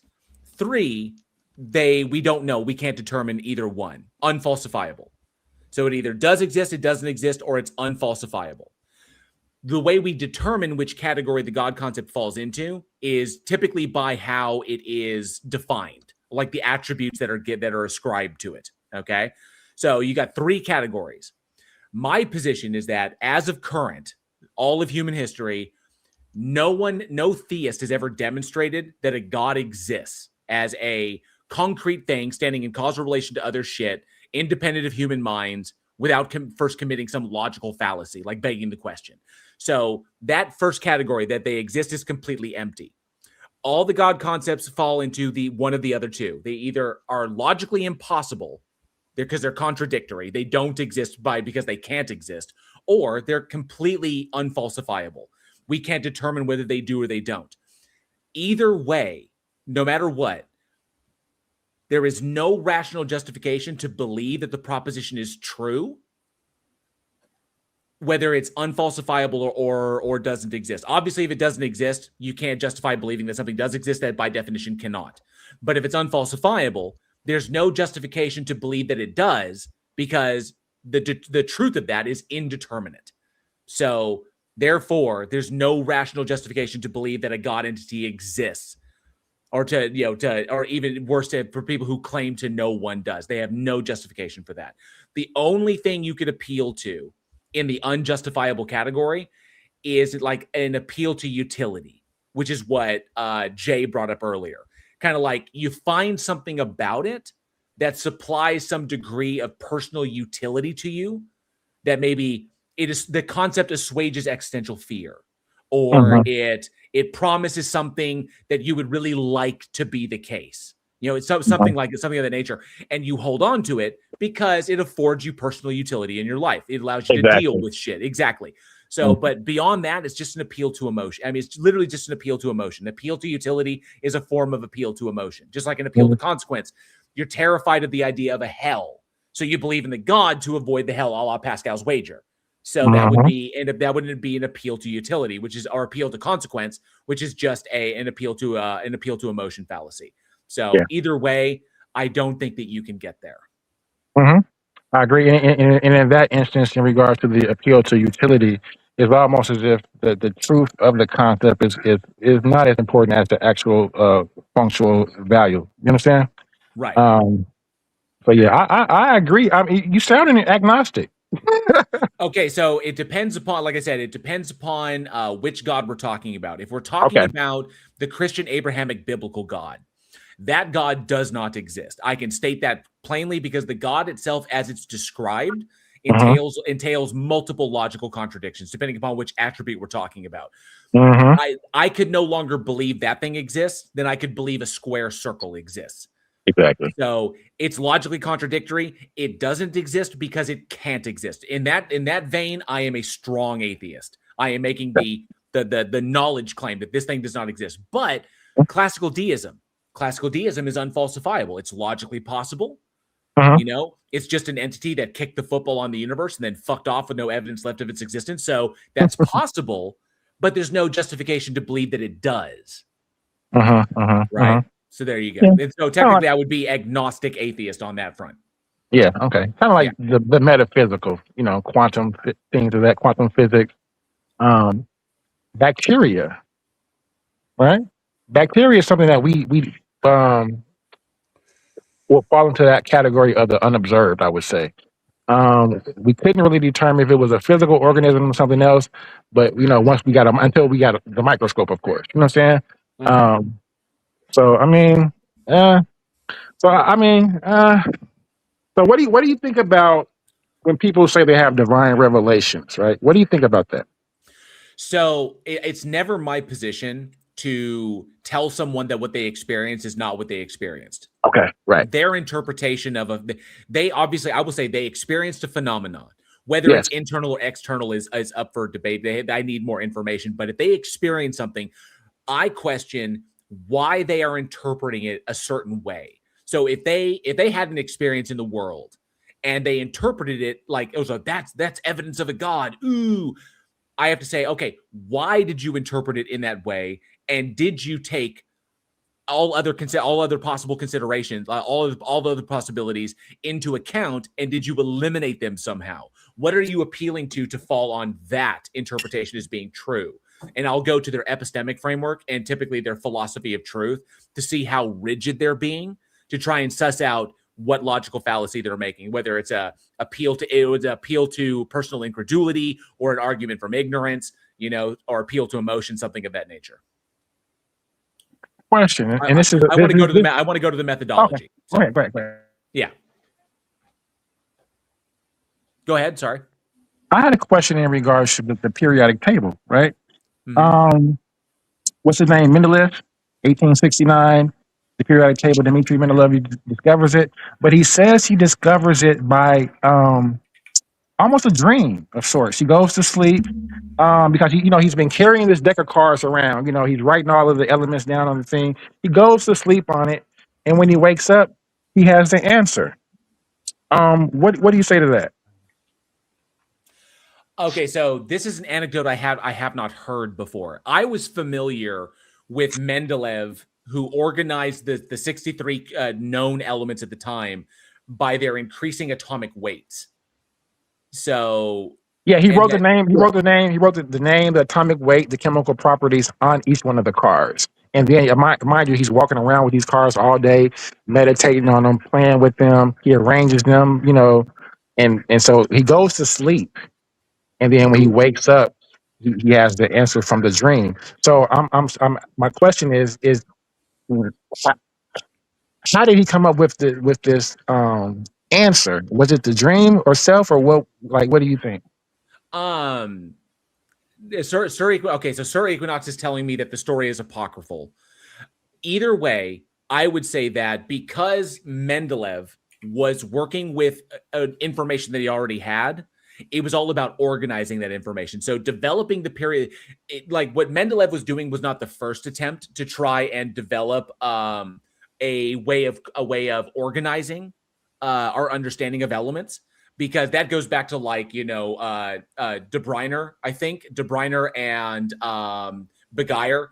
There are efforts there to try and organize these things, and Mendeleev found a way to do it that not only enabled us to predict, it was coherent as per the evidence that we had, and it allowed us to predict the existence of elements that we had not discovered yet.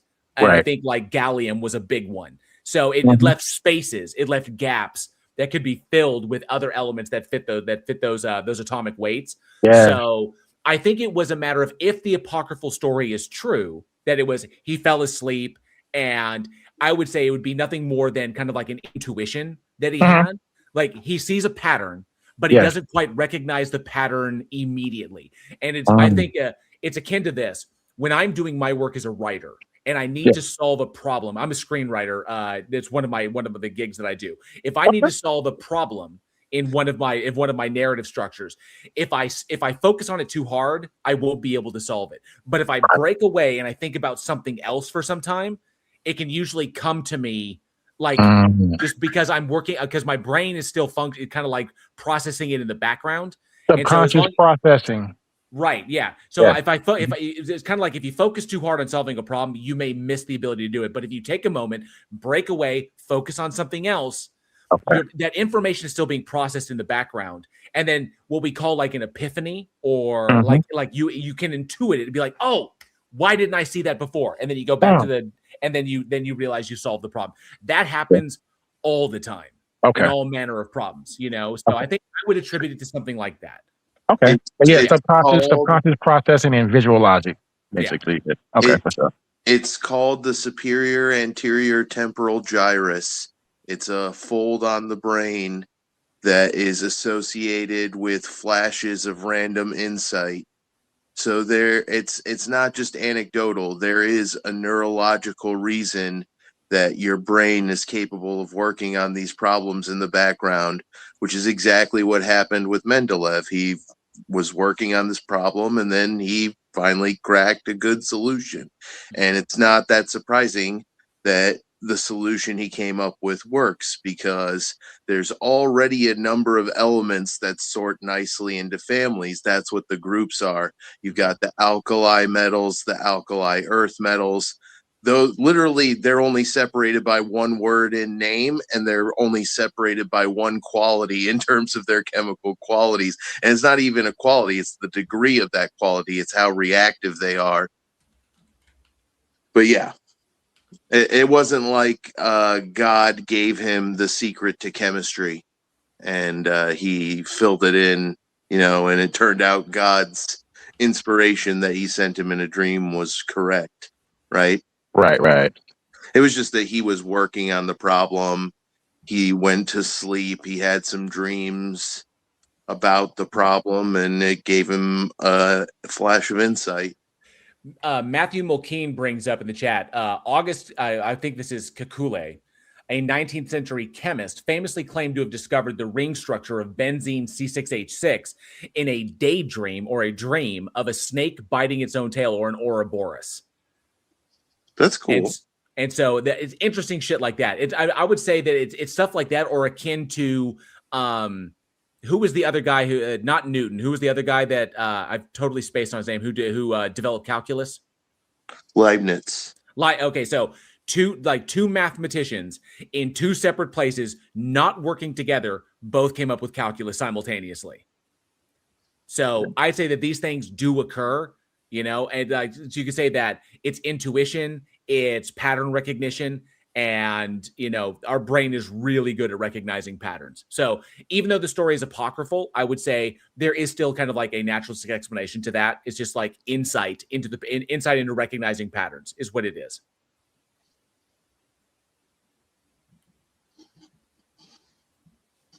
Sound good, King? Yeah, I agree. I'm following completely. I agree completely. Awesome.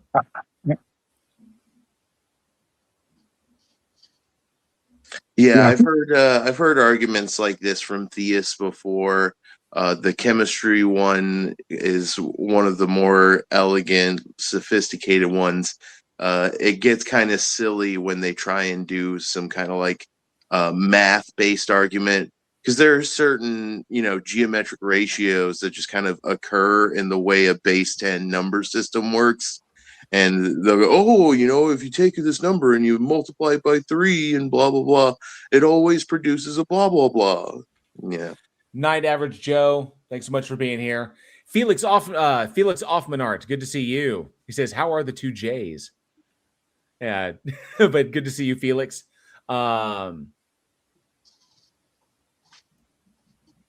I'm kind of curious about the statement that he made. What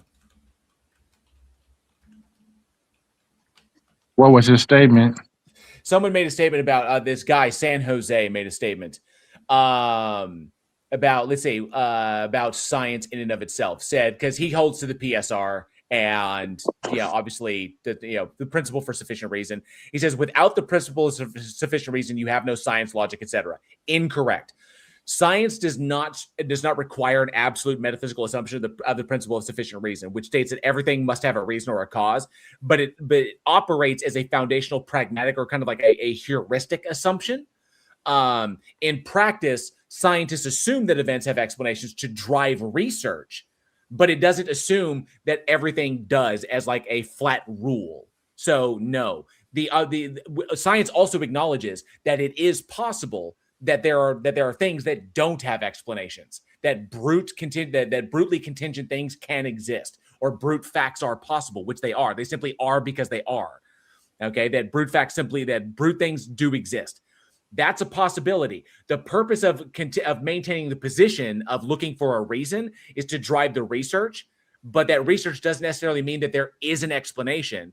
It just drives the research. It could very well be that there is no explanation, that it simply is. That could be the answer. Okay? But remember, taking that position like as an absolute would be the end of research. So it would be the end of inquiry, which is why we still ask, because we could be wrong, we could be right, but we don't want to assume the answer. So it's more of a rule, not a foundational position. A rule of function, not a foundational position. So your statement your statement that it requires the PSR is false. Once the axioms are set, the research phase is over.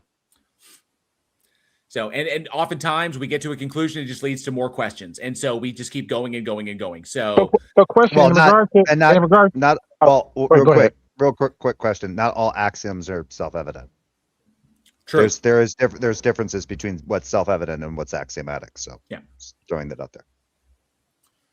Go ahead, King. I was going to ask in regards to the scientific method, or so the refinement in the scientific theory. Does that leave for new discoveries, for new truths? Certainly, possibly? Yeah. Okay. That's why we call them theories. So it has to have some sort of falsibility within the equation, right? Right. It's what would differentiate a hypothesis from a theory.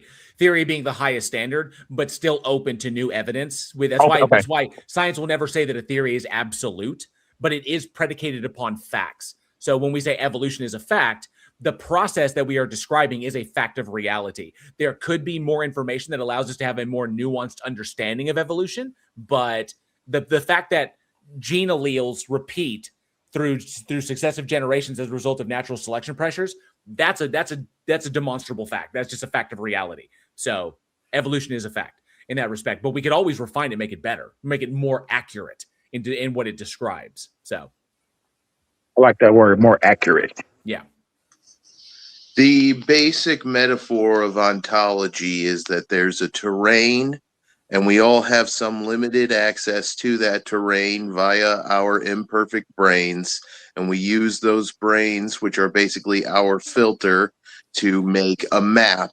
And that map, when it's accurate and you read it correctly, gets you where you want to go. And when the map is a mess and doesn't work, no matter how you read it, you can't get anywhere reliably. And so map and territory. Yep. Yeah. So that's the basic metaphor, right? So the terrain is the data. The terrain is this rock exists, and I did radiometric techniques on it and discerned it has this certain amount of age, or it has this certain amount of decay, and so you can interpret that as, an impartial person. Oh, it decayed over the course of time, over a uniformitarian course of time that was billions of years, according to my calculations. Or you can be like a scriptural literalist who's like, no, the Bible tells me that rock is only 6,000 years old.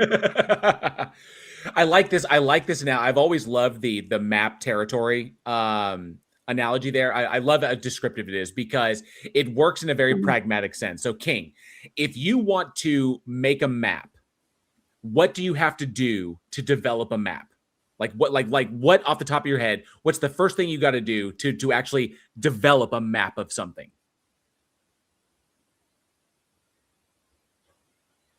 That was for you, King. For me, I was going to survey the land, get the latitude, longitude, all the things you need. You have to explore it, right? Yeah. Mm-hmm. Right. So to develop a map, you have to explore the territory. Individuals who are intellectually honest, which is what science is trying to do, which is what the methodology is intended to do. Although there are some people out there that manipulate it to their own ends, which is bad. But what science is intended to do is to continuously explore the territory in order to further refine the map. Religious people or apologists or theists, typically, they have a map and they interpret the map as being the whole of the territory. It gets them to a certain point. So essentially, a scientist has their map and is continually exploring the territory to make the map more accurate, whereas the theist is holding the map and saying that is all there is. And so they've stopped, which is why I've always said that religion affords people a reason to stop asking questions. It's the death of the acceptance of a God agent is the death of inquiry. Well, because it gives you a reason to stop asking. Well, JL, this is interesting to me. In the little back and forth that I was having with that San Jose person, they said that God was an inference to the best explanation, but then turned around and claimed God as a brute fact. Exactly. How do you square that? If God is a brute fact, then it doesn't have to be an inference to the best explanation. Yeah. So that is obviously this is Earl has sent me a new intro. Very cool. I can't wait to see that. I don't know why. I mean, PSR and IBE, technically the inference to the best explanation, given the evidence we have, the inference from what we have. This goes back to the philosophical argument that I've given on these things. We have the universe. And we can't demonstrate the existence of anything outside of it or beyond it, or like everything we've demonstrated, everything we have access to is within the scope of the universe. Sure, the universe is the thing that exists.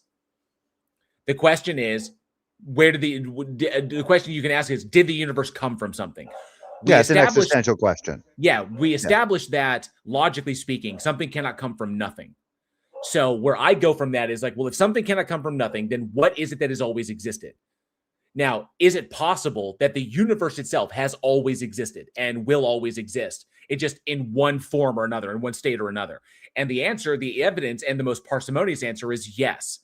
And that the universe exists as what would be described as as brutally contingent, meaning that it exists because it exists because it does, but it doesn't exist for any particular reason.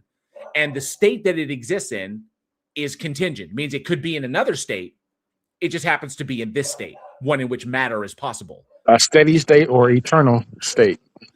So I would say that it has always existed, that it's just our conception, our ability to measure things, given our understanding of time as it's interwoven with space, becomes fundamentally flawed once you get closer to the Big Bang, because our understanding of physics, of classical physics, breaks down at that point where you wind up doing things like dividing by zero and shit like that. So maybe one day we'll figure it out, but there's no reason to think that the Big Bang was the beginning of anything other than observability.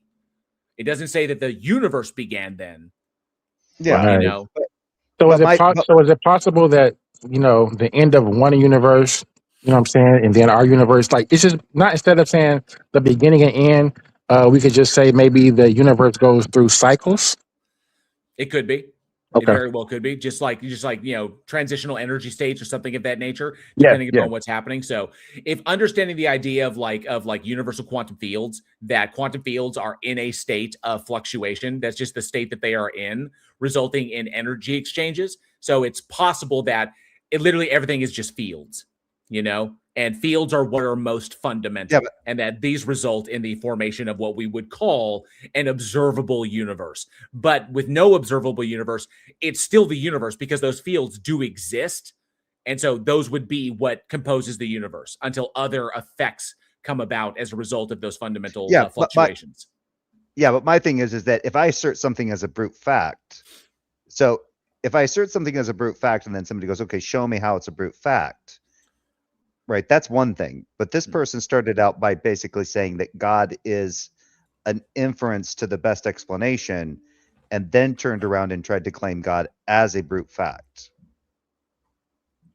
That to me seems contradictory because a brute fact doesn't have to be inferred as the best explanation. Right? Well, your problem is you're expecting a theist God believer to be consistent here. That they'll argue from contradictory positions all the time. Oh, I know that. I that. I just happen to leave y'all to deal with that. Actually, Yeah, so breaking this down, an inference to the best explanation can be considered a brute fact in certain philosophical frameworks, especially if it acts as an epistemic brute fact that serves as a fundamental axiom for knowledge. So if one views the rules of reasoning themselves as having no deeper explanation, the fact that IBE works as a brute self-explanatory fact. Oh, but not the God itself. IBE has another breakdown though, because there's two different virtues that you're trying to juxtapose, which could be, you could basically be fighting between parsimony on one side for best explanation and comprehensiveness. So yeah, that's what he. Yeah, because they brought up parsimony, and they seem to say that like having an infinite regress didn't allow for parsimony, and I disagreed and said, well, in my opinion, infinite regress grants quite a bit of parsimony, right? Yeah, but there's a question. Like I said, the one of the other sides of the coin, because when you say best explanation, see, you're making a value judgment there. That's going to be that's a landmine you're waiting to walk on. Because that's where it was their position. Terrible standards are allowed to enter the table. Sure. So at which point they may, for instance, try to say, well, this explains more elements. It may be more complex, but my quote unquote multi-layered magic explanation explains more, quantitative number of things. At the same time as you're right, that is a comprehensive pile of bullshit. But why am I taking all that extra load because of it? So this is where I just asked them how they got the inference. How are you getting the inference? I have a question. It doesn't have to be inference directly. What's up, I have King? a question. When you're referring to inference of the best explanation IBE, is that just basically choosing the best hypothesis that would give the best account? That's supposed to be what the term means, but like I said, that's a value statement about what you consider best. And because is it subjective? Because at that particular point, if they're going to try to point to the inference, God is the best inference to the best explanation based on the contingency of like the universe being whatever it is. I could turn around and use the rainbow-colored unicorn that shits gold bricks in my backyard, and we're stuck at an impasse because therefore it's subjective. Because depending on how we're coming to this inference, or this best inference or the best explanation, what examples do I have and what examples do they have? The big issue is it's called abductive. It's a form of abductive reasoning. Yeah. And so in abduction, you're working backwards. We're from the observation to a likely cause. Yeah. And so the problem there is that is interpreting, because if you are making an observation and then there are certain assumptions that you're making about like the nature of that observation, then what constitutes the best hypothesis for you or the best explanation could be skewed off by certain other things that you haven't yet demonstrated to be the case. So the abductive works to a degree, but it's not great. I would say that it's prone to it can be prone to extreme bias, which is why Andrew brought up the best right in there is a landmine. Yeah, it seems very subjective because the word "best," right? It's very subjective. But so what is the best referring to? That which maps to reality and can be demonstrated to be the case, or that which validates what your intuitions are. So, right. Or also be willing to compromise on each side. Like I said, you could be compromising parsimony on one side for an attempt at completeness on the other. Right. And that's like a battle of virtues.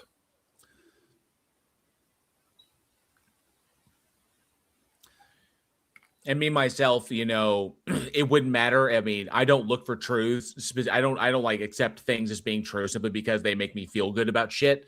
My feelings about these things are completely and utterly irrelevant, which is why they don't factor into my methodology. So it is entirely possible that the universe is a brute fact. It exists because I would say as a kind of like an axiom, something must exist. I think it's self-evident that something must exist. And I say that because there is something must exist, because something cannot come from nothing. So I would say that because existence itself is necessary, the question then is, what is existence? What is the thing that exists? And I say it's the universe. And we have no justification to go beyond that because we have no evidence to indicate that there is anything beyond that, which is why I stop at the universe until someone, purportedly a theist, can present evidence that would warrant going beyond that, other than their fifis.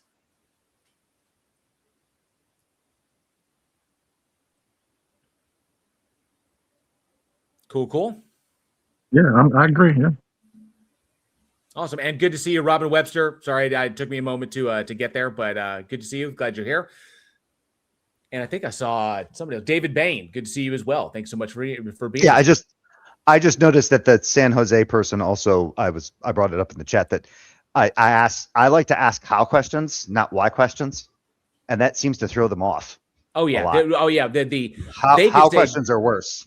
They want to go with the why as like the intentionality instead of like the how a thing takes place, which they don't. Well, it just seems to be like fine tuning or the contingency argument. And it's like, yeah, how? And they go, how is God? How is the universe contingent on God? How did God do things and fine tune things in such a way, that kind of thing? And they got to go, oh wait, they're not asking me whys anymore. They're asking. I did this with Tangelo all the time. It'd freak him the fuck out because he'd always give me the why, and I'm like, I'm asking you hows. Do you not know the difference between a why and a how? Yeah. And he'd run away. I think the why is more theology and philosophy. I think the how is more scientific, methodological naturalism. Well, whys are used in science, but whys normally go to a causation. How goes to a methodology. Yeah. Yes. So I like to know. I ask them the how, as in like, okay, how did this work? Explain the process. Explain how you went from you look at the universe and then how you got to a God being the thing that's necessary for the universe. How'd you do that? That's the mechanism. And it's crazy. I just had a debate about this. About the name of the debate was, is there a such thing as African science? Right. I said that my stance was that science is universal, and it's a collective, cumulative of from all natural laws don't have borders or water boils at 100 degrees Celsius no matter what geographical location you're at. You know what I'm saying? So in that debate, Water boils differently at certain elevations. True. But just like yeah, so basically they were trying to look like through the cultural lens, basically like sort of an ethnoscience type of a thing. So whereas I brought up two things, I brought up the Shango bone and I brought up the wolf bone, which basically just showed that the wolf bone was like 33,000 BC in Russia, and the Shango bone was like 24,000 in Africa. They both were tally marks. You know what I'm saying? So it showed universal logic. You know what I'm saying? We're all going to come to the same conclusions as humans. We both got 10 fingers. We're going to count them. We're going to do this. It doesn't have anything to do with race or geography. We talked about the peer. Well, I brought it up to say this because the brothers, the person I was debating, they were making the argument that the ancient Egyptians had science. And I said no, they didn't have science. They had technology and they had engineering, which is basically our precursors, but at that point in period of time, it's not science. What do you think about that as far as the almost anachronistic fallacy of applying the term science into that time period where it doesn't apply? Well, the science that we know of today, I think, was derived from naturalistic or natural philosophy, but a lot of the same stuff that natural philosophy got its stuff from was from stuff from a long time ago. So like engineering, mathematics, stuff that, ancient cultures had done.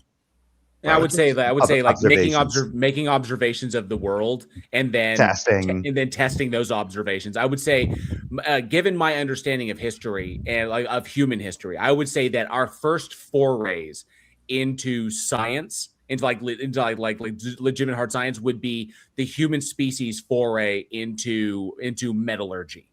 Was when we started we recognized that we observed that there were things in the ground that we could use, apart from like picking up a rock and smashing someone in the head. But these could be we could fashion these things into other stuff. And so this goes back to like the Neolithic, you know, when we started saying like we're making observations of reality. What do we have access to? We have access to like things. So you could even go further, like the development of fire could be something like that. So we make an observation of lightning striking something and it's setting on fire, and then we say, oh, it's hot, and then we start experimenting with producing heat. Well, there's also early pharmacology where we had objective ways of looking at, certain plants. If I give somebody this particular plant and they croak, well, wait a minute. It sound like y'all. That's trial and error. See, it sounds like y'all agreeing with them, but I gave pushback because even with the metallurgy, I argued that they shaped the furnace into the shape of a woman's body. It was supposed to be represent the womb of a woman. They performed rituals. The practitioner wasn't allowed to wasn't allowed to have sex because they such and such.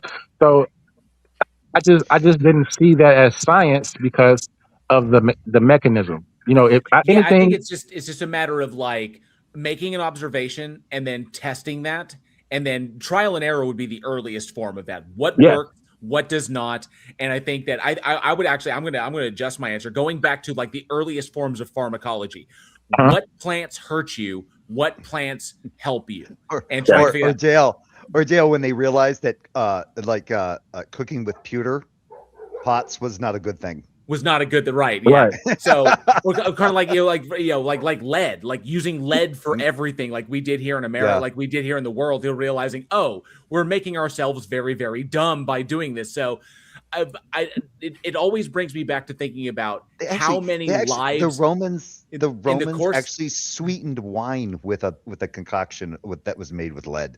And it reminds. I always go back and think of like science is an amazing thing and has afforded us many great advancements. But in the history of science, going all the way back to our earliest days when we were making observations, testing those observations to determine what was true, how many lives were lost in order to get to the conclusions that we currently take for granted? Like how many humans were invariably unintentionally sacrificed to get to the point. I call it the lemming principle. It's like we keep throwing shit against the wall. It's like, well, that doesn't work. That they're dead. Oh, that one lived.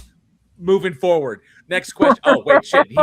That person died. Okay. Operating with the first truth. Let's see what survives the next truth. So. It's kind of like I watched that one movie. It was a movie that they did about Madame Curie and her husband. And the stuff that they were fucking with when they discovered what did they discover? Uranium, plutonium? Plutonium, I think. Yeah.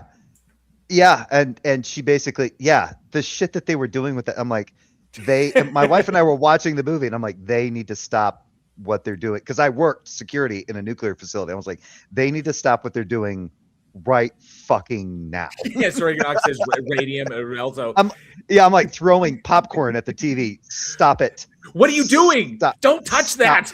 Stop what you this is some neat stuff that we dug out of the ground. Don't fucking touch it. It's kind of like, don't stick your head in the demon core. Don't do it. Oh, did you? But I dropped my screwdriver.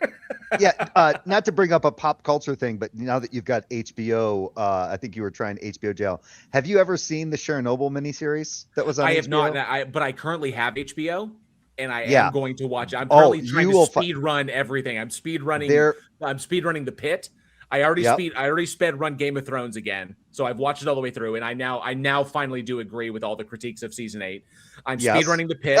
I'm going to speed run Rick and Morty now that I have full access to it, and I got to do. There's a bunch of shit that I have to watch that I've never watched. Yeah, like I said, I gave you Generation Kill, but before you watch Generation Kill, this one's shorter because I think it's only 4 or 5. I think that one's only 5 episodes. That miniseries, 4 or 5.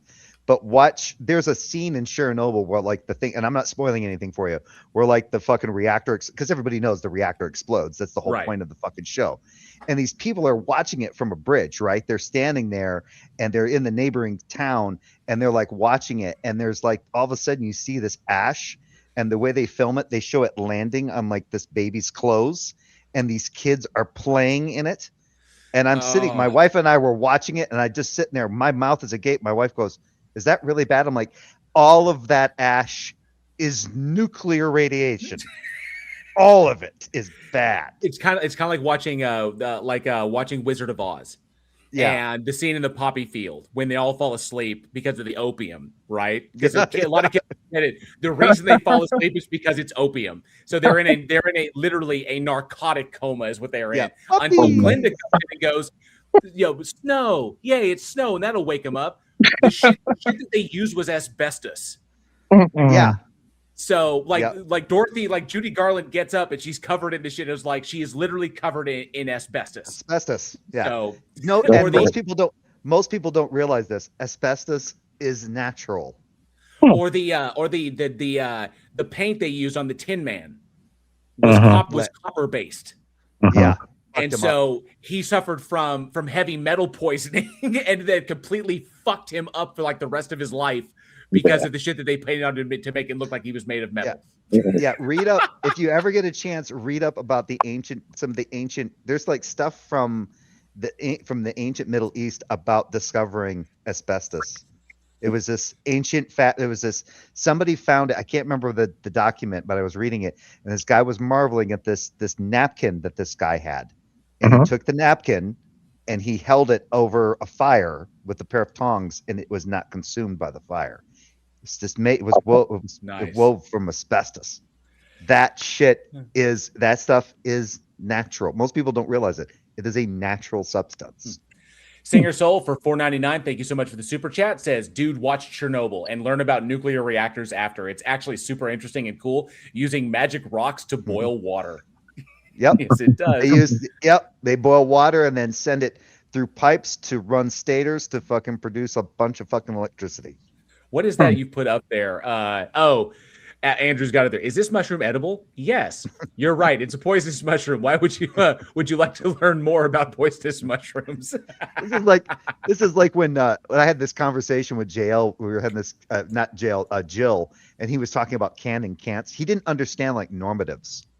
Like he didn't really understand like a normative. He didn't understand like a can't versus, you are capable of doing that. He goes, no, you shouldn't do that. I'm like, that doesn't mean you can't do it. He did not understand the difference between something being incapable of being done versus you ought not do it, right? These kind of prescriptive things or these normative things, and it was hilarious. It was between him and my friend Nicola. Nicola's getting a fucking kick out of it. He goes, "You really do not understand these normatives very well, do you, man?" He's like, "I don't understand what you're talking about." No, I can't break my arm. He goes, "Yes, you can. You can break your arm right now. If you put your mind to it, you can break your arm." Oh yeah. And I wanted to miss this. So I did have somebody ask a question. John O'Neill, thank you so much for being here. I don't know if you're still in the chat. It took me a second. Can a person be happy without trying to explain existence? Obvious answer, I think, is yes. It just depends upon what them identifying the things that make them happy and how much importance they give to various concepts. I first like to ask, what does existence even mean? Right. Yeah. And is it a predicate? Is it? And Eternal Tunes is here in the chat. Says Christianity is wonderful. It's not, and I can explain why it is not. So if you would like to defend that claim, you're more than welcome to come up on stage. We're always happy to have these conversations. Christianity, Christianity it had its time in the sun. Come on. I can tell you this. I can tell you this, Eternal Tunes, if you're still in the chat. I don't know if you are. There are concepts within Christianity, as espoused by the character of Jesus in the book, that I do agree with, as far as like, you know, rules to kind of govern intersocial behavior. Okay. But those concepts did not arise in Christianity. The character of Jesus was not like this profound, mind-blowing, you know, philosopher that suddenly like cracked open, you know, a new field. Yeah, we saw. There's Chinese. There's Chinese stuff that did the same lot of history, a lot of theists forget, or they don't know about the history of the area before the character of Christ started running around forming his cult and shit like that. Centuries before the character of Jesus was ever walking around, this really interesting guy named Alexander tore through that entire area and completely subjugated it on his way to India. Okay. Jail, there's a really good line from I don't know how to pronounce his username, but he wrote in quotes, "Some parts aren't completely awful if taken out of context." Oh, spam. Yeah. So when Alexander was coursing through the Middle East, okay, it wasn't just Alexander and his army coursing through the Middle East and then leaving nothing in their wake. Civilization followed behind him. It wasn't like they're just like conquering city to city and then just leaving it in the dust. That's not what happened. He was establishing civilization. He was establishing garrisons. He was establishing villages, trade routes, everything in his wake. There were people that followed. Amongst the people that followed him were philosophers. Many of the ideas that were espoused in things like the Sermon on the Mount are Hellenistic ideas that had been around for centuries, that the character of Jesus just repackaged for a Jewish audience, which was not that hard. The entire area of Judea, and to hear some Jews talk about it, was infected with Hellenistic thought. And that Hellenistic thought is what gave rise to Christianity. Okay, which is why there are some like factions of Jews that really reject Hellenism, because Hellenism is what gave rise to some of the concepts in Christianity. Because Hellenistic philosophers and Hellenistic thought followed in Alexander's wake. It incorporated into the surrounding area, and people adopted it into their, because it's a different mode of reasoning or reasoning about things. Infused, I would say infused. Okay. So it came in and dispersed throughout the region. Some people would hear these things and reject them. Some people would hear them and be like, oh, wow, that's a good idea. But they proliferated throughout the entire region. And you could largely blame Alexander for why Christianity inevitably in the future became a thing, because he brought a new way of thinking to an ancient area. So don't think Jesus, thank one of the greatest conquerors who ever walked the earth. Interesting. I like to thank Marcion for my opinion for the Christian text. I don't know. Not a Marcionite. Oh, you heretic. Actually, you don't even have to think. Don't thank Alexander. Thank Philip of Macedon for being such an absolute douchebag to his son that he inspired him to go and do what his dad never did, and that was conquer the entire East. So you can thank Philip. But then again, you could probably go even further than that and thank those individuals who made Philip who he was, because Philip was an absolute dick.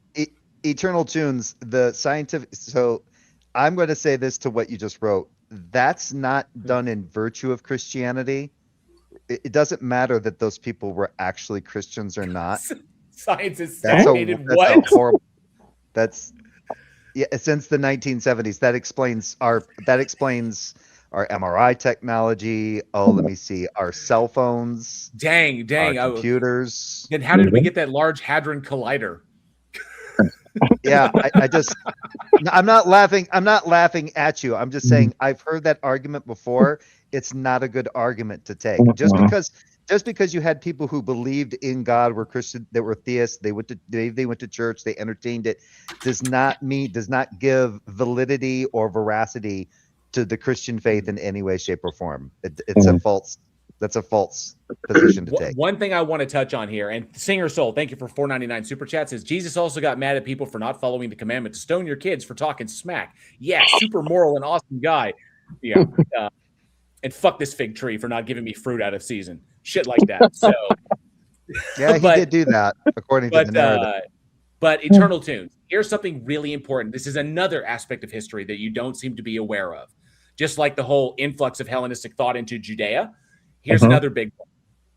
Early on, okay, when religion, when religious groups like Christianity or Catholicism had the most power, one of the ways that they wanted to further establish that power was by patroning scientific progress. Because the stance at the time was, this is like prior to the Enlightenment and shit. The stance at the time of the church was that by patroning and giving money and supplies to scientists, their discoveries would enable the layman, the common man, to have a better understanding of God's relationship to mankind and God's relationship to the universe.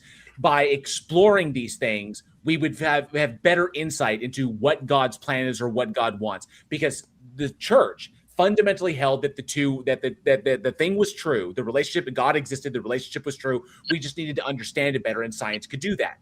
What they didn't count on was science doing the exact opposite of that.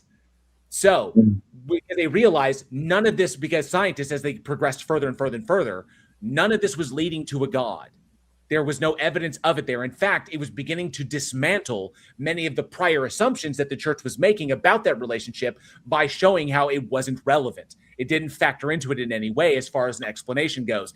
And it began to divide people away from it, which is why you see the sudden abrupt turn, the U-turn, the about face that the church did with science when it started then trying to diminish science or to stymie it, to shut it down. Scientists who came up with revolutionary ideas, with the revolutionary discoveries that challenged the narrative, were then ostracized, imprisoned, or outright killed. So the church started out like, yeah, let's do science. Let's put all this money into it so we can better understand God. Oh shit, it's not doing that. Crap, shut it down. Start putting him in jail and shit. I give you Galileo.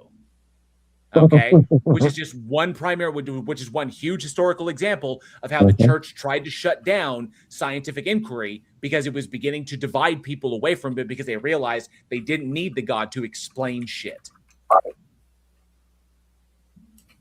And it doesn't matter. Newton drank mercury and believed in alchemy.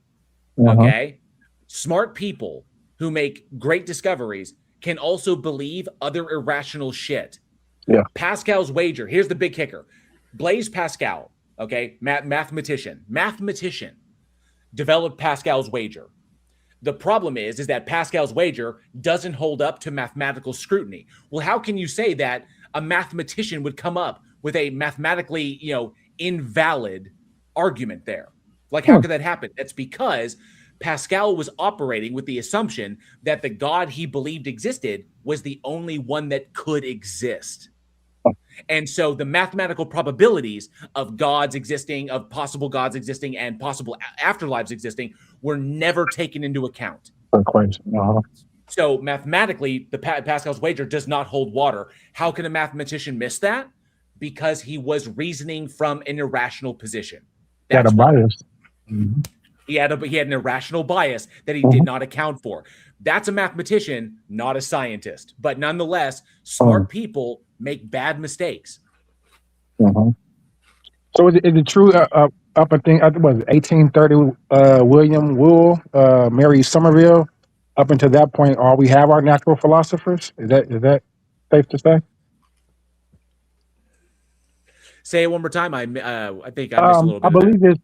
I believe we don't have the term scientist until William, I believe his name, I won't mispronounce his last name, William Woolwell, and he's critiquing Mary Somerville's paper. He deems her. He didn't want to call her a man of science, so he deems her a scientist. So is it true that up until that point, basically everybody was natural philosophers? Newton and everybody else before her were actually just natural philosophers. Yeah, you're right. You're right. Coined in 1833, published in 34 by polymath and historian of science William Whewell. It was created as a gender-neutral English language equivalent to terms like natural philosopher or cultivators of science. Yes. And to represent people studying the physical world. Right. Okay. So Eternal Tunes, this is getting into precept. The link to join the stage is literally pinned in the chat. You can come up on stage and we can break this down. All right. Because you're coming at, so the earth is intelligible and knowable because there are agents that exist that are products of the system. Okay, when you talk about intelligibility, intelligibility is just the ability for a thing to be understood. There are agents, we are agents that are products of the system that to a degree, but then again, all biological organisms within the system are able to understand the reality they exist in to a degree. Okay? They understand like don't walk off a cliff. Shit like that. Or like don't eat that. Eat this over here. Okay? To a degree, there is intelligibility across organisms that have minds that are able to interact with reality. Okay? So you're talking about intelligibility in a metaphysical context that you can't demonstrate is actually the case. Intelligibility is just the ability for things to be understood. That's all it is. There are agents. If there were no biological organisms on this planet, there'd be nothing here to understand shit. So this is like touching into precept. Singer Soul for $4.99 says, smart people aren't immune from wishful thinking and buying into unfalsifiable concepts that serve their feelings. Agreed. There was another guy. There was another scientist. Why have I spaced on his name? Because this one dude, he was blacklisted from science. Let me see here.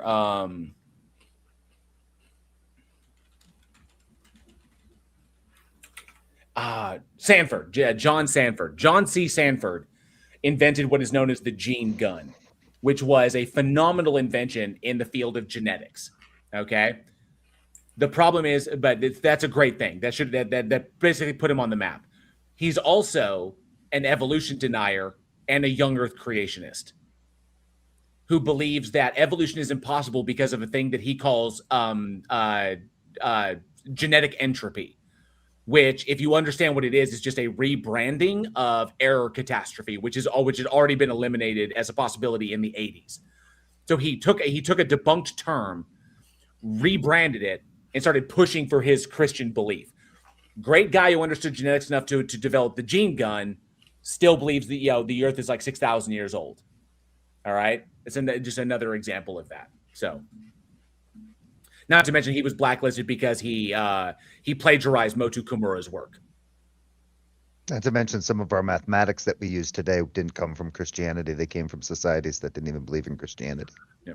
Remember, Islam is what brought us zero. That world. There were people long before Christians who thought that understanding the world is somewhat knowable and intelligible. Yeah, it's intelligent. It's exactly what we would expect. I don't put this much weight in intelligibility. The environment we live in is intelligible by us because we are organisms that exist and are products of it. Okay, we survive in it because we're able to understand it. That's why. And let's not forget, Christianity is just progressive Judaism. I'm sorry. True. Robin Webster. It's progressive Judaism. For $2, thank you so much. Says we did far more than entertain it in Kentucky. LOL.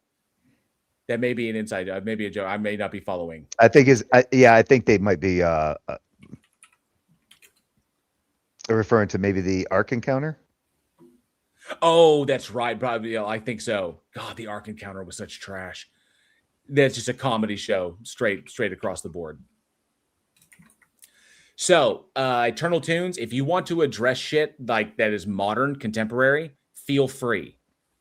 Okay? Like, Come and bring your evidence. If you believe Why that are God you- exists, Ancient skeptics and modern skeptics believe very similar. Which modern skeptics? Now that you're trying to appeal to like a consensus, give the modern skeptics that believe this. no Newtons or Faradays. Do you have any idea the scientific advancements that are being made today? The enormous ones. Are you kidding me? You realize, right? I think that right now the Large Hadron Collider is shut down because we developed a new way for it to do something even better, but we have to set it up. And then once we fire it back up again, that it's going to elicit even better information than we got before. So new advancements are being made all the time. Okay. That's what science does. It builds on itself, Eternal. All based on previous tech. It builds on itself. What previous tech? So Christianity built on what previous tech? Well, it's a kleptotheology based off of Judaism, but basically they really didn't understand it in the first place because they're working off of translated texts. So that's take it easy, Robin. Or if you're leaving, just because it's discovered by theists doesn't give veracity to the theist positions. Oh, here we go. McG Chicago. I'll just call you Chi-Town. Says, who is this Jay Patrick trying to put down our Christian tradition? Such nonsense he speaks. Of course, there's truth to this religion. It's already been brought in, bro. So, Chi-Town, come on up. Click the link. Join us on stage. I love that. I love the fact that there's a bunch of keyboard warriors in the chat. The question is, do you have the courage of your convictions? Because if you don't, well, First Peter 3:15. I'll be your Huckleberry and be a keyboard warrior all day. I'm your Huckleberry.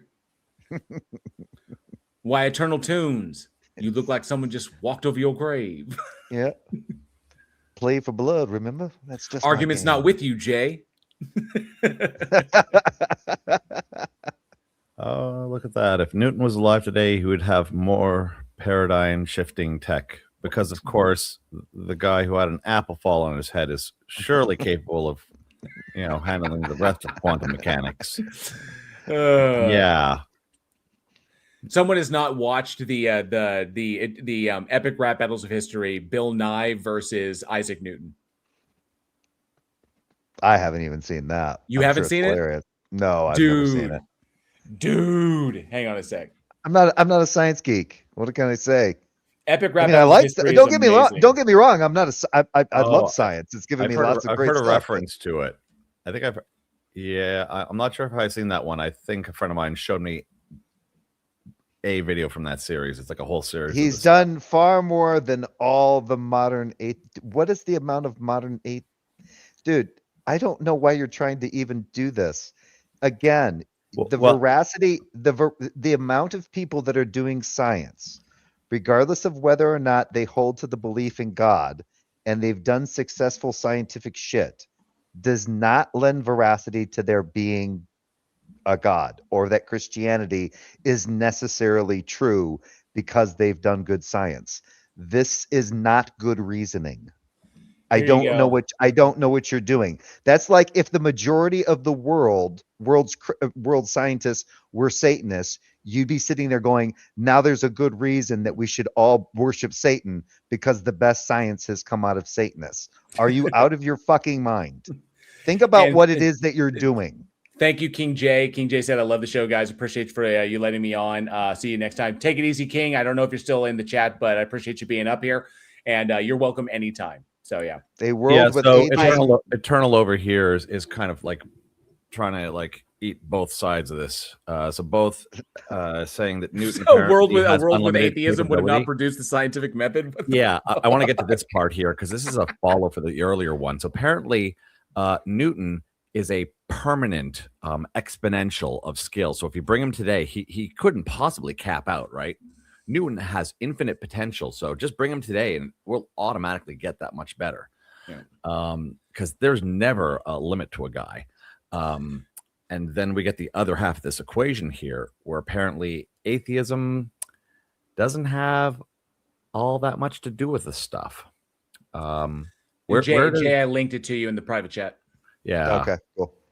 Yeah, that claim of atheism producing scientific method, people produce scientific doesn't- methods. dude, Mere fact it they do doesn't- other stuff on Sundays and is beside the point. it still doesn't matter. Imagine, just think about it in this context. If you just put it in this logical way in your head, if all of the greatest scientific advances were done by Satanists, would you therefore think that Satanism is the best way to go? This is the worst kind of fucking logic you can apply to whatever it is that you're arguing right now. It's fucking ridiculous. Yeah, What, Skywork says if I- Newton didn't grow up in a vacuum either and drew on prior thinking. Just like, Newton's ideas led to other ideas beyond him as well. So Newton was also a horrible person. He kind of was. Newton was a horrible. Jay, if you watch, you got to watch the. I can't play it because it will get the stream taken down. But when you got to watch the Bill Nye versus Sir Isaac Newton epic rap battle. I linked it to you so you can watch that. I'm looking at it right now. Who's this Weird Al Yankovic looking motherfucker? It is him.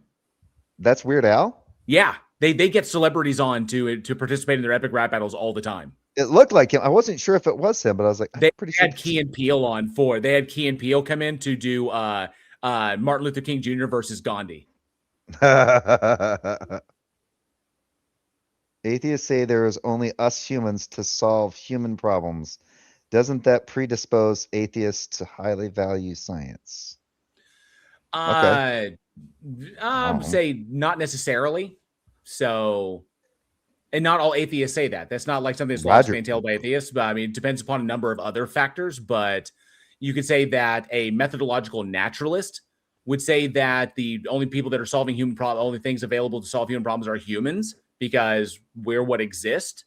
So it depends upon a number of philosophical positions that are not logically entailed simply by being an atheist. You also have to ask yourself what's meant by human problems. What do you? I want to know. I want to know if the really cool rinseless car wash that I used to clean my car was developed by a Christian, because I'll believe in God because the rinseless car wash works like the schniz. I want to know if the alien tentacle I used to peg myself was developed by a Christian, because man, does it hit the spot. All 8 of them.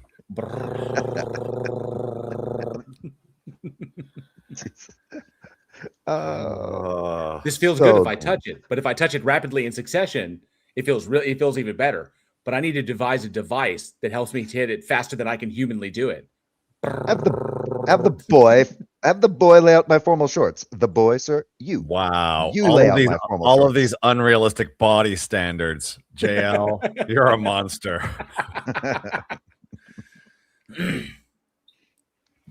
So, unfortunately, none of the believers in the chat are coming up on stage. So, just to kind of challenge these things. Yeah, just I just say have the courage of your convictions. If you believe a God exists, we want to know why, and we want to know whatever arguments or evidence you have to present for it. So, but we're coming up on the 6-hour mark. I think we're in a good spot. If we don't get another person up on stage to talk to us, I'm thinking about calling it here. So, because I think a 6-hour stream is pretty solid. But I'm hoping someone will. I hope we get at least one more. That would be great.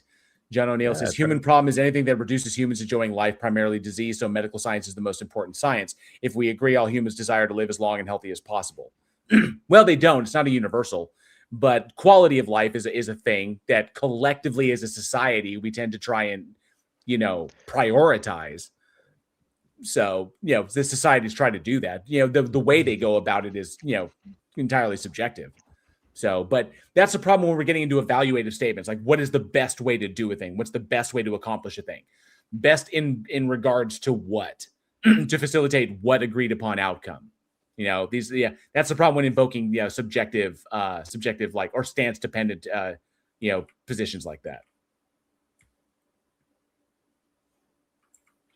Because I would argue that agriculture, that the development of agriculture led us to be a sedentary species, which is advantageous for us in some respects, but disadvantageous in other respects.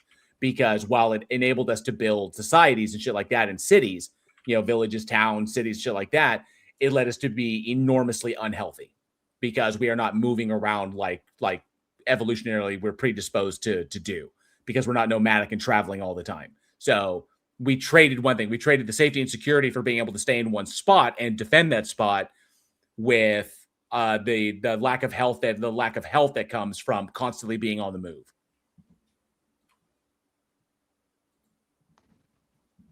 So which one was better? I don't know. When we get done here, I'm going to turn on my 4K copy of Fight Club. Oh, nice. Very cool. Got the steel book. I still can't think of anything. Oh, flashback humor. Any last words to mark the occasion? Or anything to say to mark the occasion? What was that? I still can't think of anything. As I sat there in Bob's big tits.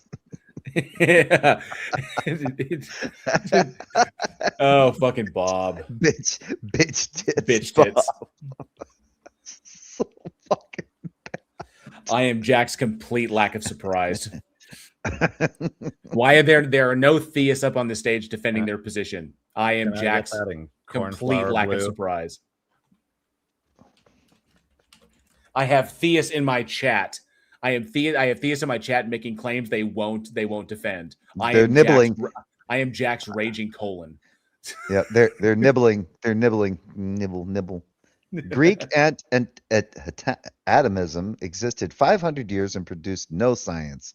It took Christian metaphysics, a rational logos, ordered cosmos, intelligible and reason made in God's image, to birth Newton and Boyle.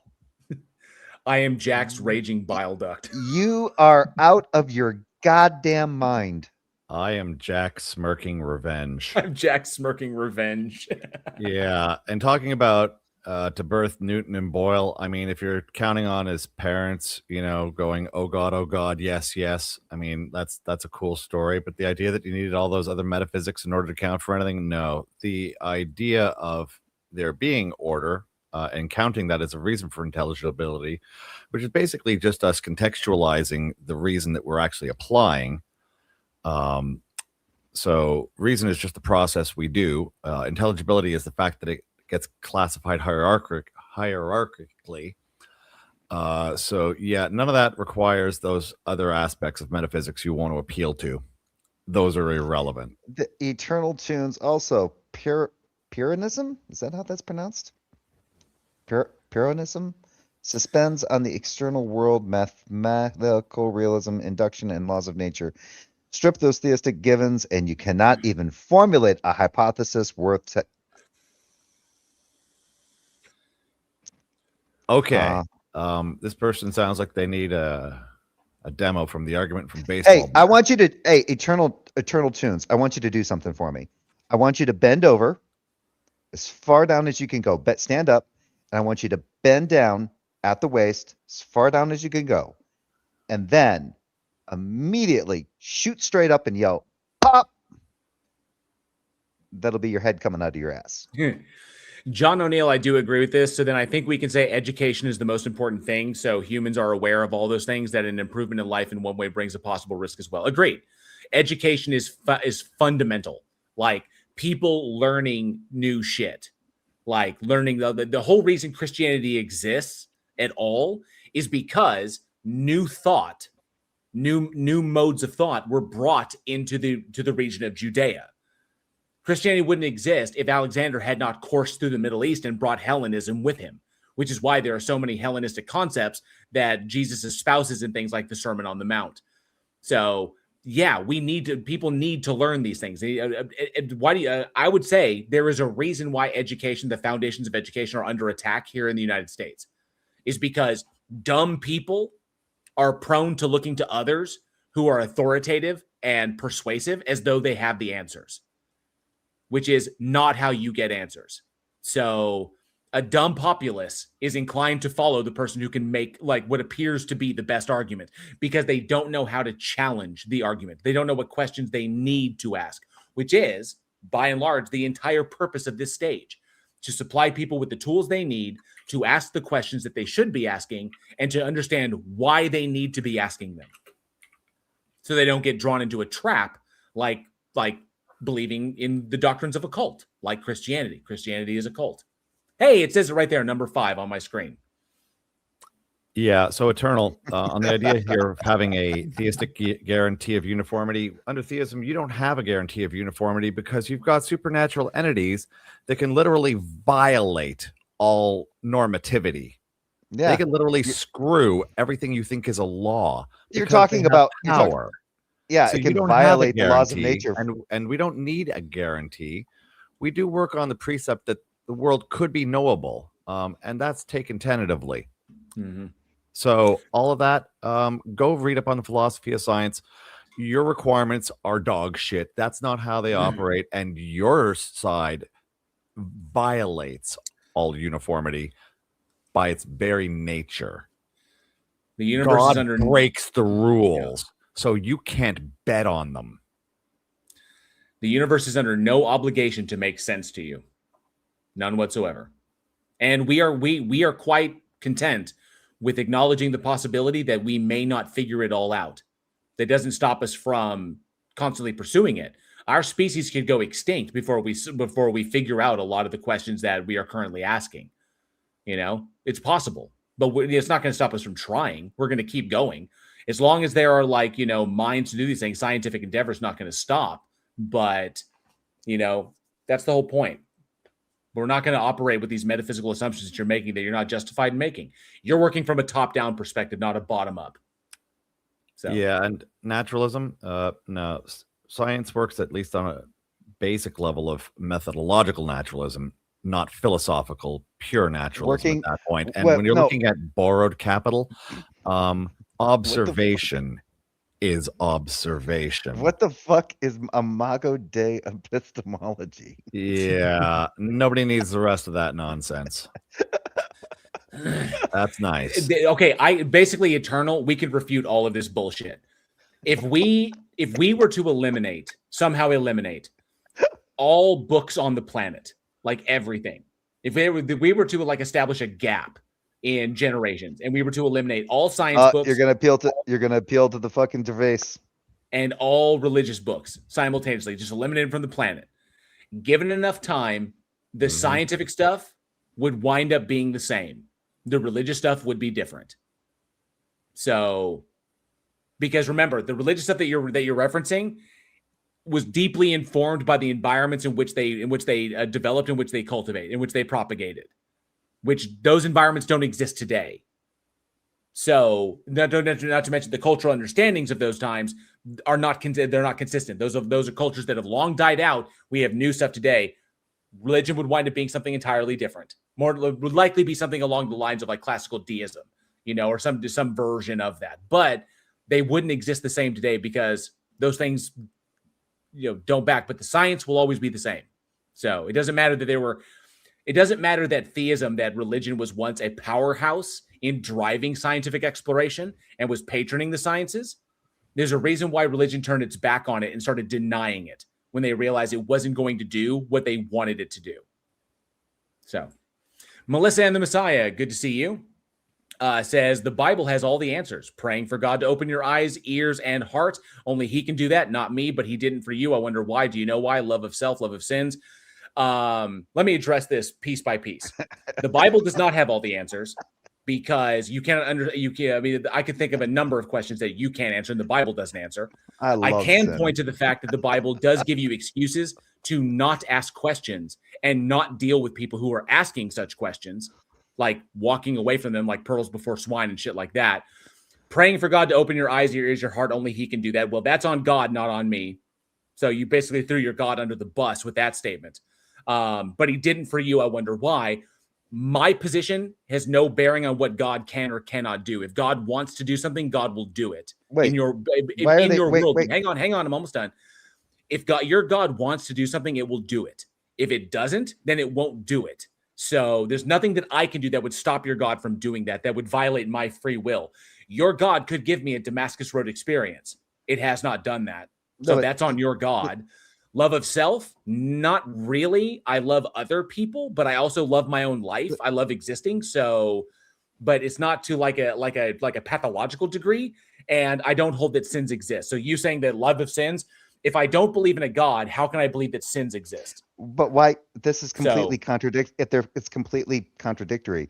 Praying for God to open your eyes, ears, and hearts, only He can do that, not me. But He didn't for you. I wonder why. You answered your question at the very beginning because you said God can only open your eyes, ears, and heart.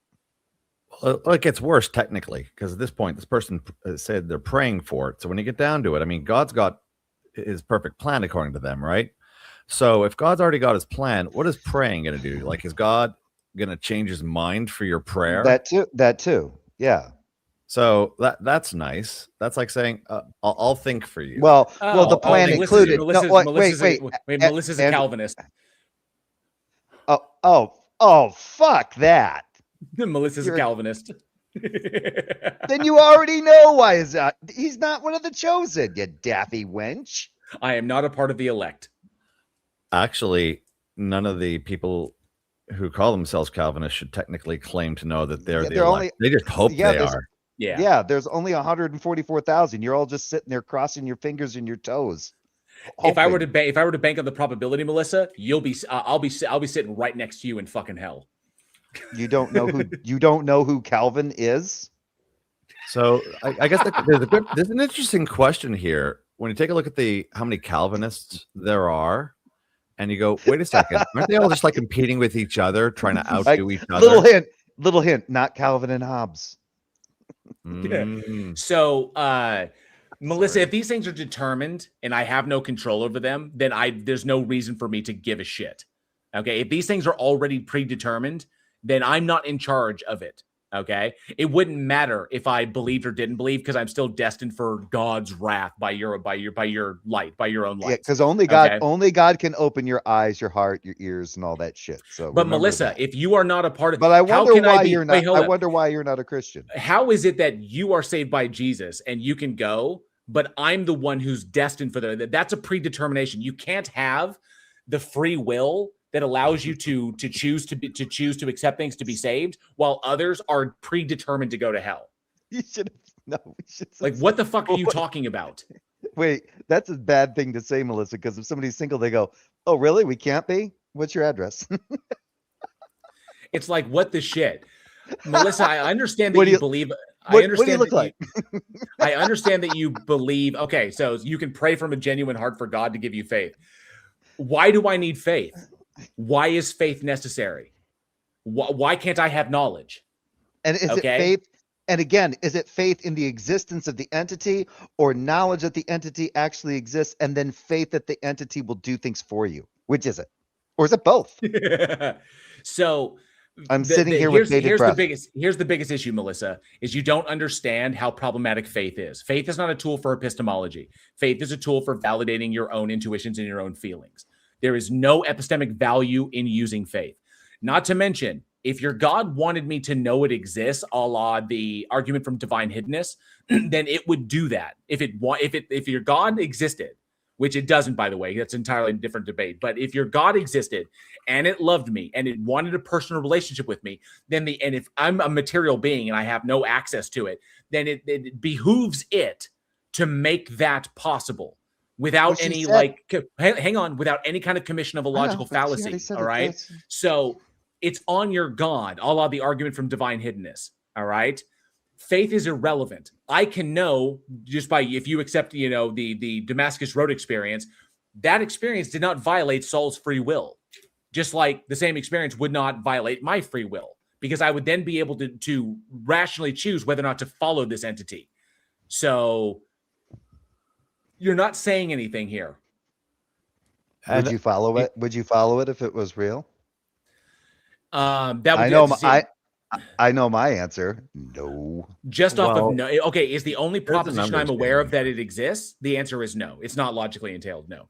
The numbers game here is just really telling, though, with the idea of like only 144,000 making it in, with there currently being between 70 and 100 million actual like living Calvinists, realizing how many of them are competing with each other. It's like, should Melissa even think they've got a chance of making it? Like, where are you on the cut?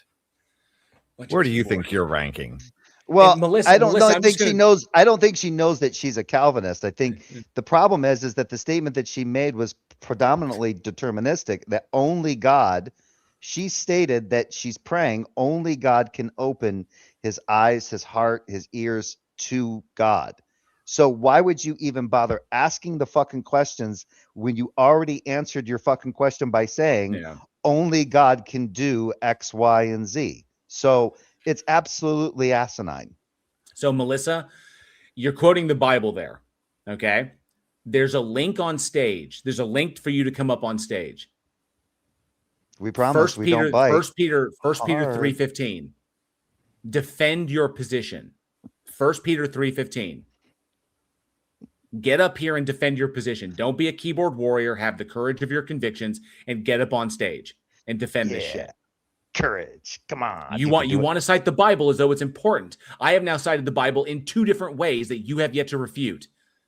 Okay? The Damascus Road experience in the book of Acts and 1 Peter 3:15. Bring it on. I want to hear your rebuttal. I want to hear your rebuttal of the argument from divine. Make him earn his money.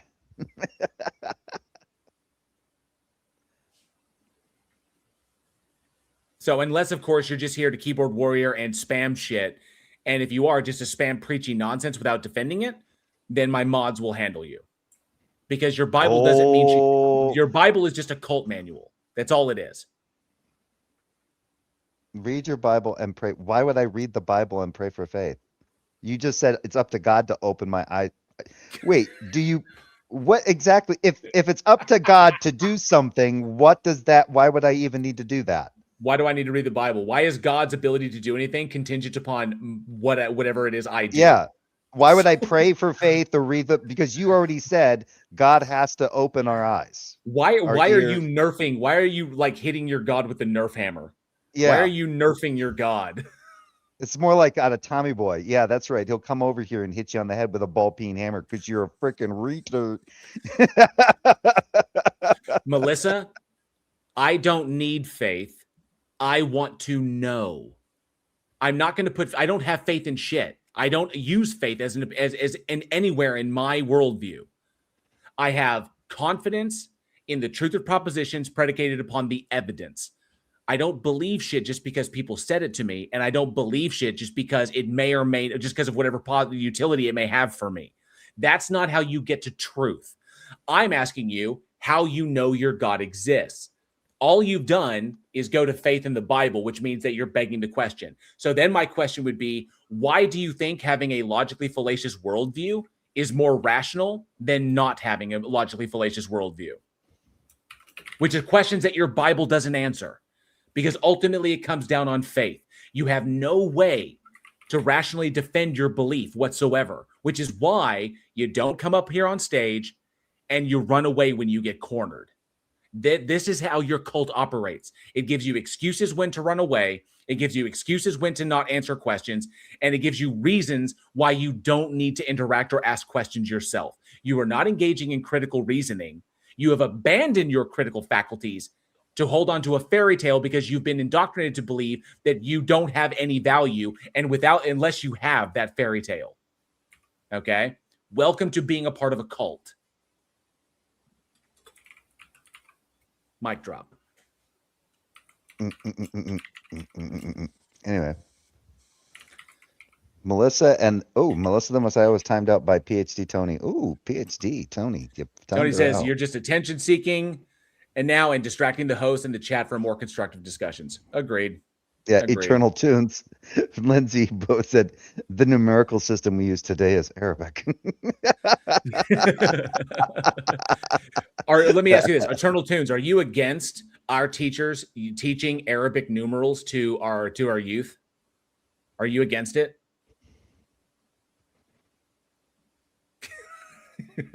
God, they just They just keep spamming shit. Yeah. Atheists did not build the institutions of inquiry. Okay, if an atheist goes, "What's God?" How is that not an inquiry? Robin Webster, fucking apes. Monkey want understanding. Arr, arr, arr. Me like banana. Me stick thumb up butt. Ooh, Me banana not fit hand perfectly. Therefore, God. What the fuck? Oh yeah. Yeah. Yeah, that guy. Look at how it's made. It's so smooth and yeah. What? Don't you dare do it. Don't do it. Don't do it. Don't you dare. Arabs were theists. I like spam. Says I've already answered his theists make best science bullshit. hey, Eternal Tunes. So were the Norse. Ooh, Eternal Tunes. No, they weren't. Not all of the greatest philosophers were theists. They were not. There were atheist philosophers as well, going all the way back to ancient Greece. So no, you are wrong on that one.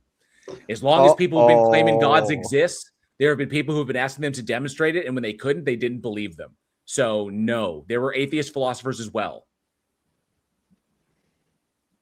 Try again. Learn your history.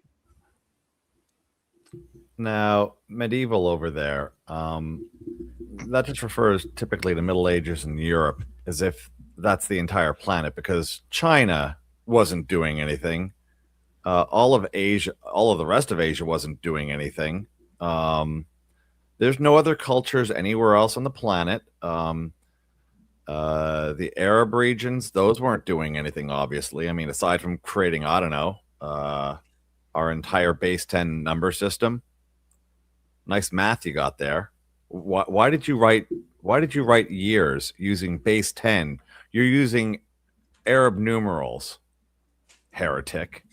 This is really, really easy. So I can do this. Going all the way back to Diagoras of Melos, which is 5th century BCE, argued as being the first atheist, famously criticized religion and mysticism. Strato of Lampascus, Theodorus the atheist, was a Cyreniac philosopher who denied the existence of gods. Lucretius, pre-Socratic Ionians, so on and so forth. And you've got Jerome Lalande, you got Baron de Holbach, you've got Al-Ma'ari, Ibn al-Rawandi. So all of these were like proponents of non-theistic natural explanation for the universe, so on and so forth. And you said that, and Eternal, you said that, where is it at? China did not progress like Christendom. Who came up with paper first, you moron? How about gunpowder? Holy shit. The advancements and the scientific advancements that China made far supersede anything by Western civilization.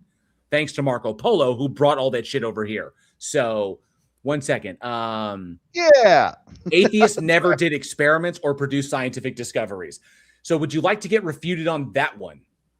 Key early contributions included Georges Louis Leclerc, Comte du Buffon, developing theories of geological time and species modification. Later scientists like Richard Feynman, stuff like that. So yes, throughout history, non-believers have done experiments, because you don't have to be a believer to do an experiment, because being a believer is not a necessary precursor for asking questions about how things work or why things happen the way they do. But that just takes curiosity. Without God. Now, you wouldn't have that without God. Now we need to pull the Pascal's wager problem here, because see, now they're arguing against atheism. Meanwhile, apparently every other kind of belief system that isn't compatible with theirs also did plenty. So I guess, I mean, how about all of the Hindus out there that have come up with all sorts of great scientific discoveries? How about the Buddhists? Because they have no gods whatsoever. That's a no god scenario. I just like all. How many Buddhists are there in this planet? I just like all those Norse clans that were doing all that inquiry where they're going around raping and burning villages. I'm just thinking, we could knock this down any day of the week. Now, of course, most of those days of the week are named after gods that are not yours. So I mean, there's that. Can I make some points here? Dunk away. Yes. It's interesting to me to note that religious institutions backed higher learning until higher learning started producing results that were in contradiction to the religious precepts. And at that point, they started turning into a resistance movement against scientific inquiry. And you can try and escape that, but everybody thought, 400 years ago, everybody thought that the world was 6,000 years old, right? Nobody entertained the fact that the flood wasn't real. Everybody believed that Genesis was an accurate description of the early stages of the earth. And the more science came along and proved that is just bullshit, the more resistant to science religious people got, until now you've got religious people who will deny the efficacy of vaccines. They will deny that the earth is round. They will deny the age that geochronology works. They will deny that you can count layers in ice cores. Just the counterfactual bullshit that issues from religious people. And what we're seeing in America in the moment, he pointed out that this Eternal Tunes guy, that the Arabs and that the Arabic culture and the Chinese culture were at one stage technologically supreme. And that continued until such time as the people in charge used their religious and secular authority to suggest we don't need science anymore. Things are perfect just as they are. Let's stop scientific inquiry. And at that point, those cultures fell behind and are now footnotes in history. And that is exactly what we're seeing happening in the US with the prevalence of religious fundamentalism and the anti-science attitudes that they espouse. So, Eternal Tunes, you are actually part of the problem, and you are part of the forces that are driving the US into international oblivion. You are breaking the US's reputation internationally. You are crippling its ability to keep up with its competitors in technology and science and finance. That's you. That's all on you because you favor religious fundamentalism. Good for you. Now, science didn't proliferate because of religion. It proliferated in spite of religion. Yeah, that's like I think I said that earlier. If you did, I missed it. Yeah, I think better. I think yours was a little more abrupt. I was basically just saying that well, I've been saying it, I've said it multiple times. This kind of irrationality where you seem to think that you can argue for the veracity of a God existing. Now, it doesn't seem like they're saying like the God of Christianity is the way to go or the God of Islam is the way to go. It's just that any people who are theists are necessarily smarter and atheists be dumb because atheists don't do what these theist scientists did. It doesn't matter what the scientists, whether the scientists believed in the right God or not, they seem to, by being theists, have a natural ability to inquire about things, whereas atheists don't inquire about shit. Yeah. That is the most childish fucking reasoning. And they're sitting here throwing all this shit out on the fucking, like, it's like they're chat GPTing shit all over the fucking live, the live chat. And they don't have the reasoning God gave a toad. In fact, I would say that's an insult to a toad. Because I know children that can reason better than that. I think atheists dumb because all people who believe in God have done better things than atheists. You're a fucking idiot. Yeah. Well, count the I have number to of say Buddhists that Earl just made my day. She made me a Krakatoni emoji. So Ooh. there you go. And I need to get one on this channel as soon as we unlock the next emoji. That's going to come with getting more channel members. So hopefully soon. She's going to put it into the background for your.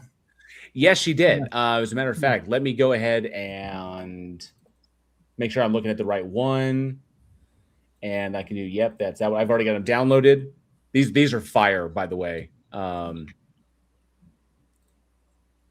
why not? I can just drag and drop. There we go.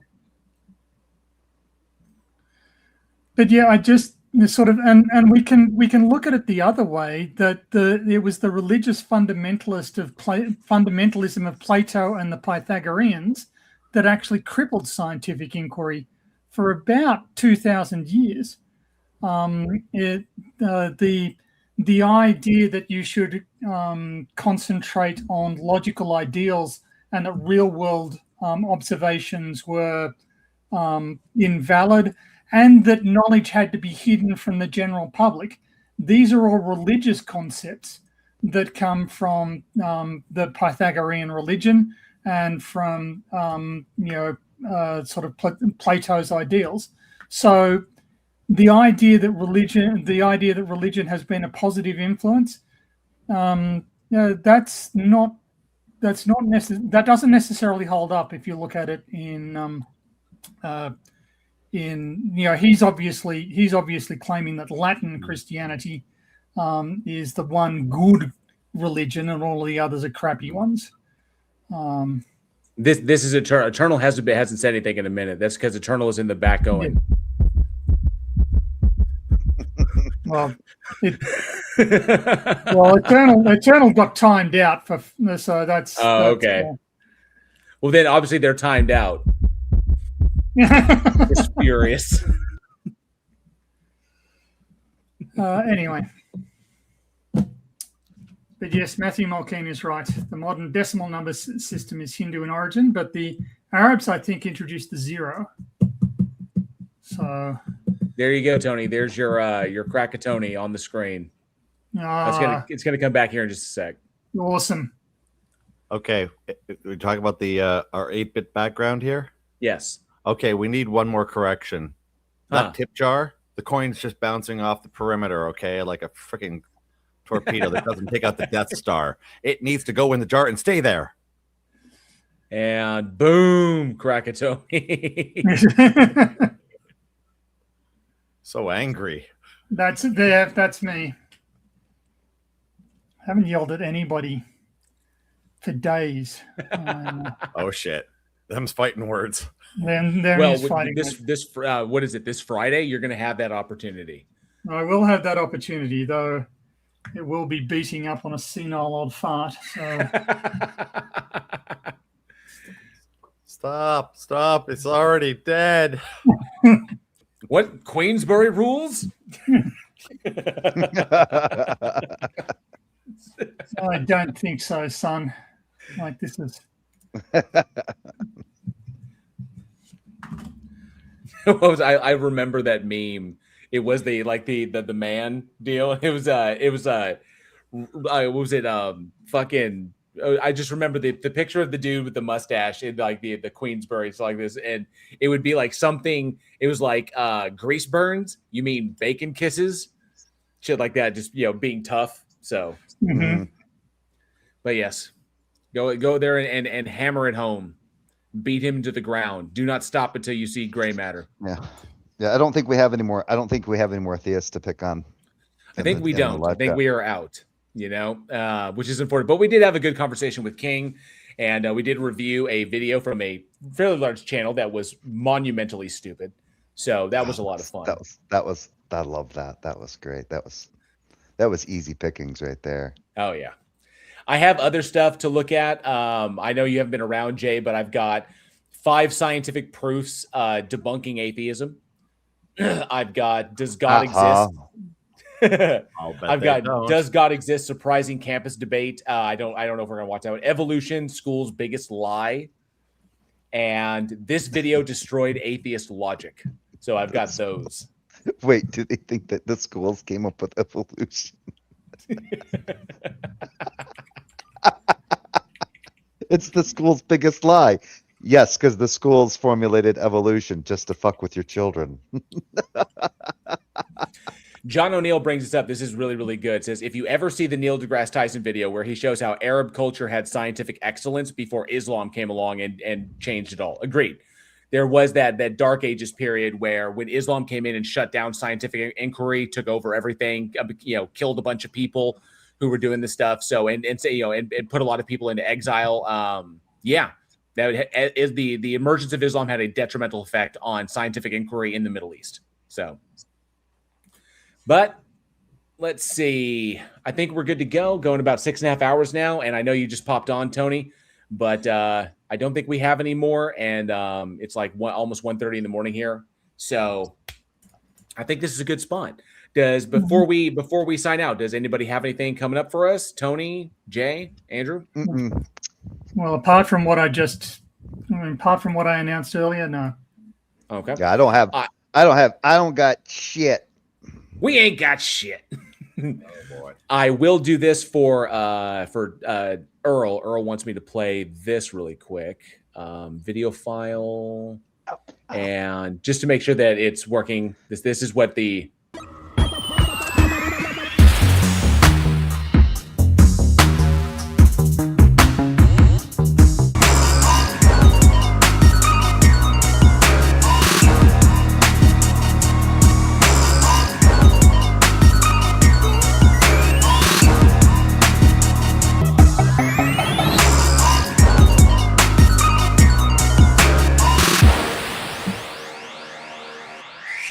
and the ghost takes off. All right. That is I so like cool. it. The I like audience is now deaf. Thank you, Earl. Stay in the It looks jar. amazing. Rough start. Is that my fault? No. It worked just fine. That was perfect, and that will take the place of the new intro on Sundays on the next stream on Sunday's stream. So unless I go earlier than that. So, but I appreciate it, Earl. These things rock. Really, really well done. Really, really good work. So, given that's pretty much it, I think we're in a good spot. So I want to thank everybody for being here. I want to thank everyone for the super chats and the milestone chats. I appreciate those. All that support goes to help, do this channel. Of course, all you channel members out there, thank you for your support as well. I couldn't do this without you. You offering you doing that monthly support helps to make this entire channel run. So I appreciate that. Stay tuned for new content coming out soon. As soon as I get it done, I've got a bunch of shit. The medical stuff is kind of getting in the way, but hopefully I'll get that sorted out. It's nothing too terrible, just trying to fix my back and shit like that. But we'll keep going with the stages because these have been amazing. These really have been. And I appreciate Andrew, Jay, Tony, thank you for being here. And of course, to Austin Sims, who was here earlier. That was I was just leaving it open for anybody, but appreciate it. Bye. Thank you all so much for being here. And until then, I am JL. This is the channel Bridge the Divide. And of course, this has been the Stage of Reason. You're always welcome to come out if you got evidence and argumentation to present. So don't be afraid to click the link. Have the courage of your convictions. We want to hear what you've got to say, what you have to bring to the table. We're here waiting. Where are you at? So thank you all so much. As always, be safe, be excellent to each other. And together, we can bridge the divide. See y'all. Say bye, everybody. Bye. Bye, everybody.